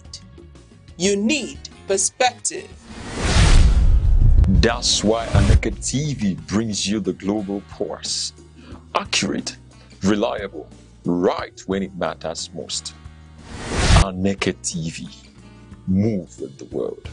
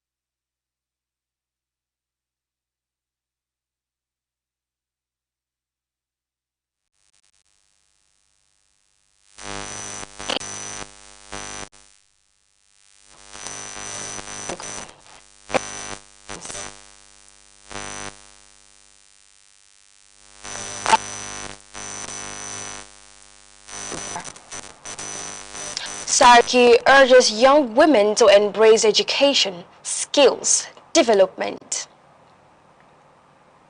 Anambra government orders mortuary operators to register, renew licenses. Now the news in details. Chairman of Nigeria Governors Forum and Governor of Kwara State, Malam Abdul-Rahman Abdul-Razik, says state governors are considering a proposal for a new national minimum wage of 100,000 naira in response to rising inflation and increasing economic pressures on workers. Governor Abdul-Razik announced this in a statement, explaining that consultations are ongoing among state governments, the federal government, and organized labor to reach a wage structure that improves workers' welfare while remaining financially sustainable. He said discussions are focused on balancing enhanced purchasing power for workers with the need for governments to continue funding critical infrastructure, health care, education, and other public services. According to him, governors are committed to ensuring that any adjustment to the minimum wage reflects current economic realities without creating unsustainable financial burdens for states. Governor Chukwuma Soludo of Anambra State has called for a shift from agitation-driven politics to structural intellectual engagement on the place of the Igbo people within the Nigerian Federation. The governor made the call at the government house in Awka after a stage production titled The Tale of Two Nnamdis by students of the Department of Theatre Art and Film Studies, University of Nigeria, Nsukka. Governor Soludo said issues concerning Igbo integration and national participation require evidence-based dialogue, strategic engagement, and constructive negotiations rather than emotional reactions and confrontational approaches. He also criticized the prolonged stay-at-home orders in the southeast, describing them as economically damaging and socially disruptive. The governor urged Ndibo to pursue greater national influence through active political participation, negotiation, and collaboration with other parts of the country. The Anglican Bishop of Agwata Diocese, Right Reverend Samuel Ezafo, has urged the Anambra State government to address concerns over what he described as an imbalance in recent public appointments and the activities of the state security outfit Inecnigeria. Delivering his episcopal charge at the third session of the 7th Synod of Agwata Diocese, held at St. Andrew's Parish, Ezira, in Orumba South local government area, Bishop Ezofo called for fairness, inclusiveness, and transparency in governance. The cleric expressed concern over allegations of misconduct involving some operatives of the Inecnigeria security outfit under Operation Udogachi. He urged the government to strengthen oversight mechanism to ensure that the outfit operates within the law and maintains public confidence. Bishop Ezofo also raised concerns about insecurity, economic hardship, and political development in the country. He called on the federal government to revitalize the economy, improve living standards, and safeguard Nigeria's democratic space through inclusive governance and national unity. The Anglican Bishop of Agwata Diocese, Right Reverend Samuel Ezofo, says insecurity remains one of the most serious challenges confronting Nigeria and requires coordinated action by government, security agencies, communities, and religious institutions. Presenting his charge during the third session of the 7th Synod of Agwata Diocese in Ezira, Orumba South local government area of Anambra State, Bishop Ezofo identified banditry, terrorism, kidnapping, violent crimes, and communal conflicts as major threats to national stability. The bishop also expressed concern over corruption and worsening economic conditions, urging the federal government to implement policies capable of strengthening the value of the naira and improving the welfare of citizens. While commending Governor Chukwuma Soludo for developmental projects across Anambra State, he urged the government to ensure that Inecnigeria security outfits remains accountable and operates strictly within the legal framework established for its activities. The Nigeria Democratic Congress, NDC, is set to hold a special national convention in Abuja for the affirmation of Mr. Peterobi as its presidential candidate for the 2027 general election. National Publicity Secretary of the party, Mr. Osa Director, confirmed the development, stating that Mr. Obi emerged as the sole presidential aspirant after becoming the only individual to obtain the party's presidential expression of interest form. According to the party, Mr. Obi was subsequently screened and cleared by the Presidential Screening Committee, chaired by former Ebonyi State Governor, Senator Sam Egu. Party officials say the convention is expected to formally ratify his candidacy and outline the party's preparation for the 2027 presidential election. A faction of the People's Democratic Party, PDP, led by former Minister of Special Duties, Kabiru Tanimu Turaki, has ratified former President Dr. Goodluck Ebele Jonathan as its presidential candidate for the 2027 general election. The ratification took place at an alternative venue in Abuja after members of the group were unable to gain access to the A-class event center where the convention was initially scheduled to hold. Former Bayelsa State lawmaker Mr. Fred Agbedi received the certificate on behalf of former President Jonathan during the brief event attended by notable party figures including Professor Jerry Ghana, Chief Adolphus Wabara, and other supporters of the group. The development followed heightened security around the original venue and comes amid disagreement between the group and authorities over the use of the event facilities in the Federal Capital Territory. The faction insists its convention complied with all legal requirements and maintains that its activities will continue in accordance with democratic principles. The news at 3 comes to you live from Aneke TV. For more updates and breaking news stories, follow us on Facebook and YouTube at Aneke TV. And now here is a recap of the major stories making the headlines. Anglican Bishop of Agwata Diocese, Right Reverend Samuel Ezofo, has called on the Anambra State government to ensure fairness and balance in public appointments. Coming up shortly, former President of the Senate, Dr. Bukola Saraki, has urged young women to embrace education, vocational training and skills acquisition as pathways to leadership, economic empowerment and national development. The Anambra State government has directed mortuary owners and operators across the state to register and renew their operating licenses as part of efforts to strengthen public health regulation and ensure compliance with established standards. Every second, the world changes, markets rise, leaders speak, stories unfold. To keep up, you don't just need news. You need clarity. You need speed. You need perspective. That's why Aneke TV brings you the global pulse. Accurate, reliable, right when it matters most. Aneke TV. Move with the world. Welcome back. Governor Petermbah of Enugu State has called on residents to take ownership of the achievements recorded by his administration as the state marks 3 years under his leadership.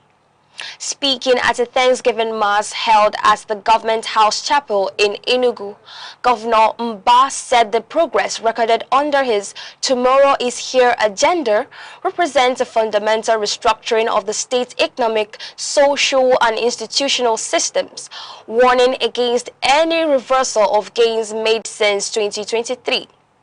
Correspondent Sharon Uchekalu was there for Aneke TV and now reports. We're building the operating system of this state. A different future is being constructed layer by layer, economically, culturally, and institutionally. That was the message from the governor of Enugu State, Dr. Petermbah, as he marked his 3rd anniversary in office with a Thanksgiving Mass held at the Government House Chapel, Enugu. The statement formed the central reflection of the service, as the governor used the occasion to underscore what he described as 3 years of deliberate efforts to restore public confidence strengthen institutions, and drive sustainable development across Enugu State.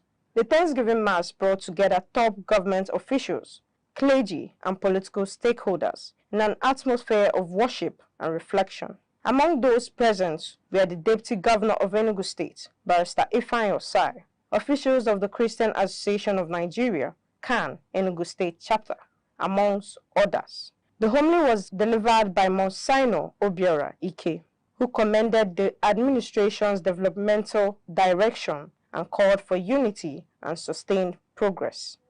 Peace is a gift of God. Come, let's be together. The symbolic was much more of the unity which you must stoop down to give to people so that peace may reign. Please, may we become ambassadors of peace. Governor Mbah said his administration is consolidating reforms through the Citizens' Charter, which he described as a social contract aimed at restoring trust in public institutions and improving service delivery across the state. He highlighted achievements in education, healthcare, security, infrastructure, transportation, and technology, noting that Enugu State is being repositioned as a hub for innovation, including digital learning, robotics, agriculture, and modern infrastructure development. Work at this scale cannot remain superficial if it is going to endure. That is why the foundations matter so much. Education, healthcare, infrastructure, security, technology, investment, and public trust. The governor further stressed that the progress recorded must be sustained beyond a single administration, urging citizens to remain focused on long-term development and avoid political distractions that could slow down reforms. Tomorrow is here can no longer remain government projects alone. It belongs to ndlea. The future of this state cannot depend permanently on one administration or one political moment. It must be rooted in public culture, in the way communities protect what has been built, participate seriously, and hold leadership accountable for continuing the work properly. In a brief interview, the chairman of Enugu South Local Government Area, Right Honorable Caleb Aneke, said the governor's development agenda is already visible at the grassroots level, adding that local government structures are working in alignment with the state government's vision. On this very note, the reward of a good work is more work. Your Excellency have done us well. He have done Nobel. I'm calling on Enugu that a payback time is 2027. We are going to rally around him to ensure that the good work continues. The Thanksgiving Mass featured prayers for peace, unity, and continued development in Enugu State, as religious leaders and stakeholders reaffirmed their support for the administration's long-term vision. The third anniversary Thanksgiving Mass has come to a close at the Government House Chaplaincy, Enugu State, with prayers offered of peace, progress, and continued development across the state. The event also served as an opportunity for government officials, dignitaries, and attendees to reflect on the achievements recorded so far. I am Sharon Uchi, Aneke TV. Former President of the Senate, Dr. Bukola Saraki, has urged young women to prioritize education, vocational training, and skills acquisition as essential tools for leadership, economic empowerment, and national development. Dr. Saraki made this call in Ilorin, Kwara State. He said education and practical skills remain among the most effective pathways for overcoming economic challenges and building successful careers in an increasingly competitive global environment. The former Kwara State governor also commended the participants for their growing political awareness, particularly in voter registration and civic engagement, stressing that meaningful youth participation is vital for democratic growth and sustainable development. The Dangote Petroleum Refinery has reduced its export petrol price by 25 naira per litre, bringing the gantry price down from 1,275 naira to 1,250 naira per litre.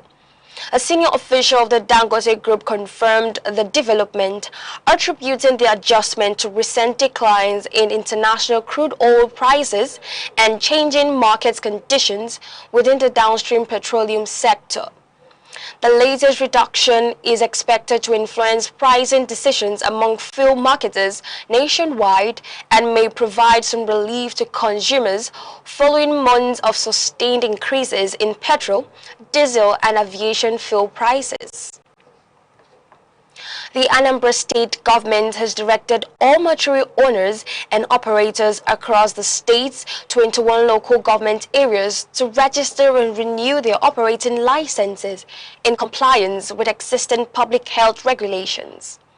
The directive was issued by the Anambra State Ministry of Health, which said the exercise is aimed at improving regulatory oversight, strengthening public health standards, and enhancing the management of mortality records across the state.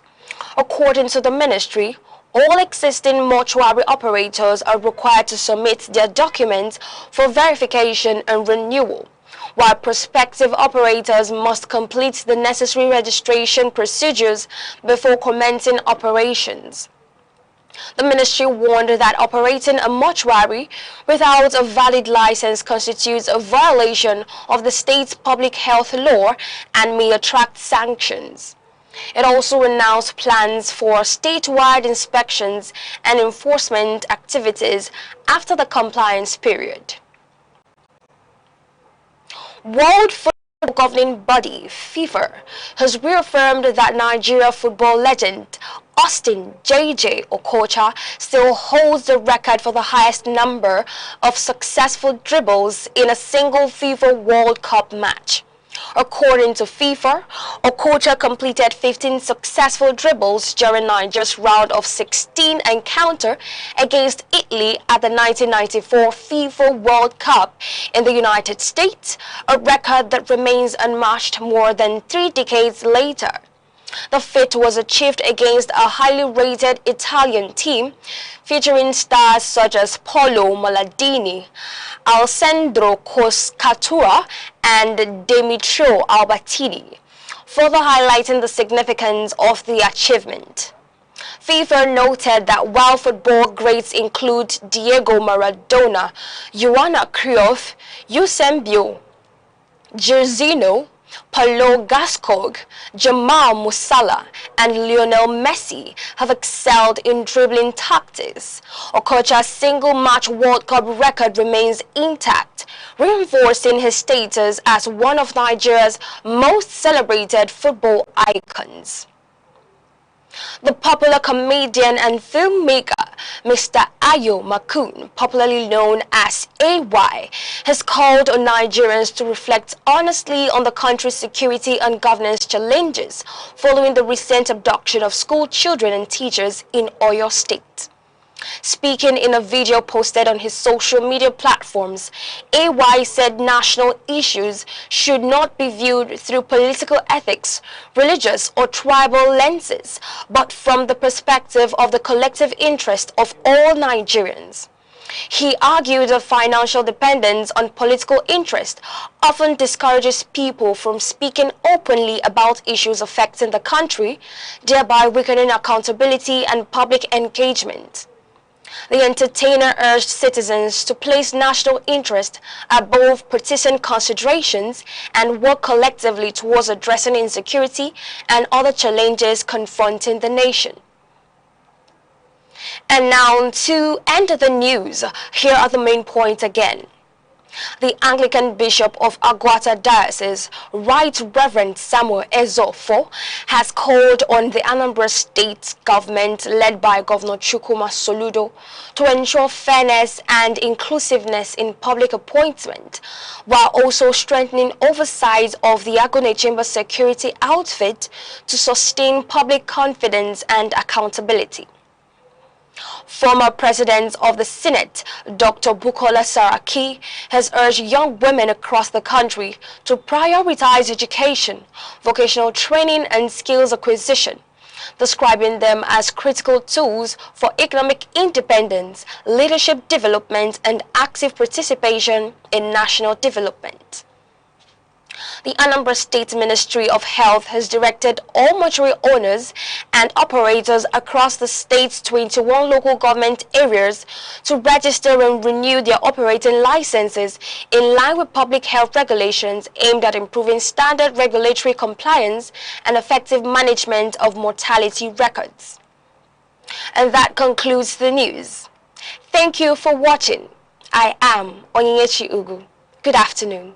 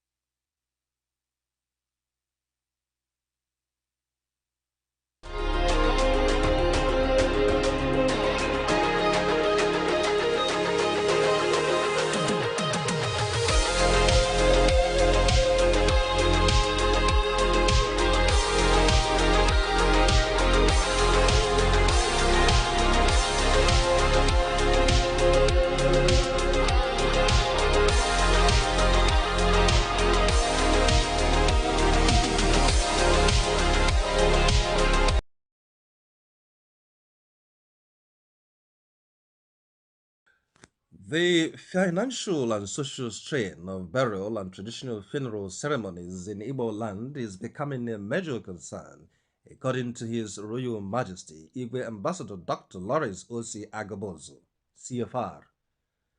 The elder statesman and respected traditional ruler raised the issue during a lecture delivered at the just concluded 4th Synod of the Catholic Diocese of Enugu held at the Jubilee Hall of the Holy Ghost Cathedral, Enugu. Speaking on the theme burial and traditional funeral ceremonies in Igbo land and their burden on the people, Igwe Agabozo traced the evolution of funeral practices from pre-Christian times to the present.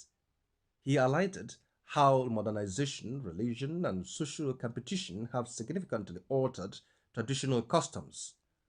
Recalling pre-Christian Igbo society, he explained that burials were swift, often conducted within 1 or 2 days due to the absence of mortuaries. Deaths were viewed as having spiritual causes, prompting families to consult diviners rather than medical experts.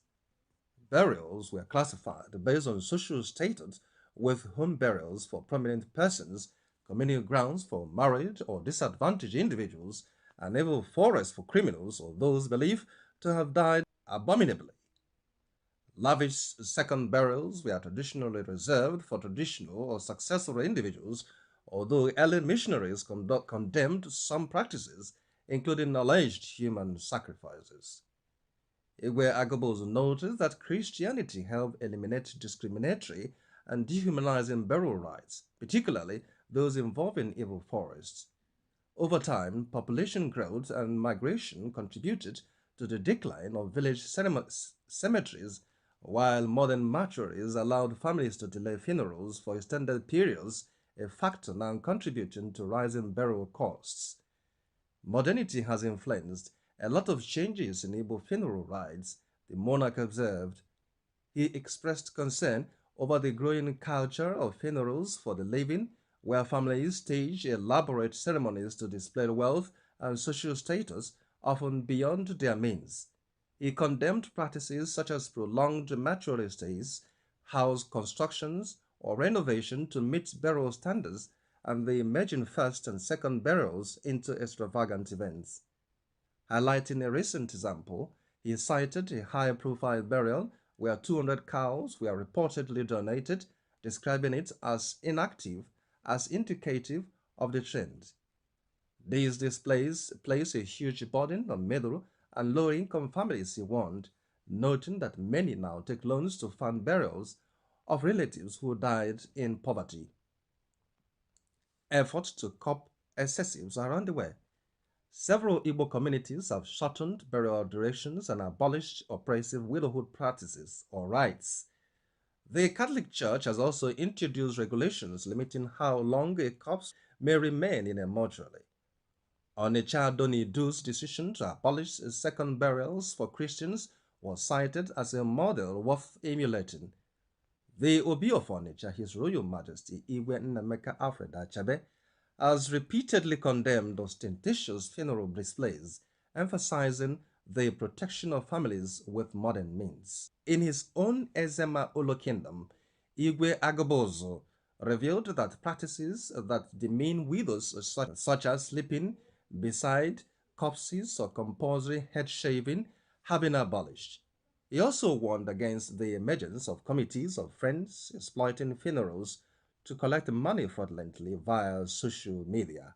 The monarch called for a return to traditional values, encouraging families to conduct burials within their means while allowing voluntary contributions from well-wishers.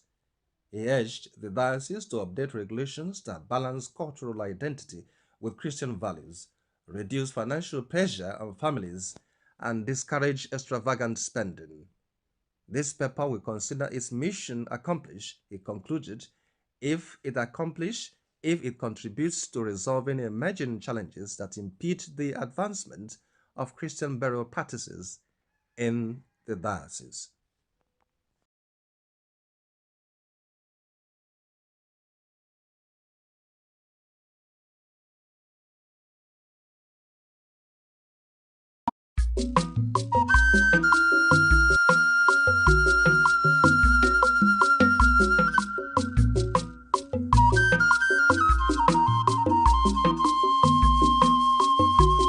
Aneke television.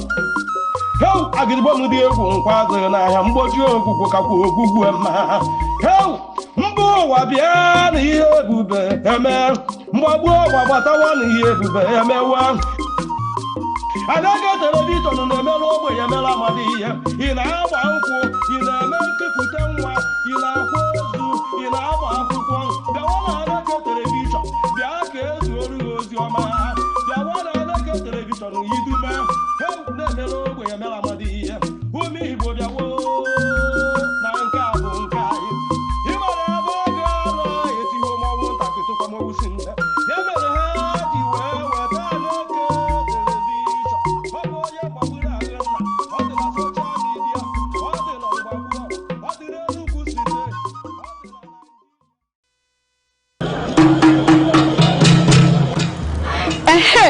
a sị na ekwe kụọ ama agba ekwe ụmụ nwaanyị akụọla o ọkwa na nzukọ ụmụ nwaanyị oge anyị ji akpa maka ọdịmma anyị karịkwa maka ọdịmma ezinụlọ. Nzukọ ụmụ nwaanyị bụ ebe anyị na-akpa maka ahụike anyị, ndọrọ ndọrọ ọchịchị, azụmahịa, omenala ndị ahụ dị mma nakwa ihe ndị ahụ ga-eweta ọganihu n'obodo. Naanị ihe ị ga-eme bụ sonyela anyị na nzukọ ụmụ nwaanyị ebe ahụ a na-akarị ihe na-eweta ọganihu n'obodo. Ndị nne, ndị nna, oge a bụkwa nke anyị. Sonyela anyị na Aneke TV n'ebe a na-emetụ aka n'ihe ndị oyibo na-akpọ social media na TikTok, YouTube, Facebook, X, Instagram. Ọkwa na Aneke TV ka ihe ndị a niile na-eme. Aneke TV, anyị apụọnụ.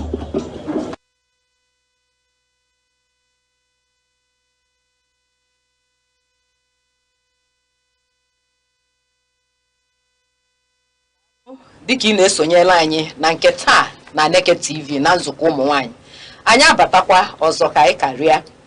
Na nke taa ihe anyị na-eji neba anya bụ ndọrọ ndọrọ ọchịchị, ọnọdụ ụmụ nwaanyị ọzọkwa. Maka kịta ihe dị n'ikuku bụ ndọrọ ndọrọ ọchịchị, mana ihe anyị na-ajụzụ bụ kedu ebe ọnọdụ ụmụ nwaanyị nọ. Maka ime anya n'ọtụtụ obodo ọ bụ sọsọ n'Enugu steeti ma steeti ndị dịgasị iche iche ọ dịka na-akpachapụ ụmụ nwaanyị n'akụkụ.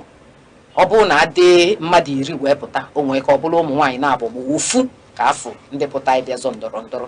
Anyị wee na-achọ ịjụ kedụzi ọnọdụ ụmụ nwaanyị. Naanị ihe ị ga-eme bụ sonyela anyị. Abụ m Ngozi Ọtahumele na nke taa ndị mụ na ha na-eji itinye ọnụ n'okwu bụkwa ndị ọ na-abụ mkpọ mgbe ọbụla ha asa m. N'aka ekpe m bụ Lilian Agbo. Lilian Agbo bụkwa onye na-ekwuchitere ụmụ nwaanyị ọnụ na-ekwu ka o si wee dị mma nkọwa nwa onye ọ bụ mana ọ ga-aka mma ka o jiri aka ya wee kọwa onwe. Lili biko kọwala anyị ebe isi abịa. Ndị be anyị daalụnụ. Afa m bụ Oriakụ na Ọkpata Akụ maka na nwaanyị ka na-eri eri nsogbu dị. So afa m bụ Oriakụ na Ọkpata Akụ Lilian nke ọma Agbo. Esi m na ngalaba ụlọ ọrụ a na-akpọ Healthy Society Care and Development Initiative. Abụkwa m onye ọrụ na Ministry of Children, Gender Affairs and Social Development, Social Welfare Department. Daalụ rinne maka isonyere anyị ịfụ na ndị bịalụ tata n'isi kala ha aka. Onye ọzọ anyị na ya nọ wee bụrụ St. Rachel Ngozimang. Sekimu biko Sekim kọwala anyị onwe gị ọfụma. Adena a na-echefu nke ahụ echefu. Ndị ewu ndị be anyị aha m bụ St. Rachel Ngozimang. Onye echichi ya bụ Adena ndị Abreba n'Abia State. Abụkwado m onye isi organization a na-akpọ Refreshing Hope Youth Initiative. Bụrụkwa onye otu ndị ụmụada Igbo Nigeria and the diaspora. Bụrụkwa ode akwụkwọ gburugburu ndị Abreba Communal Improvement Union worldwide. Abụ m onye ahụike site n'ọzụzụ na-ekwukwa n'ihe gbasara ụmụ nwanyị na ndị ekwuchitere ọnụ ndị na-enwero olu ha ji. So obi dị m ụtọ ebe na efife ndị Igbo. Daalụ rinne ịfụ na ọ ka mma maka isi m kọwa ịma na onye amara ekwu si na ndị ọzọ ekwuchitego ọnụ ya. Isi m kọwa ịfụ na mama nkọwa ti ya ọfụma. Dịka m si kwuo ihe anyị na-eji n'anya bụ ndọrọ ndọrọ ọchịchị ọnọdụ ụmụ nwaanyị. Ka m bịa ebe ị nọ Lilian, ị na-anya na ndọrọ ndọrọ obodo anyị kịta anụ otu o si aga kịta otu ihe si aga ka esi wee fụ ebe ọnọdụ ụmụ nwaanyị nọ. Ngọ nwanne m nwaanyị, ajụjụ gị a bụ ajụjụ kwesịrị maka na ọ bịara na mgbe ya. Abịa na ndọrọ ndọrọ ọchịchị nke obodo anyị Nigeria, aka na-enyecha ụmụ nwaanyị. M ga-agwa gị dịka nwaanyị ọ dịchara mma. Nke a eziokwu. Ihe nji sị gị na ọ dịchara mma bụ na abịa n'ebe a na-eme ndọrọ ndọrọ ọchịchị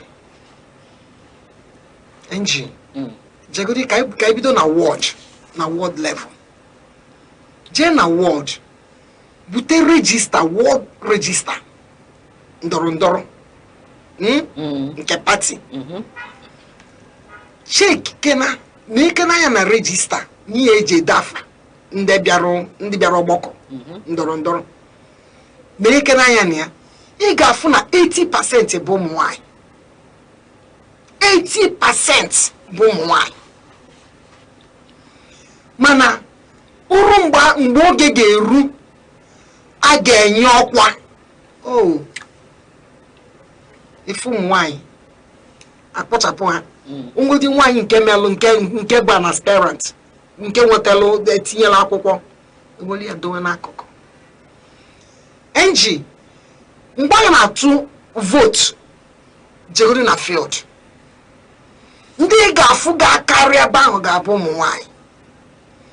A na-eme dịka ụbọchị tata gọvanọ na our gọvanọ Right Honorable Barrister Peter Mbah na ọ na-apụta today that's inye speeches of acceptance ya. JICC International Conference Center.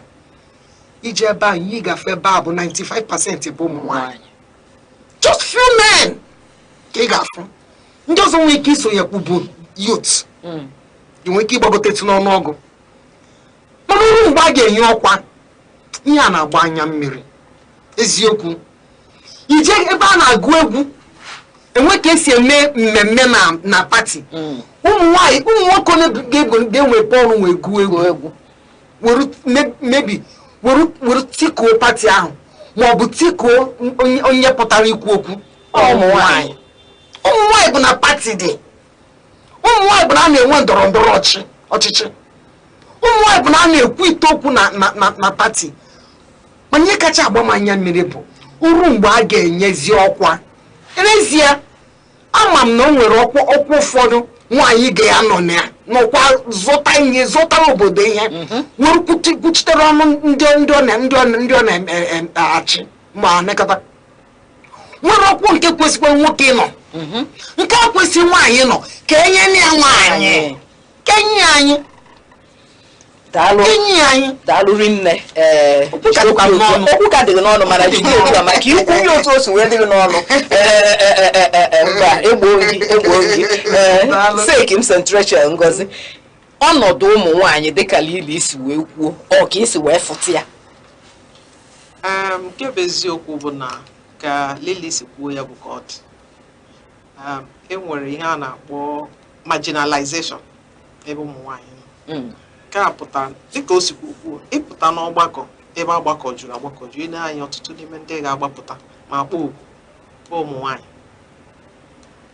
agha tụ vootu ụmụ nwaanyị ha ga-ebu ọnụ buru agụ bịa nọrọ mana ọ na-abụ eruo ebe okwu na ekwu a ga-ejizi okwu a mee ọ dịka akpachara ha n'akụkụ mana ọ na-adịkwa oke mkpa na ọ na-abụ ebido kwuwe onwe ebe a ga-erute ọ dịka ewedatakwuru aka enwe caucus of 20 nwaanyị ka nwere ike nọrọ ofu nwaanyị emegide reduce the caucus to 10-5 akpọchapụzi ofu nwaanyị ahụ n'anụ ọ bụrụ mgbe a na-eteki decision gbasata onye a ga-enye ọkwa na ndị a na-agaghị enye ọkwa ebu ụzọ tinye ụmụ nwoke n'iru agbanyeghị ma nwoke ahụ o nwere capacity or not nke ahụ bụ ihe na-adịcha mma maka ka Chukwu si kee nwoke ka o si kee nwaanyị dịka mụnwa na onwe m na-ekwu mgbe niile anyị na ụmụ nwoke anyị adaghị ama aka mana anyị bụ mmadụ Chukwu kekwara n'ụdịdị ya na uche ya nyekwa ya akọ na uche zuru oke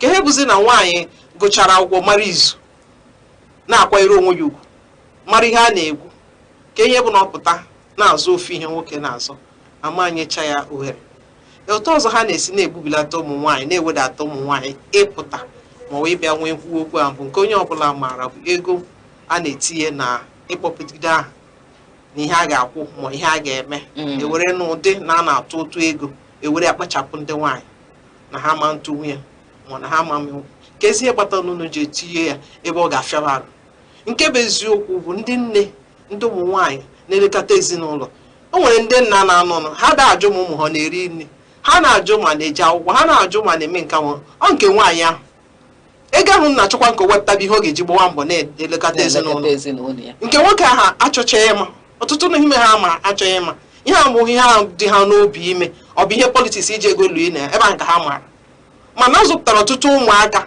ha abụọ mmadụ n'obodo ụmụ nwaanyị ya bụ na ọ bụgodị na nwaanyị na nwoke nwekọta ego ọmadịrị nke nwaanyị izi ọmadịrị ya feche iwepụta ego nwoke nwere ike iji wepụta tii na ihe ahụ mana ha agbaghị n'akụkụ ji ya na-akụchapụ ya mana ụmụazị a mechaa bụrụ mmadụ obi aṅụrị ga na-akpa ndị nna ha wepụta nwa m mana ka ezi onye zụrụ ha ya bụ na ihe ọ na-ekwu bụ eziokwu ekwuo n'okwu affirmation 35% affirmation mmadụ ole na-eme ya na Abia steeti ebe m si pụta na the whole house of assembly na 24 ka ha dị nọmba onwere ofu nwaanyị nọ n'ime ya ndị nke a na-achụ kịta emewe ogogwo primary most political parties eme ihe a na-eme akpọ consensus primaries ya bụ na ama ntụ ya atụ party ga-decide onye a ga-awepụta ị ga-ajụzi onwe gị how many political parties wepụtara ụmụ nwaanyị n'ihi otu esi na-eme otu ga-esi mewe ihe a haziwe mgbe ụfọdụ agasịrị gị wepụta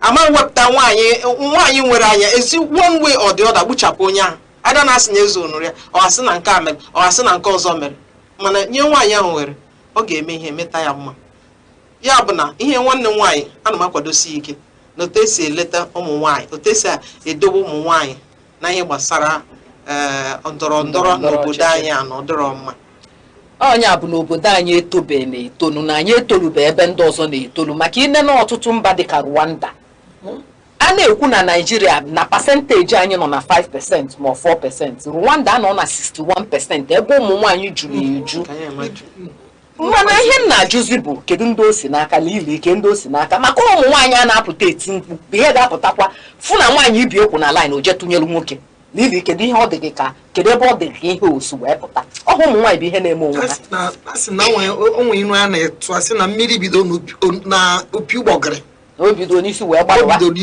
gbarụba mana o nwekwalụ ka ihe na-asị dị anyị nwa bụ ụmụ nwaanyị anyị enwe nkwukọrịta si ọnwụ dị n'ime ya si na nwaanyị ọbụla that's ihe a na-gasị women in politics participation nwaanyị ọbụla pụtarụnụ ọ bụ ha na dịka na o meritiri ya anyị akwado ya ụmụ nwaanyị niile akwado ya mana abịa n'ebe anyị bụ ụmụ nwaanyị nọ ụfọdụ n'ime anyị bụ ndị iru abụọ afọ nwaanyị ibe ha o nwere mgbe ọ dị nke during the time of oge Obasanjo o nwere this woman pụtara na as president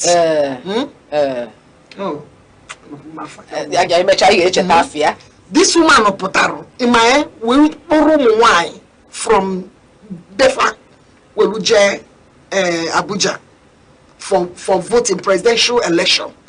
Oh, it's horrible. Imam Mwanya Uduweje at last. Ye this woman will be one vote. It shows that Nanya what to your long way. Madeni now Uduweje against her. Is it not horrible? It's terrible. Obana ibati okwu gachita azu nkata anya na aga n'iru.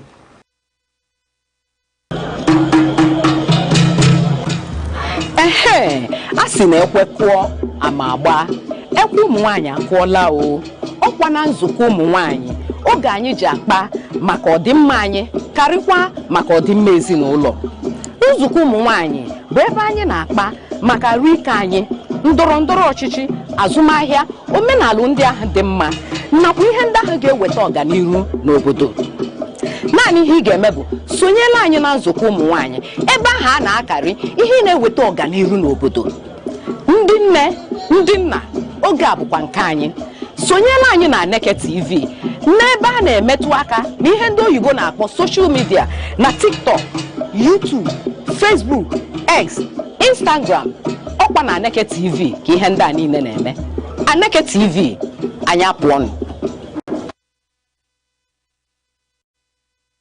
Daalụ dịka ị ka na-esonyela anyị ọkwa na nzukọ ụmụ nwaanyị ka anyị nọ na Aneke TV na nkata anyị nke tata ihe anyị na-ene anya bụ ụmụ nwaanyị na ndọrọ ndọrọ ọchịchị kedu ọnọdụ anyị kedu ebe anyị nọ tupu anyị eje gbatị okwu zuo ike m ga-abịa ebe ị nọ St. Rachel anyị na-ekwubu dịka ego eji agbata ihe fọm otu esi eme na ndị otu na ndị otu ọ dịka ego akarịrị ụmụ nwaanyị mana o nwere ka isi wee kọwa anya ụmụ nwaanyị na-abụ kama ha ga-ewere ego eji enye nwatakịrị nne ego eji akwụ ụgwọ akwụkwọ na ego eji eme ihe ndị ọzọ ewere ya etinye na politiks asị mba ka ewere eneta ezinụlọ mana ihe nchọ ịjụ gị ebe nchọ isi wee bịa ugbu a bụ ime anya na politiks Naijiria otu esi eme kịta ama m na gị nwa nọ na ndọrọ ndọrọ ọchịchị ọ gịnị kpata ndị pati o ji afịa ha arụ inye ụmụ nwaanyị tiketi ụmụ nwaanyị pụta ọ na-aka ha mma na ha nyere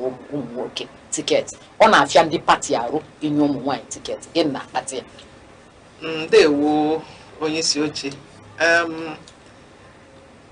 dịka anyị kwuburu tupu anyị ejewe ezumike ka anyị jere ego na-eso n'ihe a na-eme mgbe na mgbe ọbụla ya bụ na ekwuwe okwu ego ọtụtụ n'ime ndị pati na-ele anya na nwaanyị ama mmenwu ihe dị na ya mgbe ụfọdụ nwere ike ama ngwa gị agwa mana ịfụ ka ihe si na-aga ị ga-ama na ebe a nke ya gbadoro okwu maka na ihe a na-eme kịta na-efu nnukwute ego so ọtụtụ mgbe ndị pati achọrọ onye ọ ga-agbapụta n'ụzọ dịka ọkụ onye na-ahụrụ ya ha ga-achọ ka ọ bụrụ na ọ na-eme ọ na-emesi ike maka ihe niile a na-aga ihe niile a na-eme bụ ihe ego eche m na onye nwa so n'ihe merenụ ha lechaa nwaanyị anya ha lechaa ụmụ nwaanyị ha echekwa na ha ama mmewu ihe dị na ya ha sị na ọ kara ha mfe ịkpọrọ nwa nwoke ihe ọzọkwa na-emekwana bụ na ụmụ nwoke nwere ike akwụwa okwu ego ma wee kwuo okwu ihe dị aṅa ọ ga-akara ha mfe ịgwa nwoke hụ ha dekwa ihe a chọrọ nekwa ihe ị ga-eme and ụmụ nwoke nwere ike ha ma arụọ ya ụka ọ bụ na ha chọrọ ihe ahụ chọsie ya ike ọtụtụ mgbe nke na-abụkwana ya ha na-achọ ya chọsie ya ike so ha ga-esoro ihe ọbụla si mee ka ha nweta ihe ha eme ya mana ụmụ nwaanyị na-enwe ihe a na-akpọ restrictions.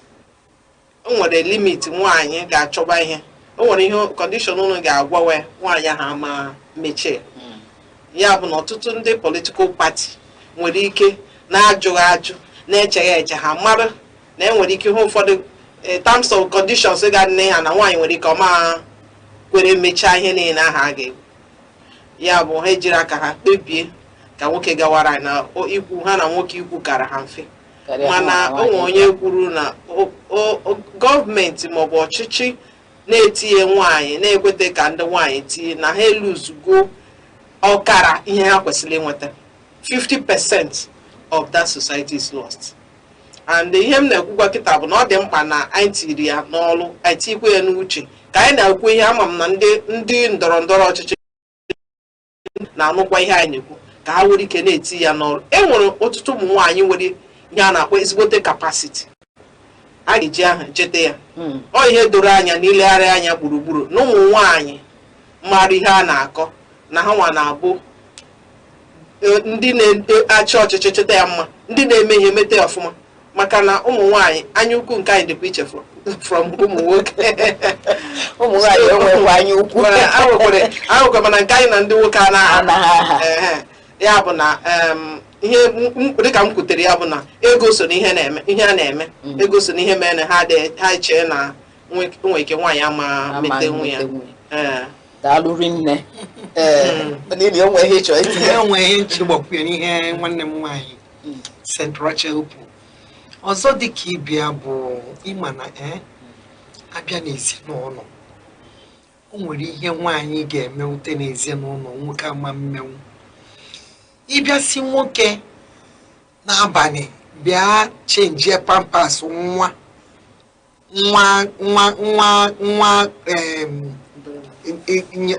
galụ nyelụ nsị ya nwoke ga-asị gị nyawakwa ọma mmewute ya isi nwoke nwe nwoke nwoke ụfọdụ most ụmụ nwoke mana nwere sọ ndị na-emetụ isi nwoke ji esie nri nye ụmụaka ka ha lie ama mmewu mekọta ụlọ ọfịa arụ ụfọdụ ụmụ nwoke anyị abịa na politiks a na-asị ka nwoke ga-esi wee rapụ ụlọ pụọ nwaanyị arapụkwa ụlọ pụọ onye na ụmụaka ga-anọzi ifuzi ajiwesi gị dat na ebe a ka esi aghọrị anyị obere women are builders we are family builders then men are what are they ifu na mgbe ahụ abịazi ejizielu nke ahụ na-akụda mmụọ ụmụ nwanyị na enwere ọgbakọ enwere ike iji ute n'ime abalị ịma na politiks n'abalị ka eji echekebe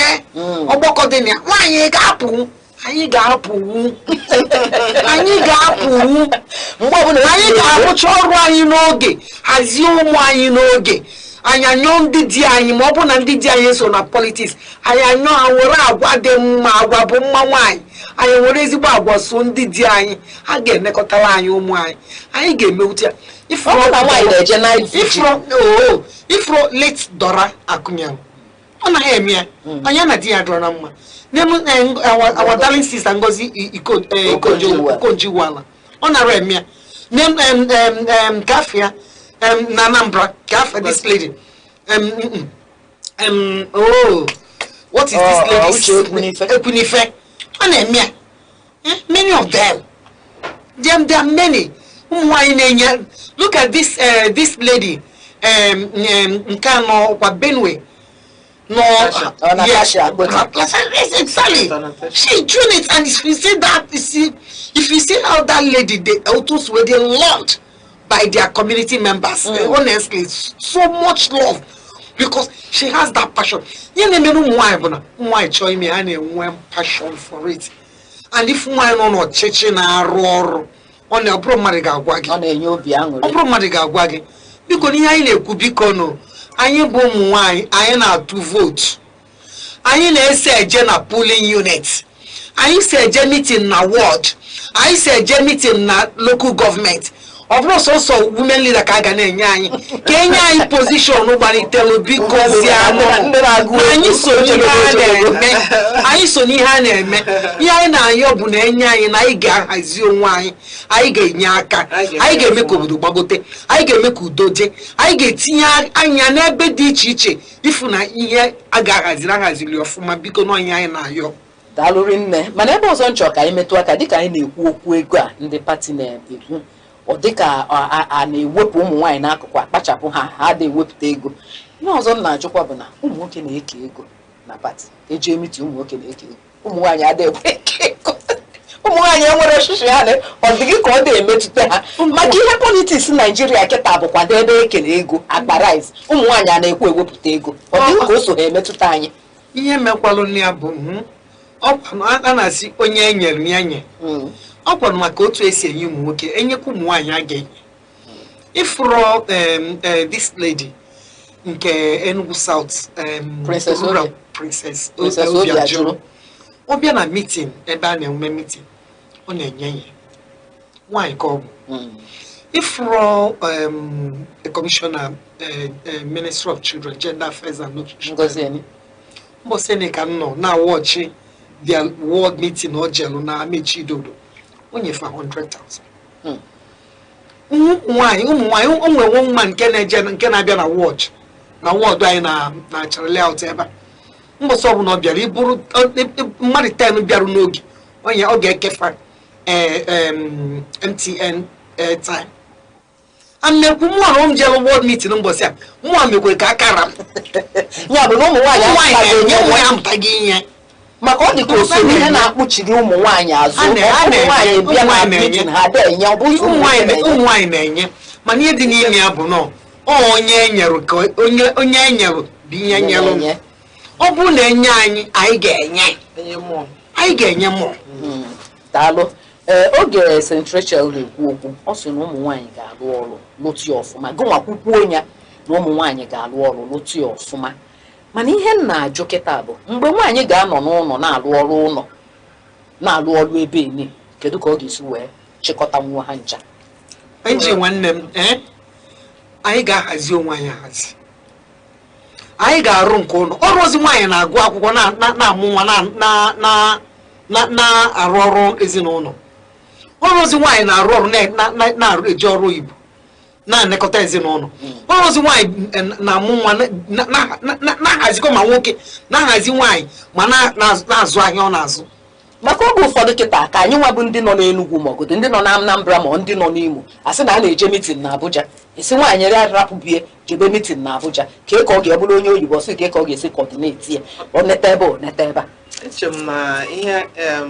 sek m enwezi ka isi ajụ ajụjụ dịzie ka anyị ka nọ n'ụwa gboo nwaanyị ga-eje ihe ọ ga-eje nwaanyị na-akwado onwe ya and ihe ọzọkwa ga-adị oke mkpa ịghọta ya bụ 20 gịnị century anyị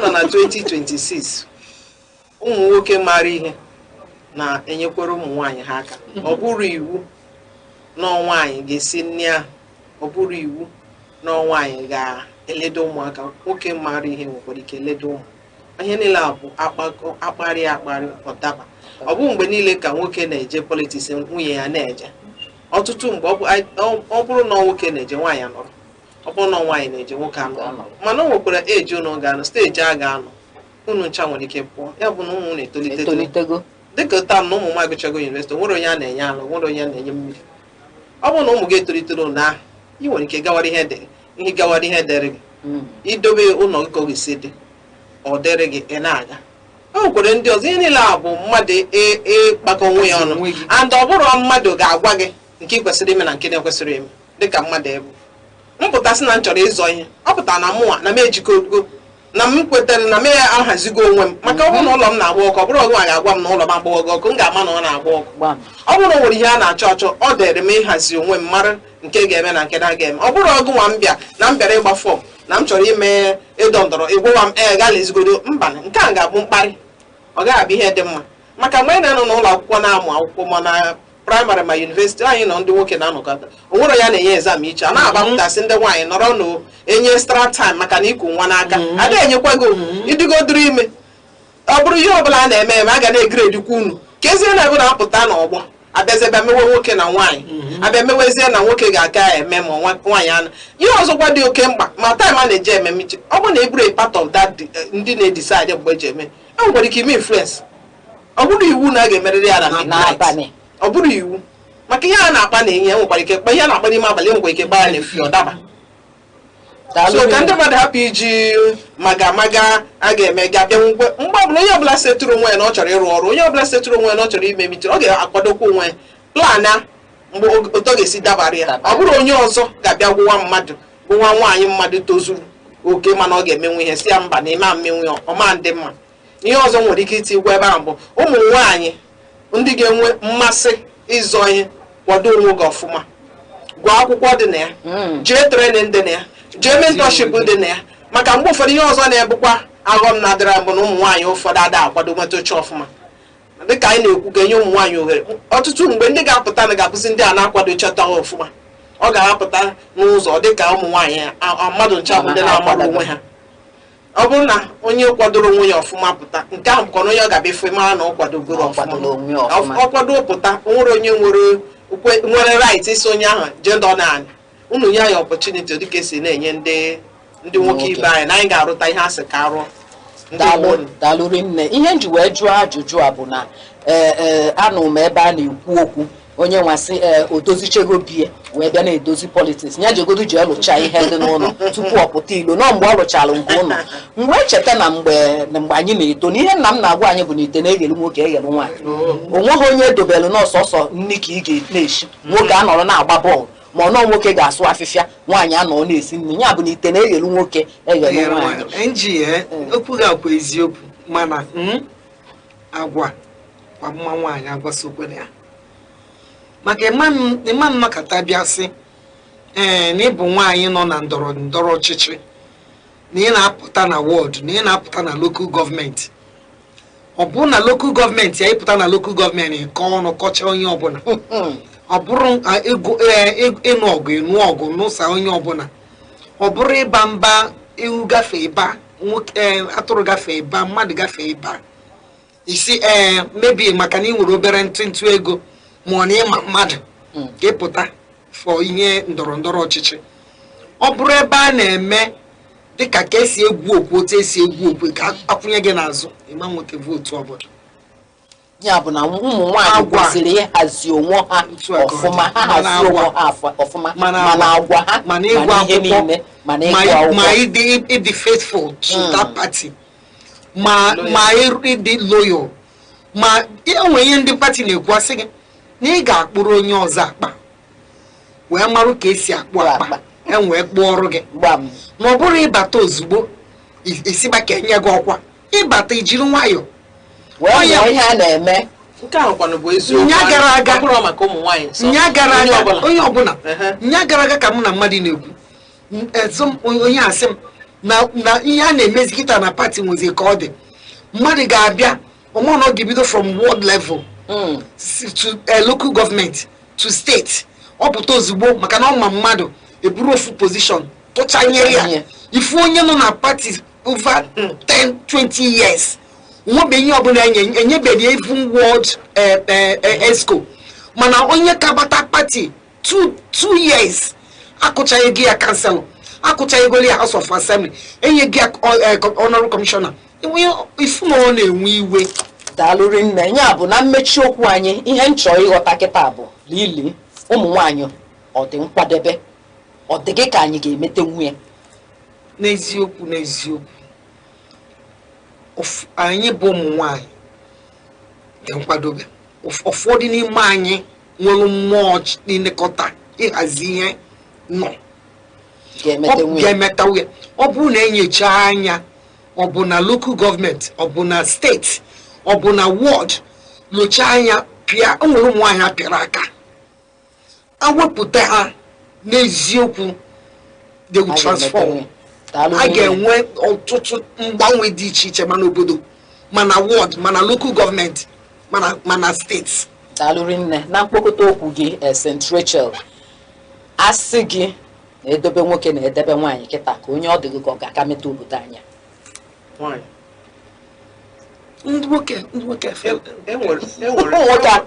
agharịpụga anyị ka anyị na-eche ka anyị nene nwaanyị ihe nwere na be nwoke bụ ihe nwere n'ebe nwaanyị ọ dị ka n'uche m sef enye nwaanyị ọgbalị kene na ụmụ nwoke agbalị ịghọtago na ọgbalị kene maka na ụmụ nwoke agbalị nego dị obodo dị ka Tanzania African countries ndị adịcha nwaanyị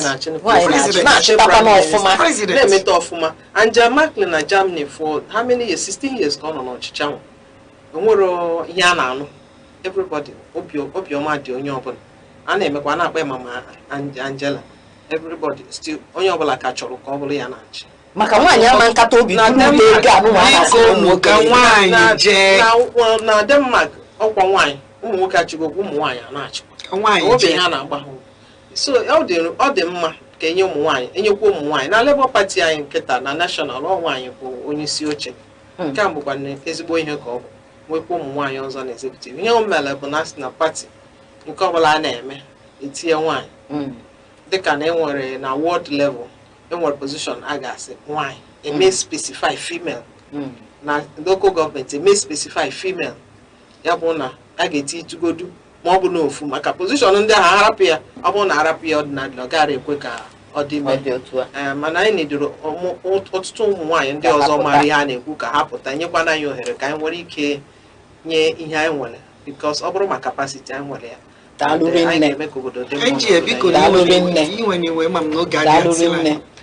ọ bụrụ na ihe ọzọ na-anyọ na ebe ndọrọndọrọ ọchịchị ọ bụrụ na ofu onye jee a na-eje 4 years 8 years ofu onye jee ka o jezuo ọ bụrụ na onye a jezuo ọ ga-eme onye ọzọ ga-abanye ka hapụ inwebe nsogbu maka ọ bụrụ na onye nke jelu na-ejezube ọ na-eme nsogbu ọkacha ebe a na-eme zoning ọ bụrụ na nwere ofu onye jelụnụ ka o jezuo nwa na-asị ka onye a jezuo o jezuo onye ọzọ ejezie onye ọzọ pụtazie o jezukwa onye ọzọ pụtakwa ahapụ o jezuo ka hapụ ka nsogbu hapụ ya na-adị mana mụ nwetụrụ na okwu anyị ebugo mana mụ nwere different opinion to that. Onwere ya dịka ka ejezu because ihe nyere constitution abụrụ 8 years or 4 years. So ọ bụrụ na onye aje 4 years ma ọ rụtara ihe asị arụ ma nwoke ma nwaanyị ihe na ya rituo ka onye ọzọ ga ọ bụrụ na ya na-eme zoning maka onye a ka ejezu oke ejezu onye nwaso na-eme ihe ọ na-aghachi maka na ị ga power of incubation maka na ị ga-go mbụ you take it for granted abaghịgo ị na-agba ọ bụrụ na onye jeche 4 years ọlụta ahịa ọma na-ere onwe ya ka ndị dị iri adughachi ya si ya jewere anyị maka na ijetara ọfụma ọ bụrụ na onye ahụ ejetara ọfụma ya lọta bịa nụrụ anyị ahịa ọma na-ele onwe dalụrụ nne ama m na ahịa ọma na-ele onwe ọ ga-emenwu n'obodo anyị bụ Naịjirịa maka ahịa ọma na-ele onwe eme n'obodo anyị bụ Naịjirịa ọtụtụ mgbanwe ga-adị udachia ihe anyị na-eti mkpu ụfọdụ n'ime ha akwụsị daalụ gị bụ onye ọma sonyela anyị n'ebe a ka anyị kpokọtara nke ụbọchị tata ọ bụ na ihe anyị mere na nzukọ ụmụ nwaanyị na-amasị gị na-esonyela anyị na Aneke TV n'ebe mmetụ aka anyị a na-akpọ social media na YouTube na Facebook na TikTok ebe ahụ itinyela anyị arụ daalụ Lili maka isonyela anyị daalụ St. Rachel maka isonyela anyị aka m bụkwa Ngozi Ọtahumele ka o mesịa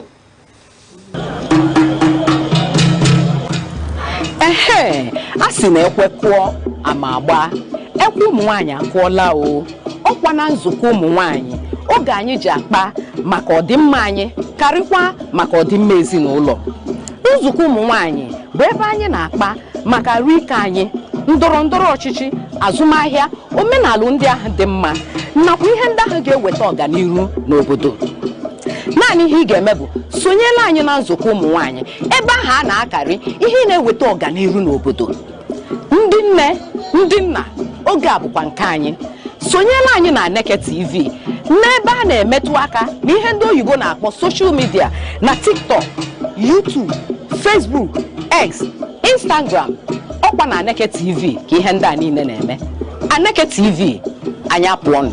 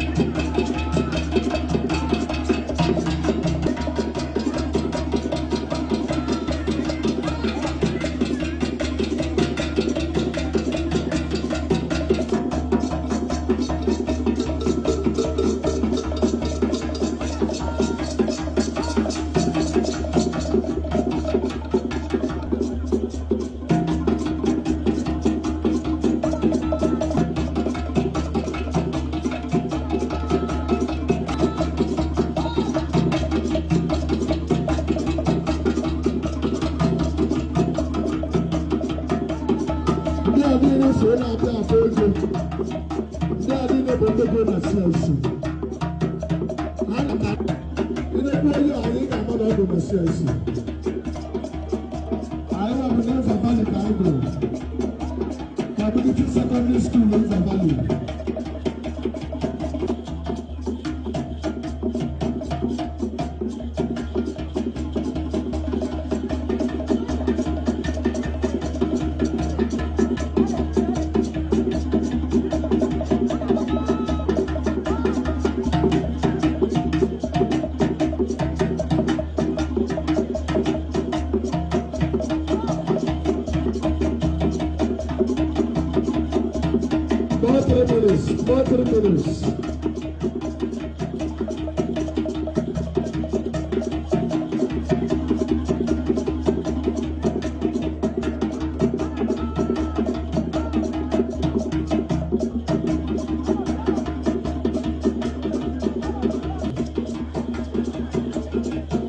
Minutes more.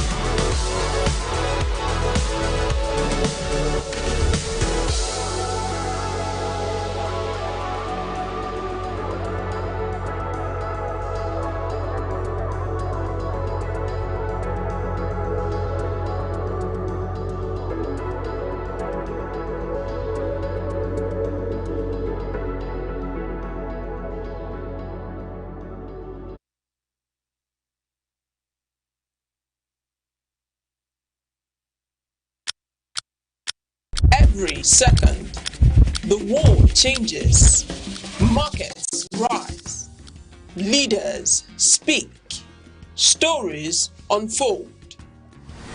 To keep up, you don't just need news, you need clarity, you need speed, you need perspective. That's why Aneke TV brings you the global pulse. Accurate, reliable, right when it matters most.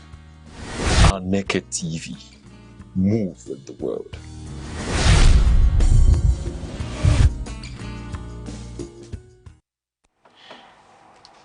Good evening and thank you for joining us. We apologize for coming late on this program. Welcome to Frontline Africa, broadcasting live on Aneke TV. Today we'll take you behind the headlines as always, cutting through the noise to bring you the sharpest analysis, unbiased perspective and critical insights into the stories shaping our nation. From politics to economy, our panel of seasoned analysts is ready to unpack the biggest issues of the day. This is Frontline Africa. I am Uche Osai, and joining us as always is Ozo Ibuneku Ogazimora, Esquire, who is a former Commissioner of Strategy, Culture and Tourism here in Enugu State. He is equally a seasoned legal luminary and a public affairs analyst. Ozo, what a pleasure to have you one more time. My pleasure. Thank you very much. Thank you. And also with us is Emeka Odom, who is a development communication expert and a seasoned public affairs analyst. Mr. Emeka, what a pleasure to be on Frontline Africa. Thank you so much for having me. All right. Now, let's take a deep dive into the issues. Gentlemen, we'll start with the primaries because that's what's making, the news these days. Is all around the federation. It's all about the primaries. And we start with the PDP,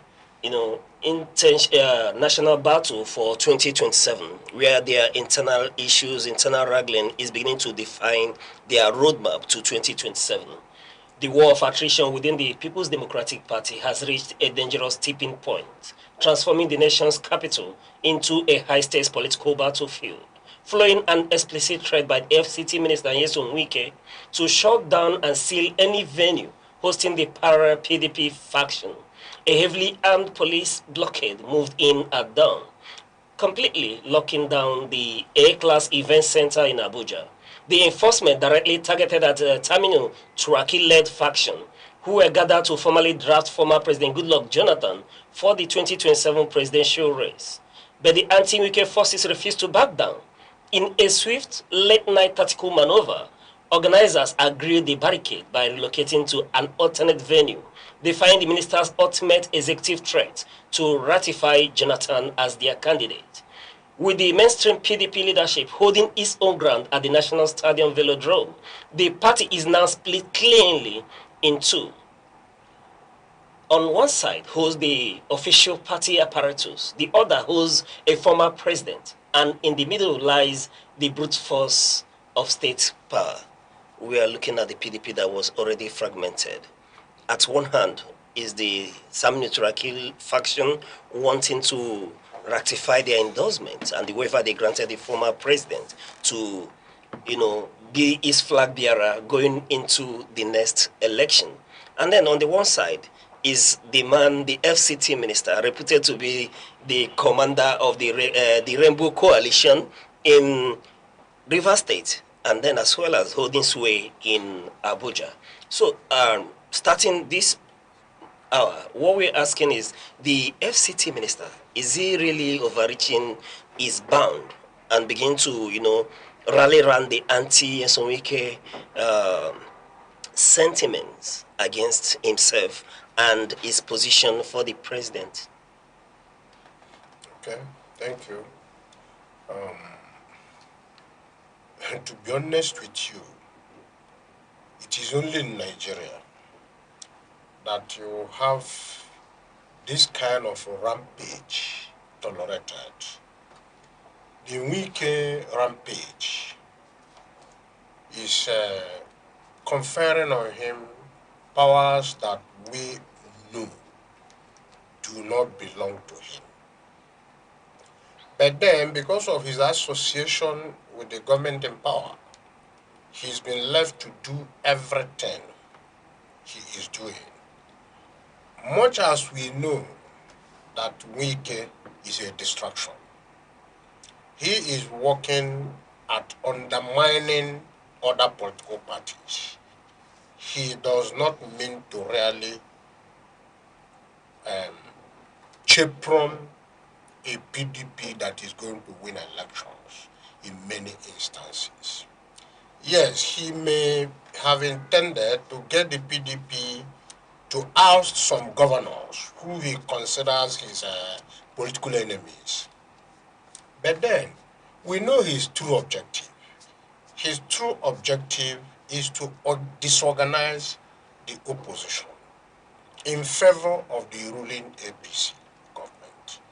So that is why he will be able to marshal the kind of forces he used in disrupting that particular venue. If he is not a person whose activities are approved by the government in power, he would not have marshaled those forces. And now, that takes us to what is actually his objectives. His objectives are not to win election, to produce governors, to produce the president of Nigeria. No. He is trying to prevent certain persons from winning elections, from being electoral threats to the current president of the country. That is why he's doing all those things. And to be honest with you, it is quite annoying.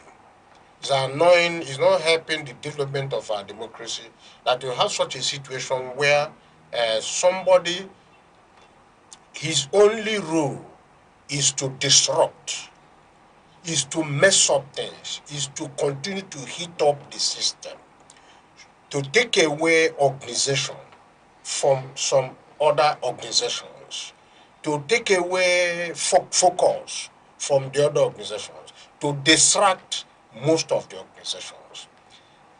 I have not seen that in our political history, where somebody's preoccupation in seizing an erstwhile national political party, seizing it only to use it for distraction, for disruption, for impediment.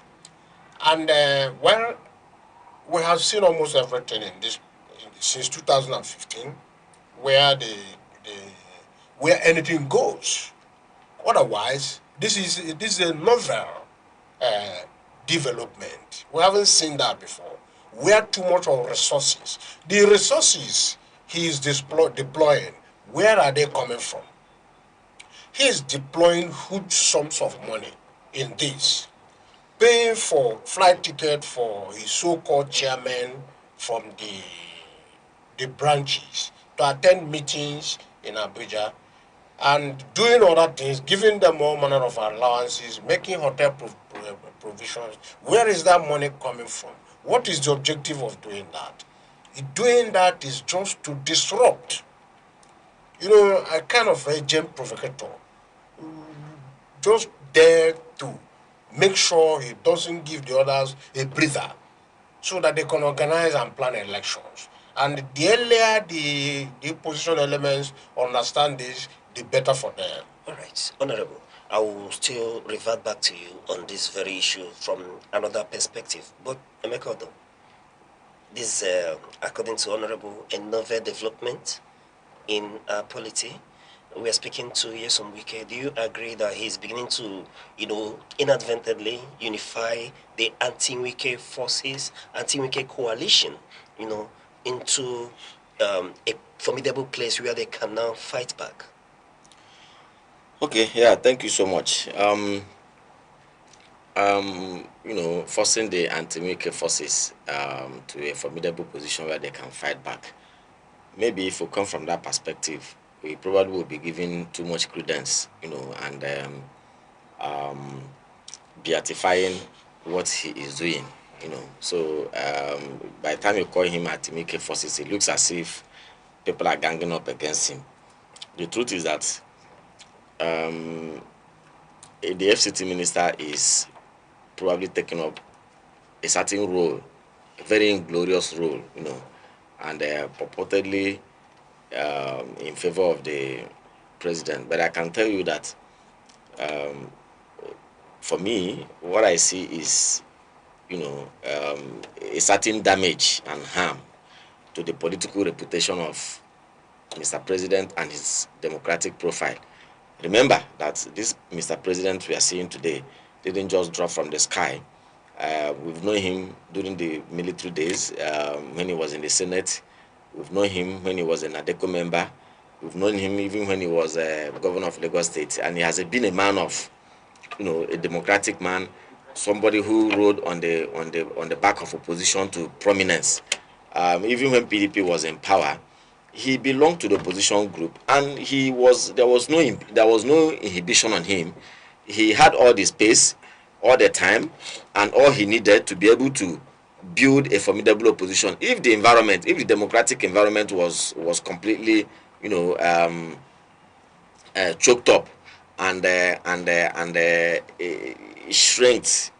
consciously shrinked as we are seeing today, he probably wouldn't have had the space, to be able to build a formidable opposition that will eventually oust a ruling party. The kind of opposition you need to be able to defeat a ruling party is not an ordinary one. It is one that is properly galvanized. And so any opposition party that is able to do that, it simply means that the space was conducive enough for them to do so. Right? You understand what I'm saying? And that was what we had in 2015. So if Mr. President is that kind of person, I do not think what Mr. Aneke is doing now is to his credit, because this is a man that Nigerians have known. He's a man that is associated with opposition politics. He's a man who played opposition politics and got something out of it. And so we do expect that he too will also allow opposition to play their own game as well, and the same freedom and the same unimpeded environment that he enjoyed and he utilized, the same should also be created. But what Mr. Aneke is doing is for me, it's against that principle. And so let those who are handling Mr. President, who are managing his political profile and his political machinery, let them know and understand that Mr. Aneke will be thinking that he's helping Mr. President to win 2027 general elections. But quite frankly, he is not helping Mr. President in that regard. Then, moving that away, yes, you see, what for me, when that news broke yesterday, was it yesterday or the day before yesterday, that the Honorable Minister of the Federal Capital Territory had given such instruction, quite frankly, I was pained. Why would a minister in a civilian regime give such instruction? He is not a court of law. By the way, it's not in his place to determine which version of any political party is the right one or the wrong one. That is not in his place. That is for the courts to do. For even security agencies can't even make that decision. So for him to say that they should go and seal up the place, and again also, if a particular venue, I mean, we have seen it happen several times where a venue that is under the control of the government, we have seen the government use their instruments of office, the coercive instruments of, the instruments of state coercion, to deny opposition parties the opportunity to use facilities that's directly under their own management or ownership. We have seen it happen and we cry against it. But how do you now begin to explain when the same government is now overreaching their boundaries by instructing or commanding owners of private facilities not to allow people to use it simply because he feels that they are opposition parties? I mean, that is the height of abuse of power and political recklessness. If we allow this to continue, and I'm very, very surprised that nobody is saying anything. That is what baffles me. You see, those in power today who are beneficiaries of whatever Mr. Aneke is saying may think they are enjoying it. They will be in power forever. they won't be in power forever. Yes. However, look at former President Goodluck Jonathan has been found himself in the center of this structural warfare, and I am asking, is continued silence, is he a tacit endorsement of the breakaway in PDP and his intention to really contest the 2027 election? Well, I do not actually know what to make out of this. But you see, if indeed Goodluck Jonathan is interested in contesting, we understand the political terrain very well. We know the mobilization that ought to be in place at the moment. We also know that he cannot, by any measure, think that PDP or faction of it is the right platform to become the president of Nigeria again. I'm not saying he cannot be president of Nigeria again. He can be. But the fragmented PDP and the current mood of the electorate in this country is not such that any person who really plans out his politics will use PDP. I think Jonathan is being used, or he is in support of that particular group, which is irritated by wike, and he is giving them some kind of quiet support so that they will not be overwhelmed by wike. But then, for a former president to just stay there and his name is being bandied about and he has not said anything, that speaks volumes. But then,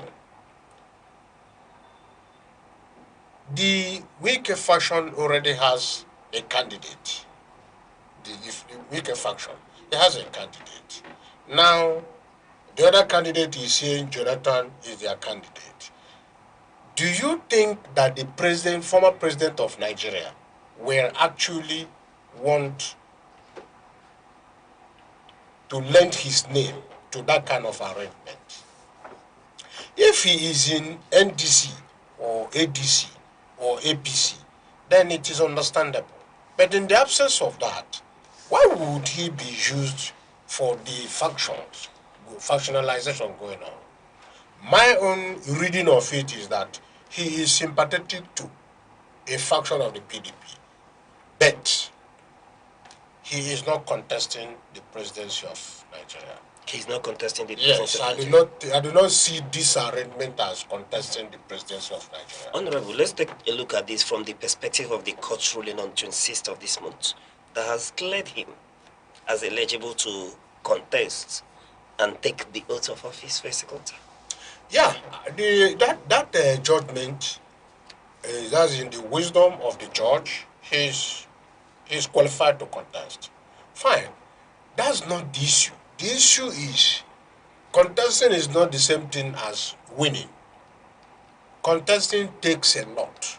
It takes huge human resources. It takes huge monetary resources. It takes organization. It takes institutions in place. So in the absence of that, you cannot be putting it on Jonathan that he wants to contest. My own reading of it is that he's only sympathetic to that faction and they are using his name. But that judgment, yeah, it makes it clear to him. If he wants to contest, it is better he looks for the proper platform to do that. Because there's no point he's going into it with such a factionalized platform, such that is split into two, and one half is in favor of the present government. And let me quickly say something about what my colleague said about the credibility of Mr. President, and why he should not lend his name to what wike is doing. Let me tell you, I was in political reporting in the 90s when Tinubu got elected as a senator. We watched him. All of us believed in him.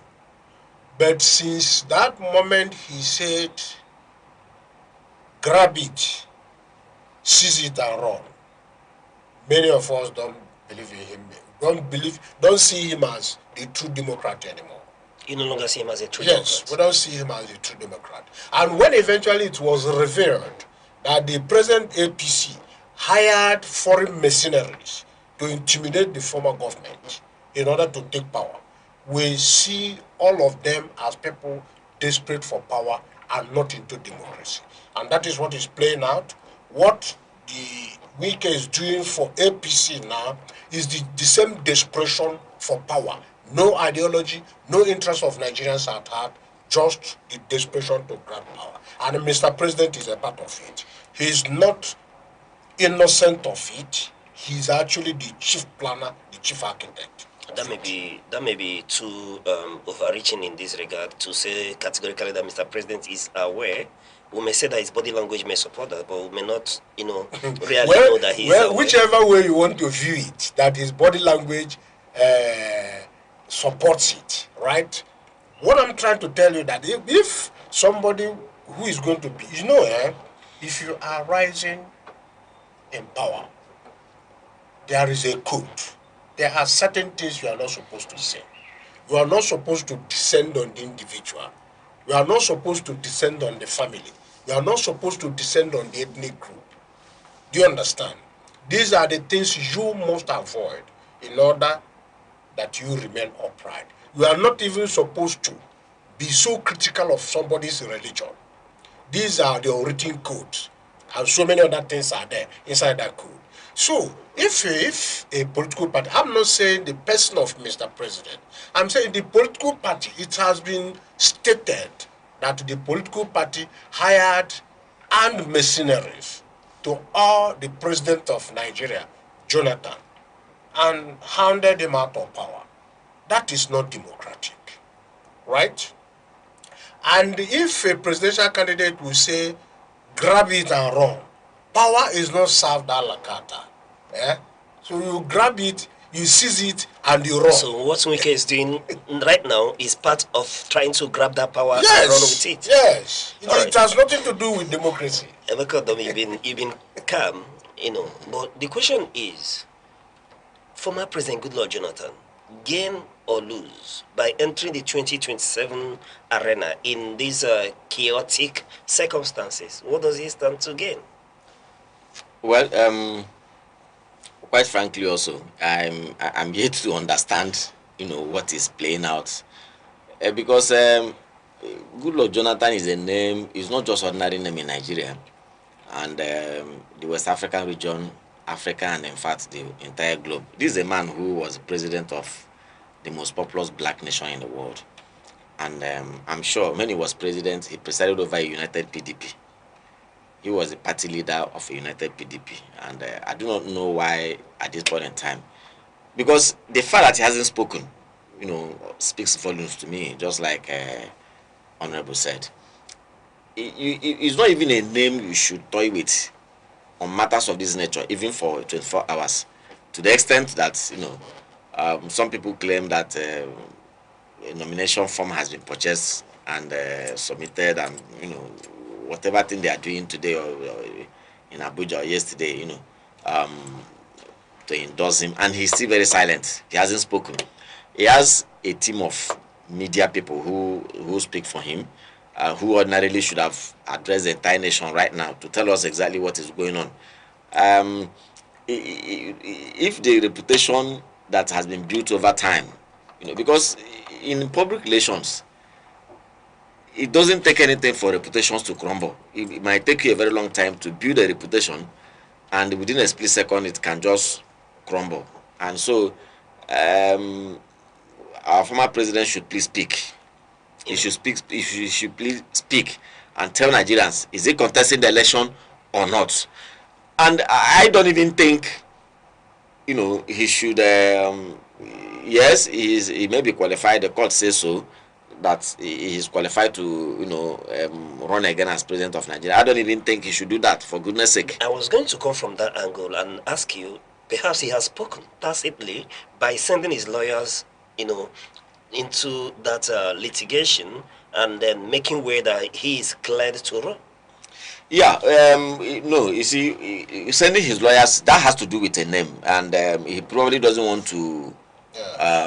For that to hang on him. He wants to leave the corridors open so that he can anytime. Yes, I mean, even for so that you see, one thing is that if you notice very well, when that matter was decided, the judge said that the judge became a bit punitive on the lawyer that instituted that case.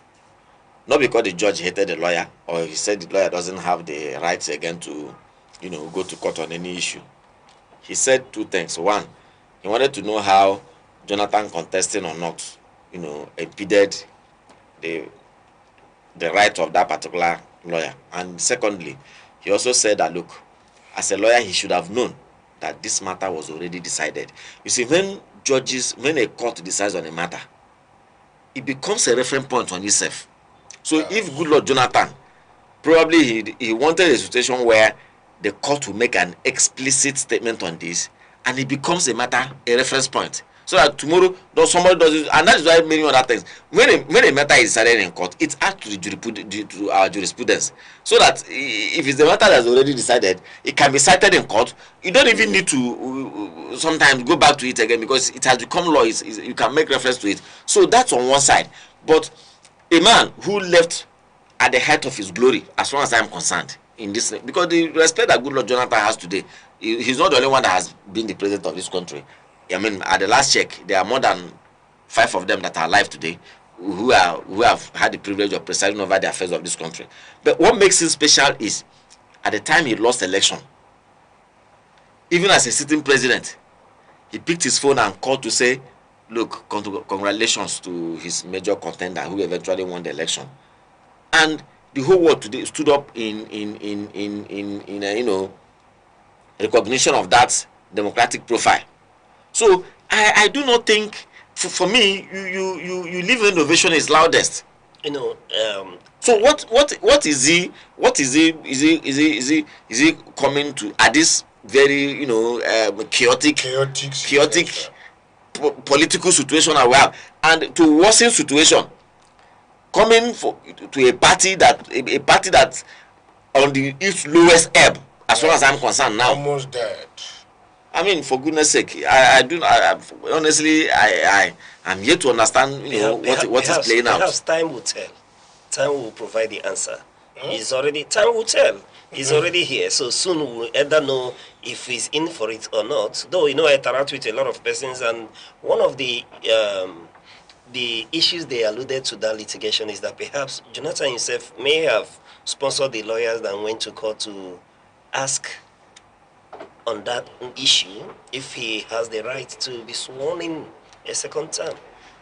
Yeah, it's a possibility. I mean, I've always said that where politicians are concerned, everything is on the desk. There's no card that politicians cannot play. All right, Honorable. Before we bury this issue of the PDP, from the legal front, we need your legal opinion on this now. Where does the PDP stand going into 2027 election? Because we've seen a fragmentation. At one hand, it seems that the law recognizes a faction, whereas at the other hand, it seems that that faction doesn't have a local standing before the law.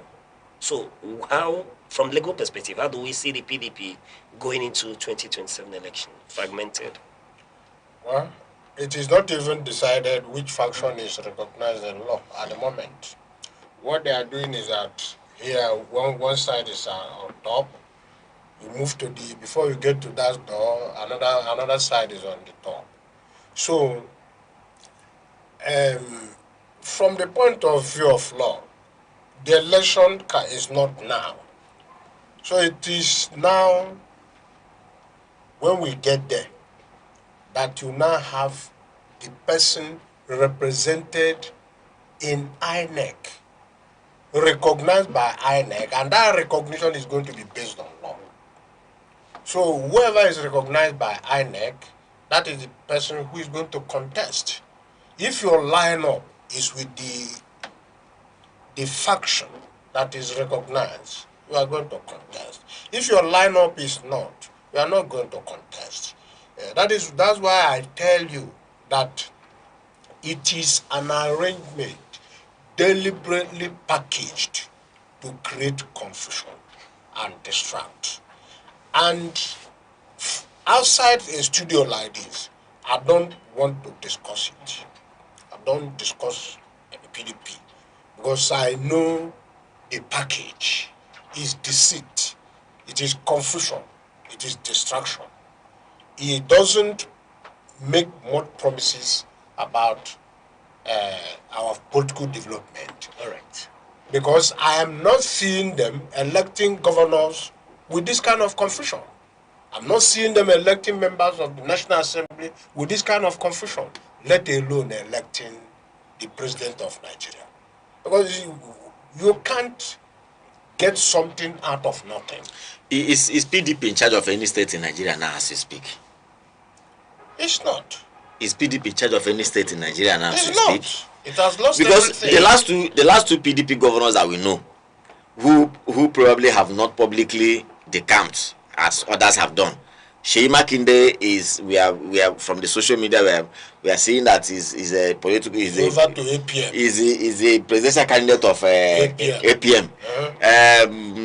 Bala Mohammed is a senatorial candidate of another political party entirely. So what are we talking about? Yeah. What are we talking about? Let them stop wasting the time of Nigeria. Head or tail, it seems that Wike is actually winning. How? Well, he's winning because he's destroying the platform. He doesn't want that platform to function, and he's using it to sap the political energy of so many people. Okay, well, maybe from that perspective. And he's doing that for the benefit of APC. For the benefit of APC? Yes. And then, although he said somehow that he would achieve governorship in some states, and that his reason was that he was going to oust the governors that opposed his candidate, that is Anyanwu, right? Yes. Who are going to oppose his candidate. He was referring to people like the governor of Enugu State, who was one of those persons who objected to Anyanwu being the National Secretary. So, and he was boasting that he was going to remove those governors to get the district. He may achieve some subsidiary political feats as state assemblies, maybe in Rivers State or elsewhere, but I don't know where else he can do that. Okay. On that note, gentlemen, we'll go on a short break. When we return, we'll continue to look into these issues.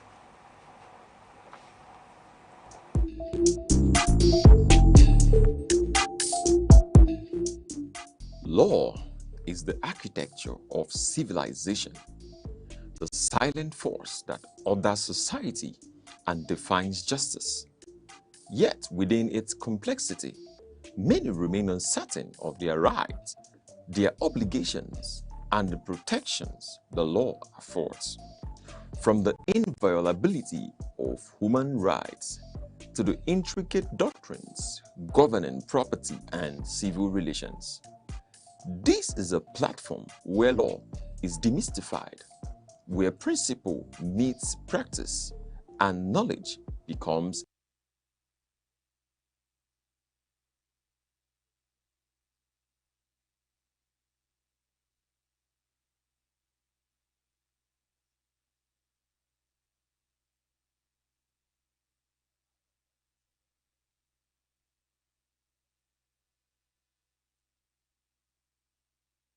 Many thanks for staying with us, and this is Frontline Africa, and with us is a seasoned analyst, man who's been at the corridors of power where policies are shaped. We are with Ozo Ibuneku Ogazimora, Esquire, who is a former commissioner of strategy, culture, and tourism here in Enugu, and also a legal luminary and a public affairs analyst. And with us also is a development communication expert and a seasoned public affairs analyst, Emeka Odom.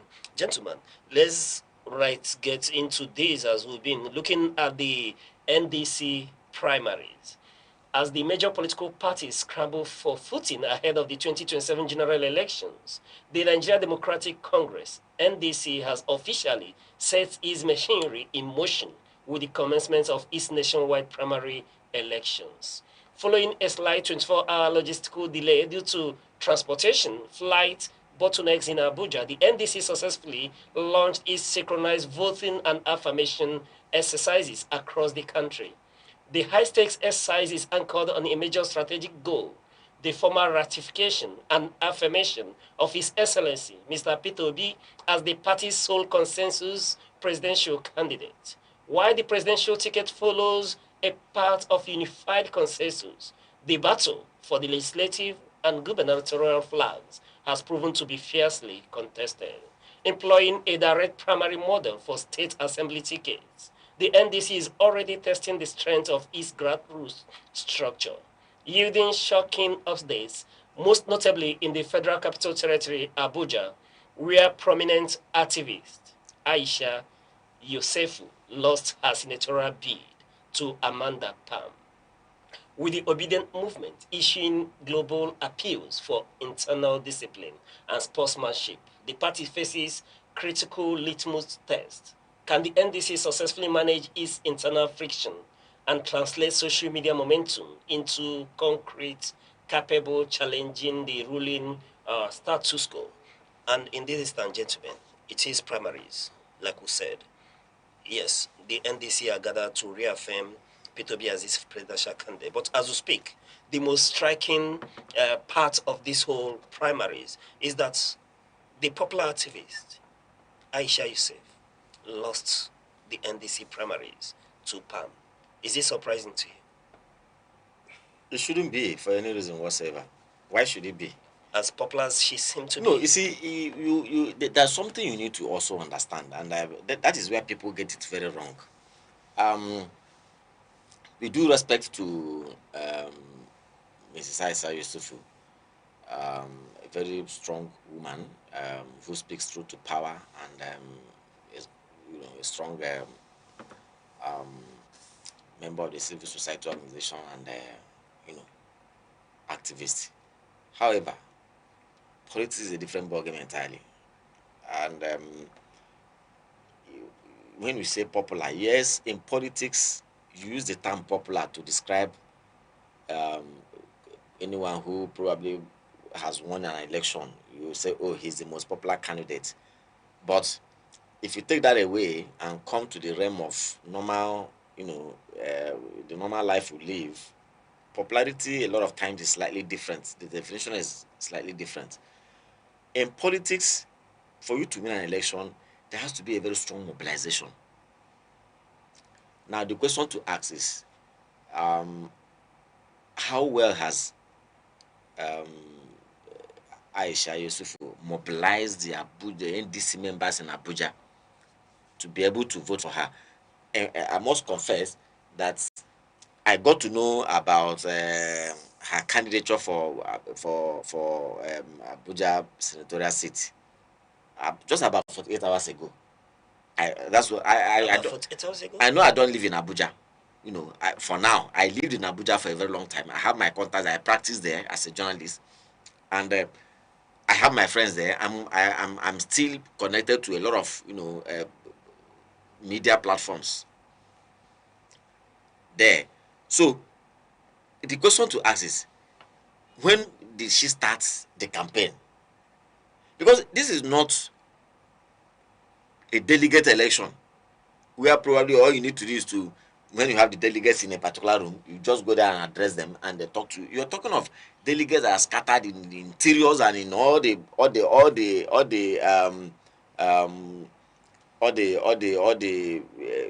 development and area councils within the FCT.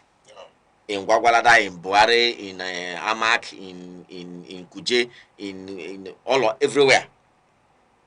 So, what level of mobilization that was done? Now, if you don't want to compare that to the woman, Mrs. Pam, who you don't know the extent, that woman could have been a grassroots person. who probably was not interested in coming to into the fore, but going from village to village, meeting people, right? From her name, I think she's from Plateau State. She may have come also. I'm just definitely Plateau. Exactly. I'm just saying, and you know very well that we have a lot of Plateau people. You know, a lot of North Central people.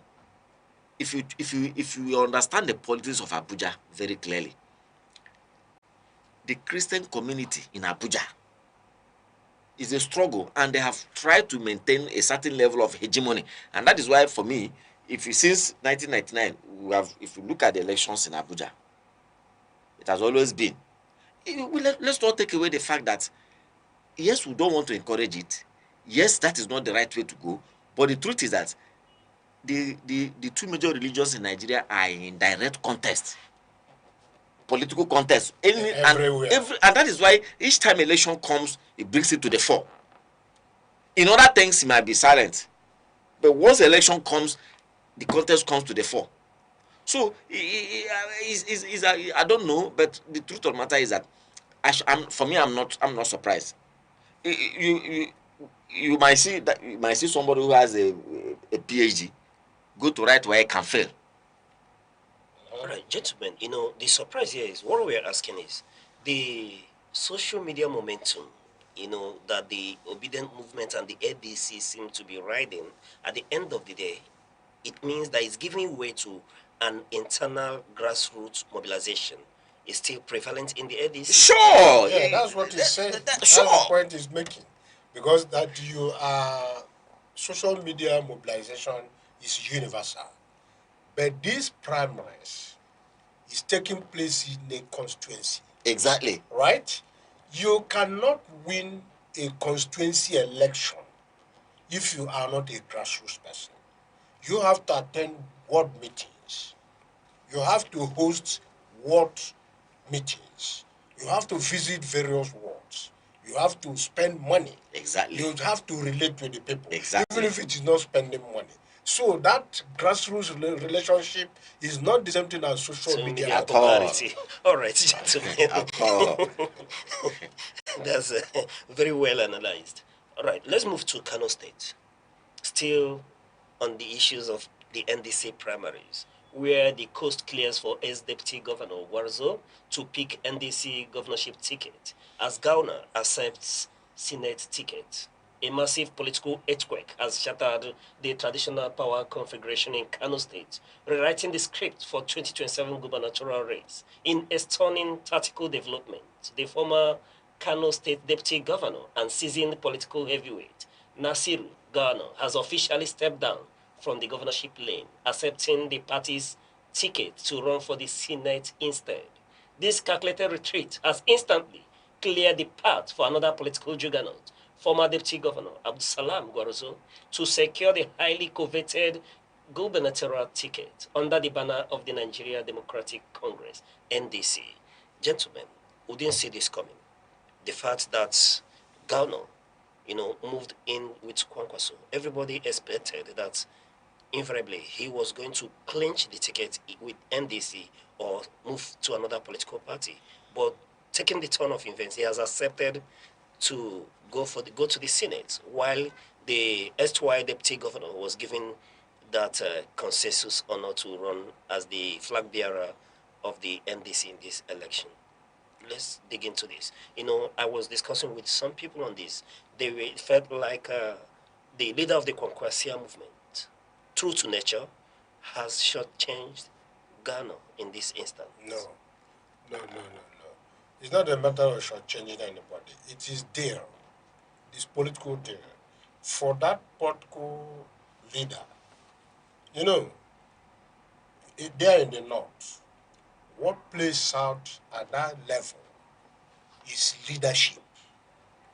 It's unlike here in the south, where you do not have structured leadership, right? So if you have this kind of situation, there must have been a political deal.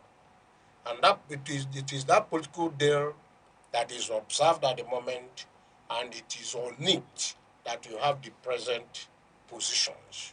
taken. If it was going to look like a betrayal, you would have seen some agitations. You would have seen the man who now accepts to go to the Senate.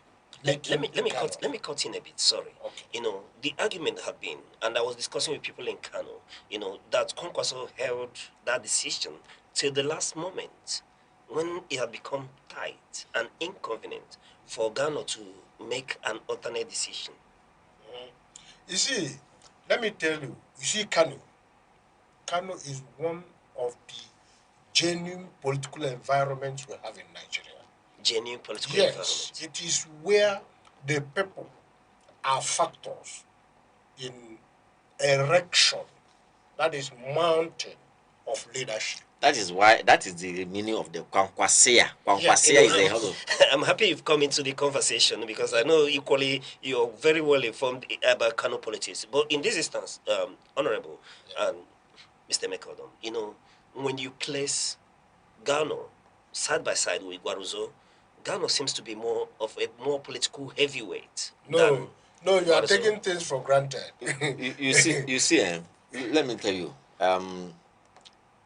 just like Honorable said, it's about leadership and loyalty.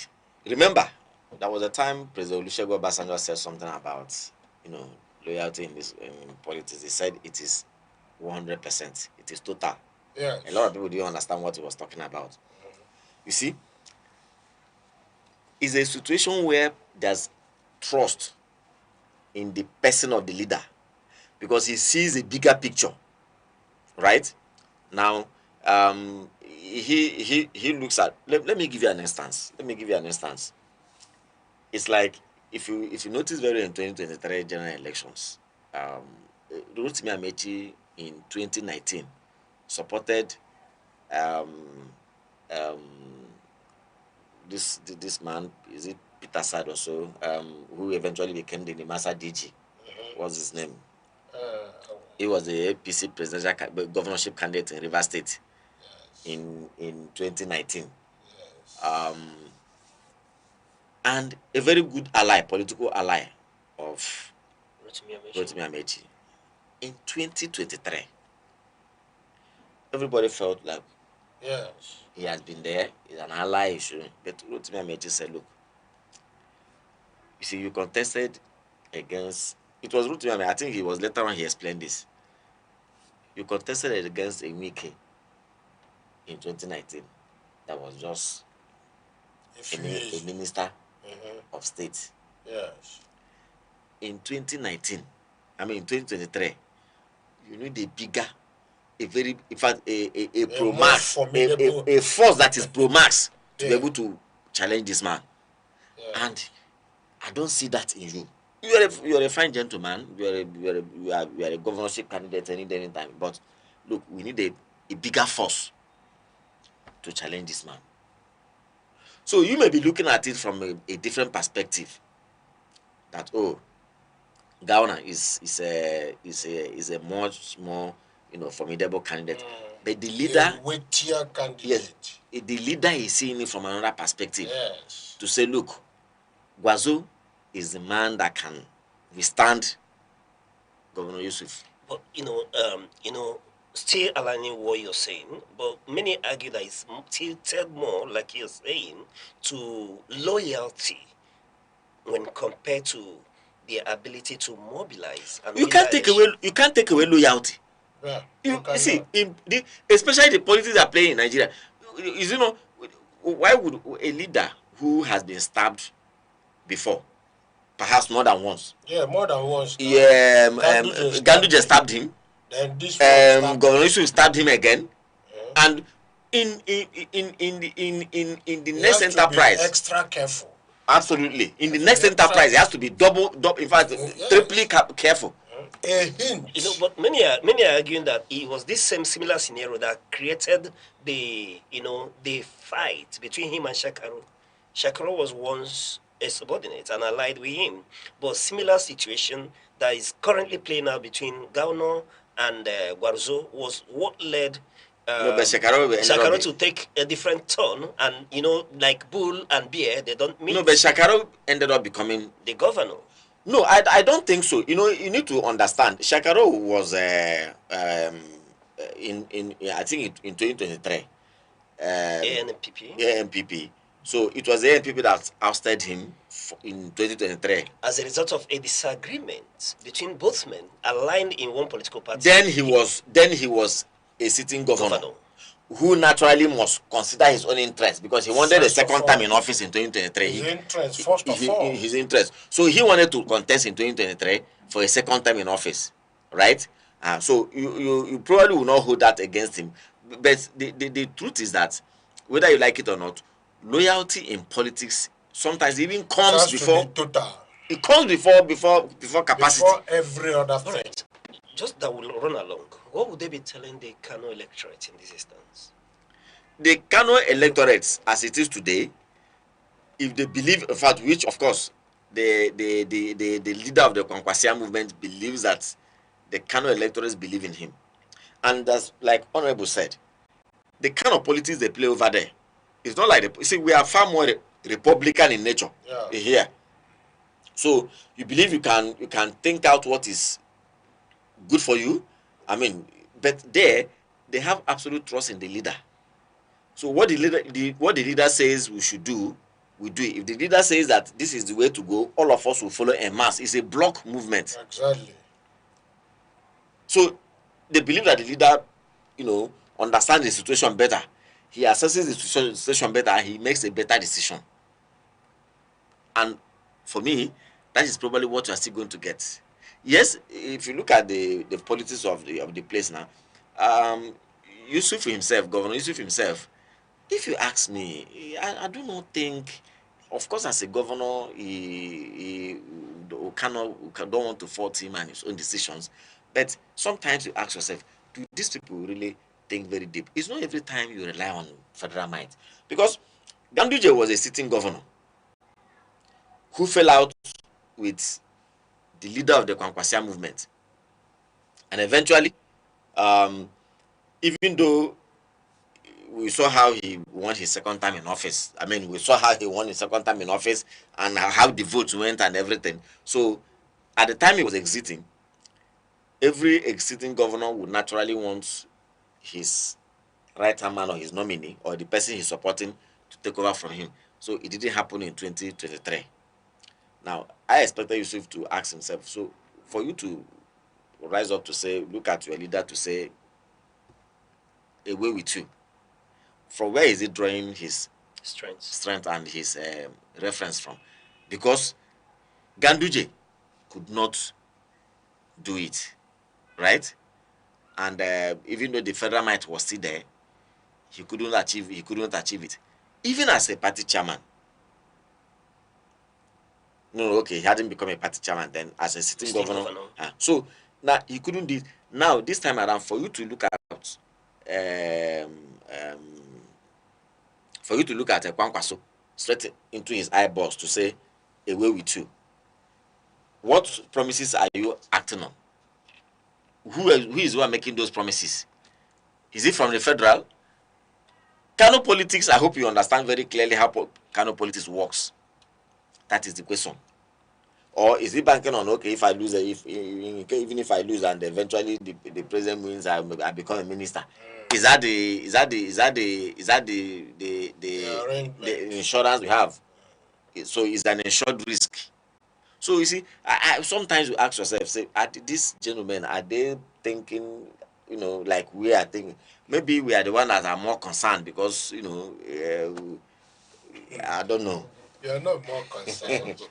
They have their facts. They have their facts. Yes. No, we are more concerned with the talks, and they are the ones that are reaping the fruits. They dealing the right game. Yeah. So at the end of the day, the question remains: a Kwankwasia movement led by Senator Rabiu Kwankwaso, who most likely from the grapevine will be, very thick in the campaigns to 2027, perhaps as a vice presidential candidate from the grapevine, not yet confirmed. Will he have that time and the muzzle to go into the battlefield in Kano against Ganduje, Defendermite, and Shekaro, who is equally, you would agree, is a very big political heavyweight in Kano as well, mobilized against the Kwankwasia, supporting Governor Yusuf in 2027. At every point in time, there's always one leader. Of course. You see, where is Ganduje today? Of course, you know that even if you recall, the movement of Governor Yusuf into APC was very well delayed. If you recall it was delayed. Yes. And what was the reason for the delay? He probably wanted an assurance. It is a fact. If you pick issue from the streets in Kano, you will understand that Governor Yusufu and the Ganduje, it's not even as if that all is well with them. It's just that probably the president may have tried in his fatherly role, tried to broker peace and cement cracked walls and things like that. But they also have their own challenges there. If you read deeper, they also have their own challenges there. Because one of the issues is that is it the current deputy senate president or so? The current deputy senate president. Is it no, not the current, not the current speaker of the House of Reps. All along he's interested in Kano governorship seat as well. Yeah. So and these were issues that were well discussed before. So they have their own issues there. All right, but just in a nutshell, before we leave Kano and then look into Enugu and other issues, this situation pitches Ghana against his political godfather, erstwhile godfather, in the Kano State Central Senatorial seat against Shakaru, who is equally running for the same ticket. Does it matter? His own interest is the matter. You understand? Mr. Meka, I don't think it matters. No. It doesn't matter to him. Because his own interest is fixed. He's going for it. That the man was his boss, or you call him godfather, it may not be his godfather. As I'm using godfather in the proper sense. But loosely, if you call him godfather, that is not a reason to extinguish his own interests. His interest is fixed. He's going for it. Another question to also ask is that, yes, Shekara was, or rather, he is a former governor of Kano State. Since he left as governor, what is his political profile? I think it's an important question to ask. Since he left as governor, how much influence has he wielded in the currency of things? Where can you place him as a former governor in the state? In 2023, what role did he play? You see, sometimes it's not even really because you are former this, you are former that. It's about how your relevance, your continued relevance in the scheme of things. All right. Quickly, so I will just, for want of time, there are whole other political primaries to look into, but coming still on the NDC, the ratification of His Excellency Peterobi as the reaffirmation as the flag bearer, presidential candidate of the NDC, and then bearing in mind the primaries of NDC in Enugu. Let me get your view on what that portends for the polity moving forward. His own presidential Yes. interests. Well, you can see the ones I observed, and I think I observed many of them, the primaries went very well. And I do not think I ever entertained the fear that NDC will not do well. In Enugu, the southeast, more than half of the south, the entirety of Middle Belt or central region. And let me tell you, the issue is now class. The people who are shortchanged by this system, the polity, they are all for NDC and ADC.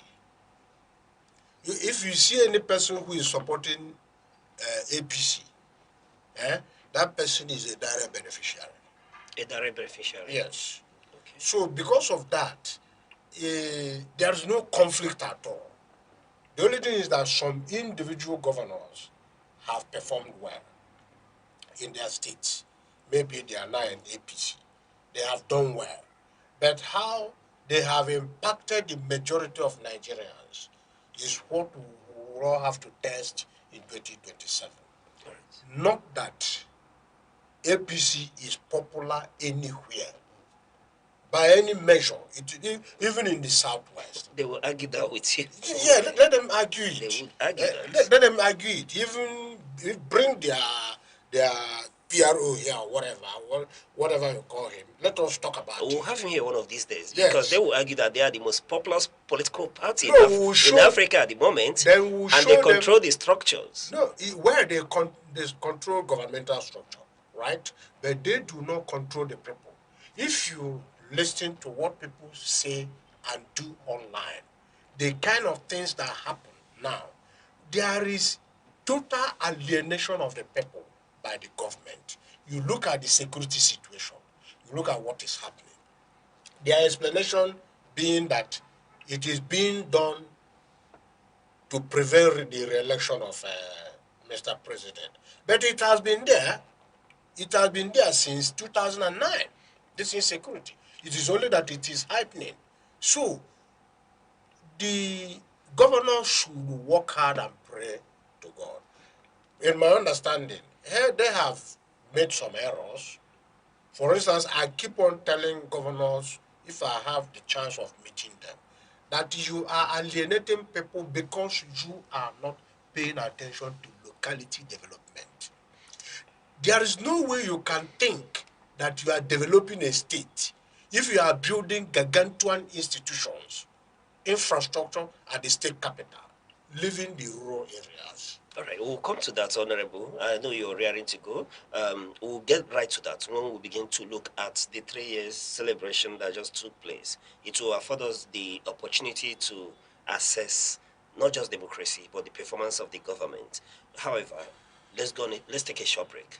When we return, we'll continue to look into these issues. Stay with us, please. Every second, the world changes, markets rise, leaders speak, stories unfold.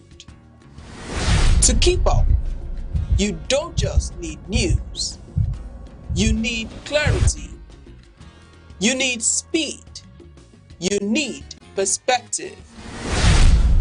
That's why Aneke TV brings you the global pulse.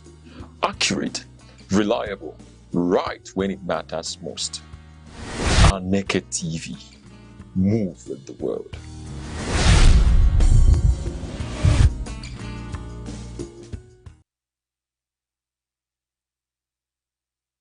Thank you for staying with us. And you're still watching Frontline Africa. We are seasoned political, social analysts.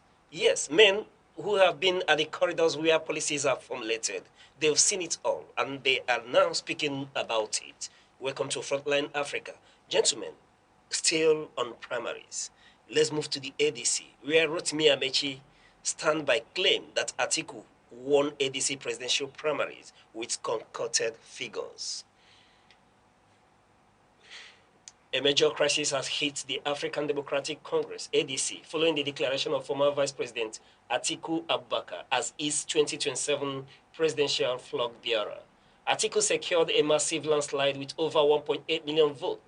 The former Transport Minister Rotimi Amechi has completely rejected the outcome, standing firmly by his claim that the figures were fabricated and the process rigged, with Amechi and fellow aspirant Mohammed Ayatuddin alleging widespread voter disenfranchisement. Atiku's call for a unified opposition front are already facing a severe internal revolt. Gentlemen, despite the winner of the ADC primaries former Vice President Atiku Abubakar reaching out to Rotimi Amechi and Hayatuddin. Rotimi Amechi has, continued to claim and has stood his ground that Atiku won the ADC presidential primaries with concocted figures. What does this tell us? A house divided against itself? Well, concocted figures. It is very, very easy to establish who concocted anything. In the first place, who were the delegates? So, who were the delegates? How did they arrange the election? Was it voting, online voting? Was it coming at a particular place to vote? So, how did they get 1.8 million people, 2 million people together? How did they do that? What was the voting process? But you see, all these ADC, Amechi, and the rest of them, I personally see them as distraction. As distraction? Yes. They know what they are doing. They are not, in my understanding, they are not contesting this election. To start with, Atiku is not supposed to contest the election. Atiku is from the north. Very good man from those who interacted with him closely. Very, very good man, generous, helpful to so many people. But the fact is that we are running on an agreement in this country that power rotates from north to south and south back to north. So Atiku running until a southerner, before a southerner completes 8 years. That is not that is in violation of that particular agreement. I don't believe in his candidacy. I don't think he should be doing that. I also look at, if he's genuinely contesting, I also see it as desperation. But if he's not genuinely contesting, as I also suspect, I want to think that he is a tool of the APC. For want of time, let me quickly bring Mr. Meke into the conversation. And the point here is that candidates are emerging. At the end of today, peterobi will be totally, in the fray as well. We'll have the candidates, all certain candidates, bar one, Atiku Abubakar. Does this tell us a different story, Mr. Meke? Yeah, yes, it tells all kinds of stories. But let me say this concerning the issue of Amechi versus Atiku Abubakar, and the number of the allegation of concocted number of votes. At the end of the day, you see, the reason why for me it's difficult for me to take a position on that is because this has become something like the mother hen and the egg. Dragging who is older. Because in this case now, who is honest? Because the experience we have had with politicians in Nigeria is that, number one, on side A, when politicians go into a contest like this, they are never clean, they are never pure, they are never straightforward. Sometimes figures can be concocted. So if anybody tells you that the figures are concocted, the person may not be far away from the truth, because it has happened several times. We see it happen very clearly. And just like Honorable said, who are the ones that voted? Where are the voting points? Where did they vote? Which delineation? Which arrangement? Which constituency delineation? Did they run on INEC voter list or their party voter list? Where was the polling centers? Where did it happen? Because within my constituency, I didn't see anywhere that ADC people were voting on that day. So these are issues that, when these things are not clearly, spelled out, it's very difficult for anybody to accept the end figure. That is on the side A. Then the side B is that we also know Nigerian politicians to be very clear that the moment they lose an election, they will tell you that they will allege that there has been some, in quote, mago. As long as they have lost the election, but if they win, there's no mago. So these are the issues that sometimes it's very difficult. As long as we ourselves, we don't have any forensic evidence, or we are not allowed to go and monitor the election and things like that. So But let's leave that now and come to the issue of the question you asked about, a lot of Southern candidates. And let me also say this. I want to disagree a little bit with Honorable on the issue of the Atiku Abubakar candidature.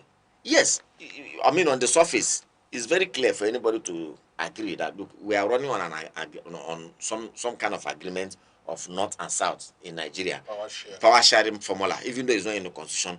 And right now, a Northern president has finished his 8 years. A Southern president is ruling. So the surface thing there is that allow the Southern president to finish the next. I mean, allow South to complete the next 4 years before it goes back to the North. That's a very perfect arrangement. That is very clear. But the truth is that those of them that, because APC and those, the camp of APC now, because they are the one on the saddle. In fact, just today I was reading on the social media, somebody was saying that they should tell peterobi to please allow President Bola Tinubu to finish his second 4 years. Now the question is, this same arrangement was running in 2014. Why wasn't Goodluck Jonathan why didn't the current president now allow Goodluck Jonathan to finish his 8 years? And yet he teamed up with a northern candidate at that point in time to oust Jonathan from power. So why? I mean, is it that they were not aware that this same arrangement was running at that time?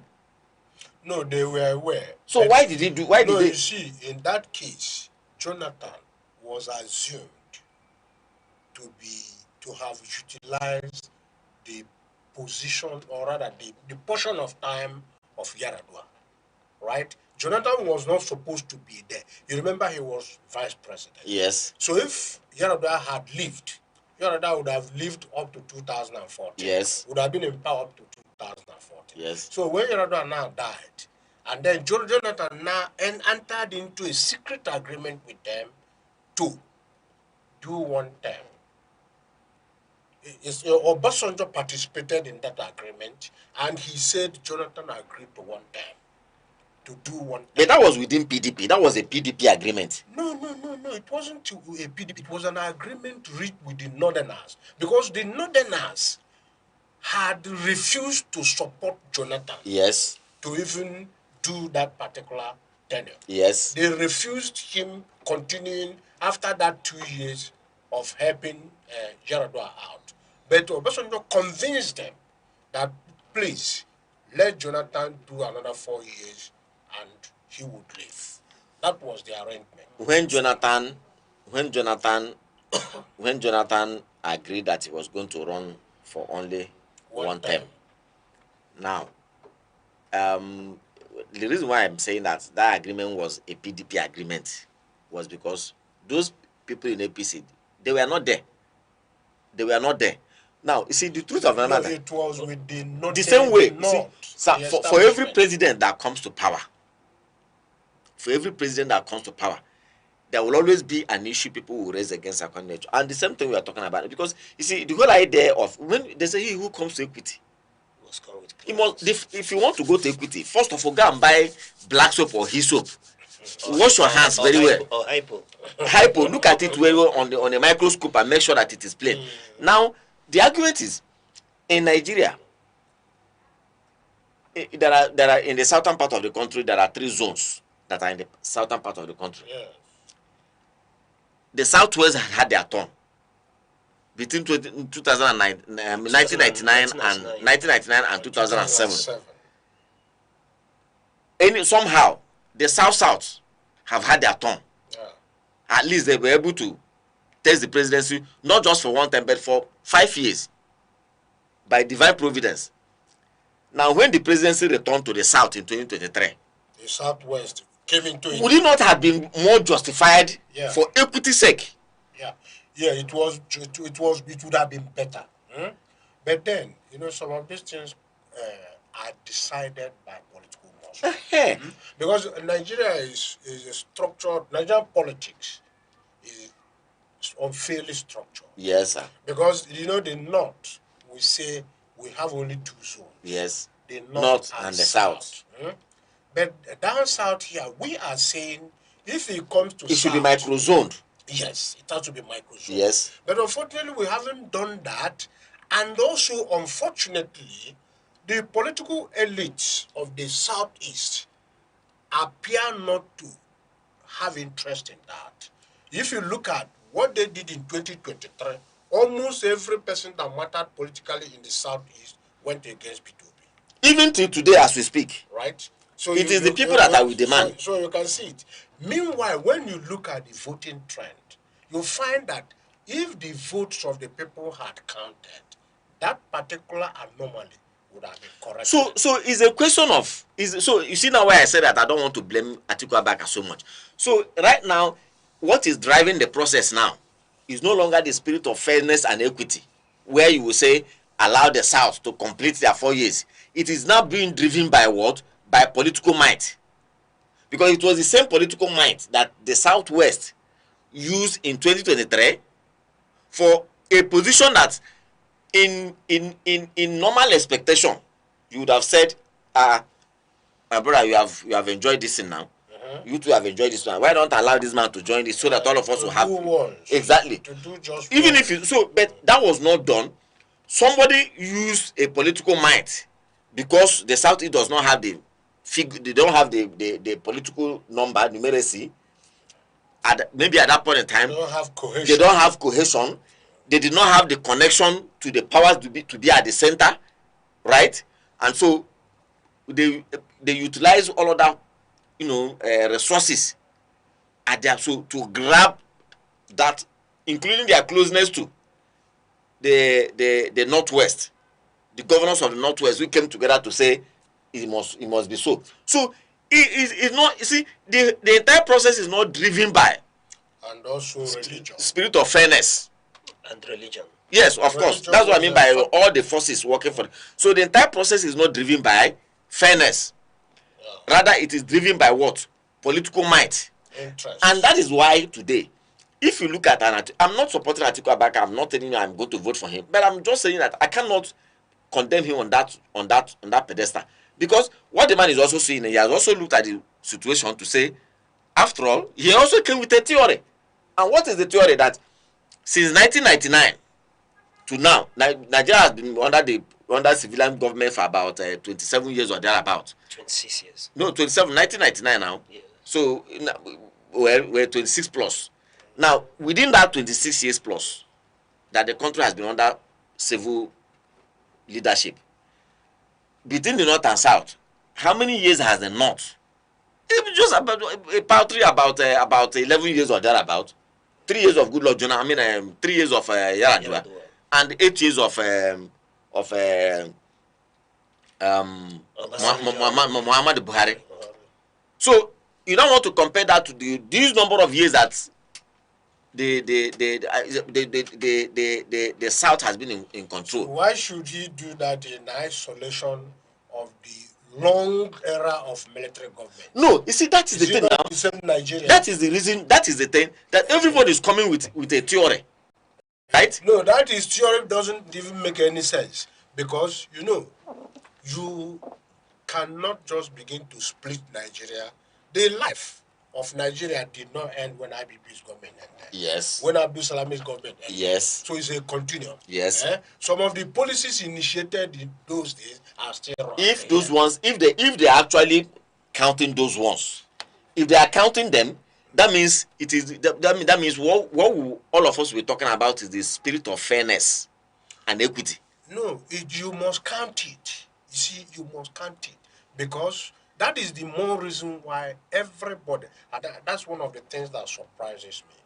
Why is it that the Southeast leaders cannot have the courage to say, why have you continued to isolate us? Okay. Yeah, that's the thing now. Are we still part of Nigeria? Even that Atiku Abubakar will tell you that the Northeast, where he comes from,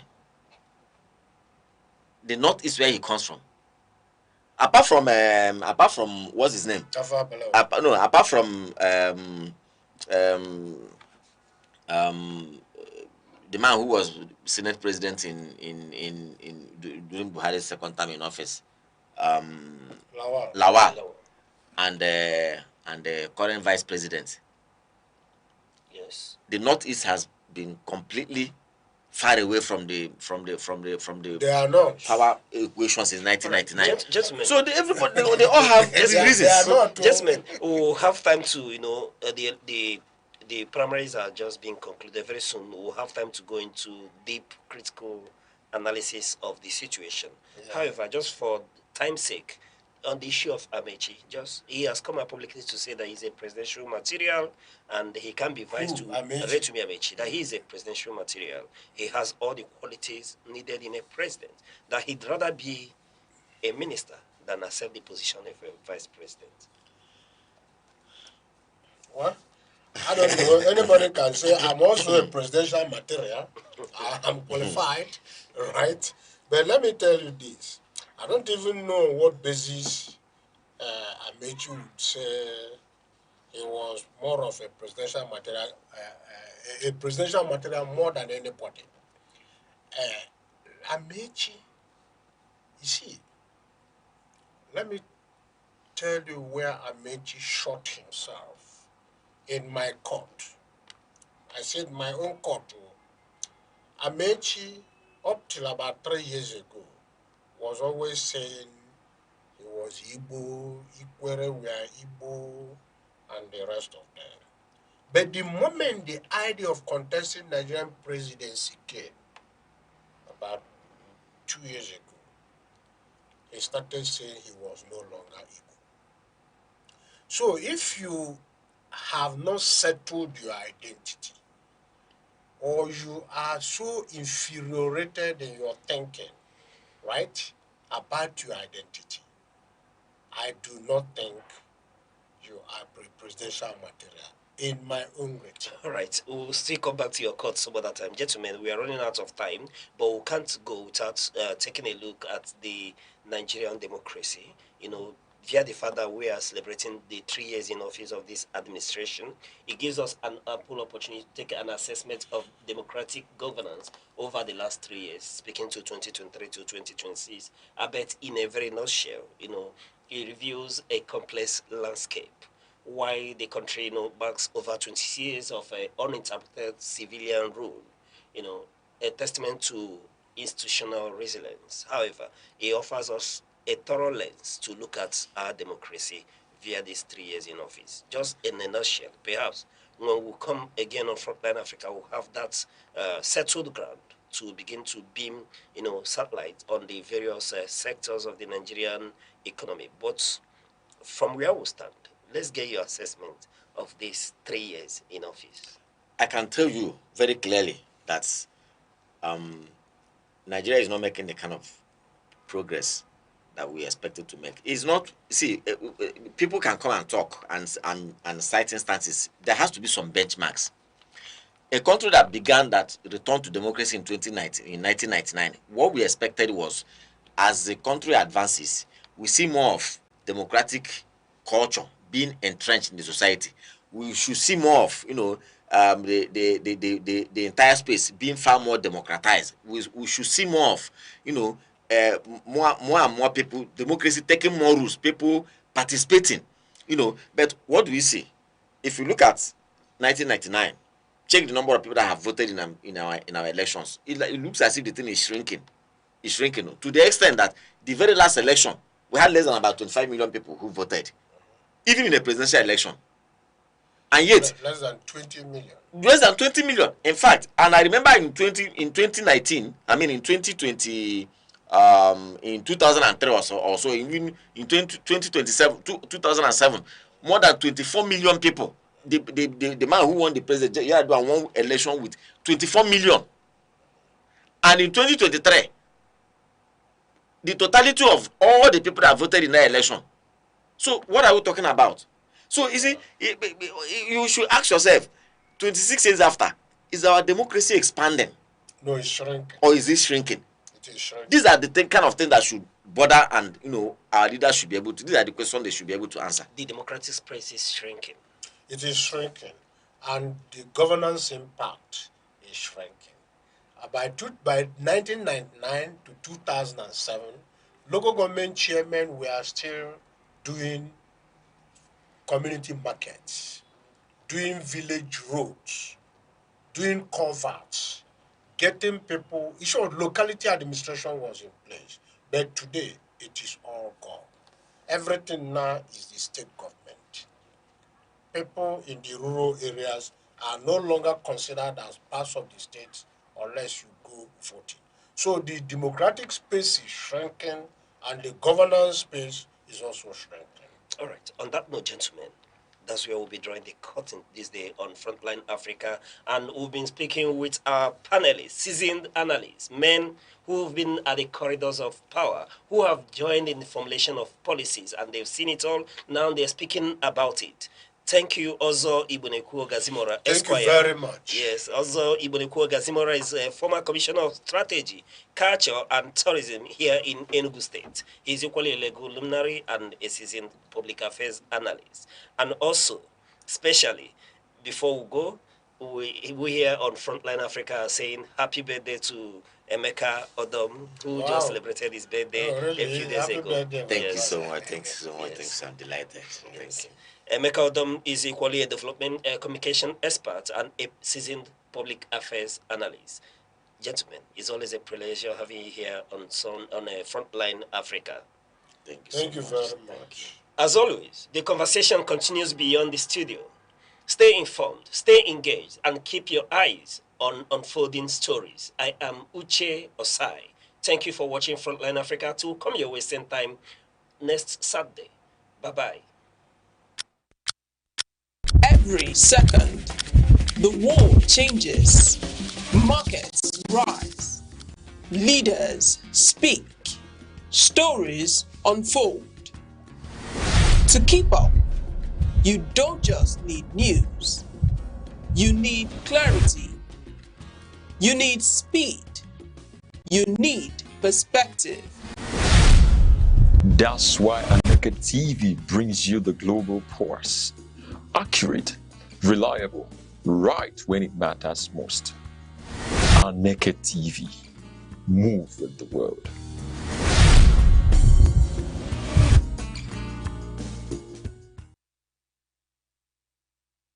Who is a woman? She is not just born, she is awakened. A woman carries history in her hands and possibility in her steps. She is a daughter, mother, dreamer, healer, not made to follow, but to walk beside. Not to be silenced, but to speak life. She builds from fragments and sings over scars. Where others see endings, she dares to begin again. Her silence is loud and her presence is a protest against every force that tried to diminish her. To know a woman is to glimpse the divine. For in her voice is rhythm, in her womb is the future, and in her soul the sacred strength that has shaped the earth itself.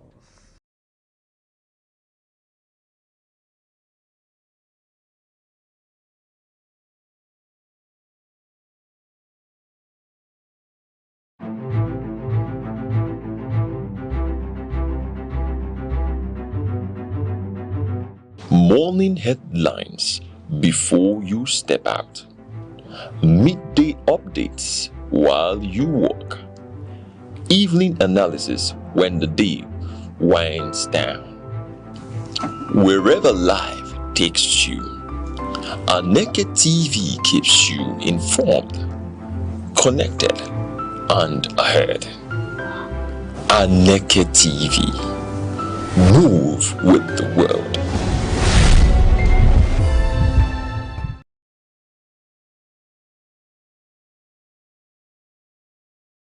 Humility.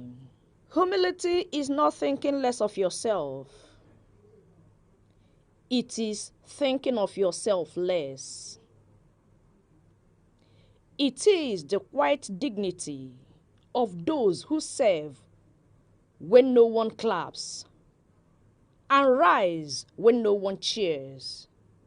In a world shouting for attention, humility whispers truth. It chooses peace over pride, and silence over show. It knows that value isn't in volume, and honor isn't always visible. The humble carry unseen power.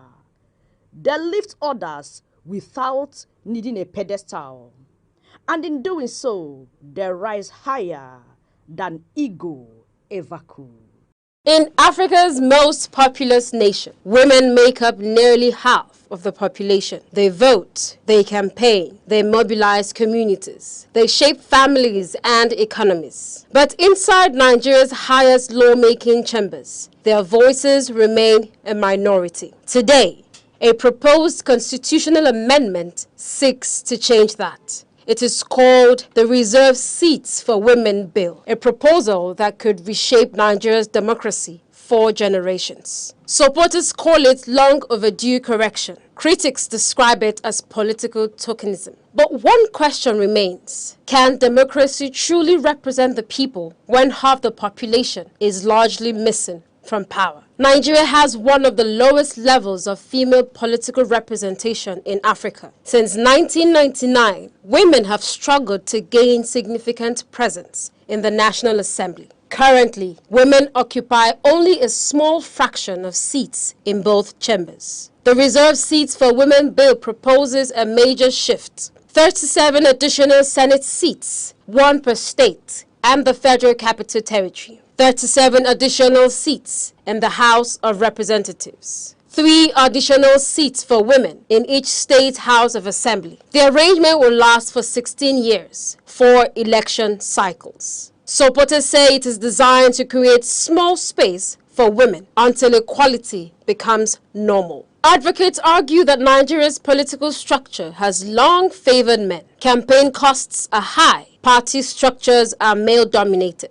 Election violence discourages participation. For decades, reforms have been slow. The Reserved Seats Bill is designed to break that cycle of exclusion. Nigeria will not be the first country to adopt special measures for women's representation. In Rwanda, constitutional quotas helped women become the majority in parliament. In South Africa, party quotas increased female representation after apartheid. In Senegal, gender parity laws transformed political participation within a decade. India and Pakistan also use reserved seats for women in parliaments. Supporters argue that without deliberate intervention, equality may take generations. Not everyone agrees with the proposal. Critics argue that democracy should be based on open competition, not reserved positions. Others fear symbolic representation without real influence. There are also concerns about costs and expansion of government structures.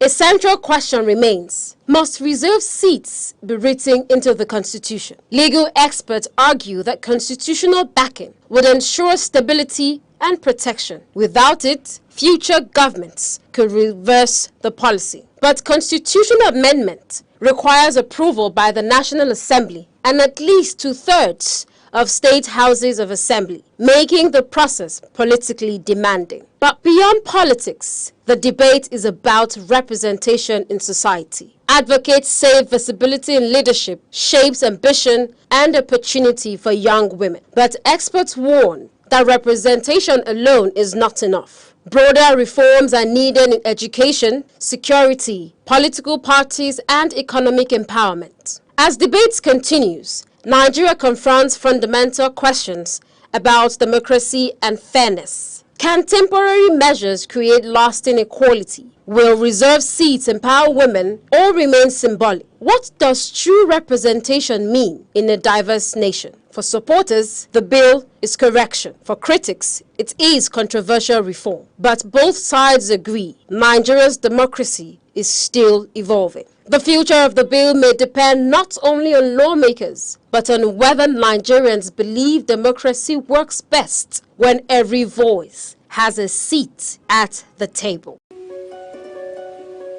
In a world that never stands still, where stories break in seconds and moments shape history, one station keeps you connected to your nation, to the continent, to the world.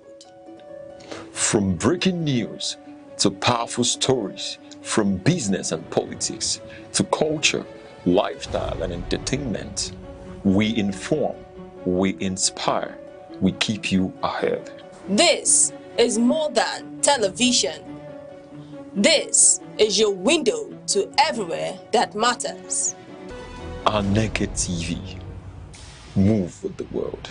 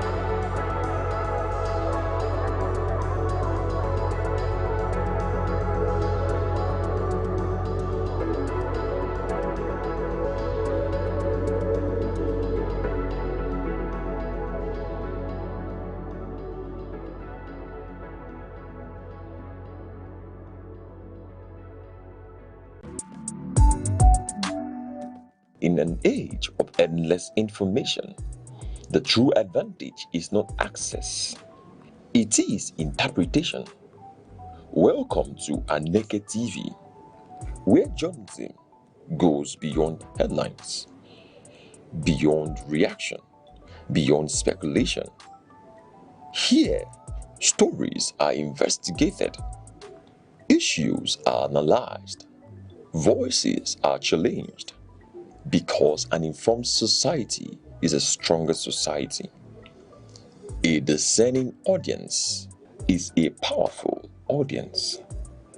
We are live, daily broadcasting, relentless clarity. Aneke TV, where knowledge meets broadcast.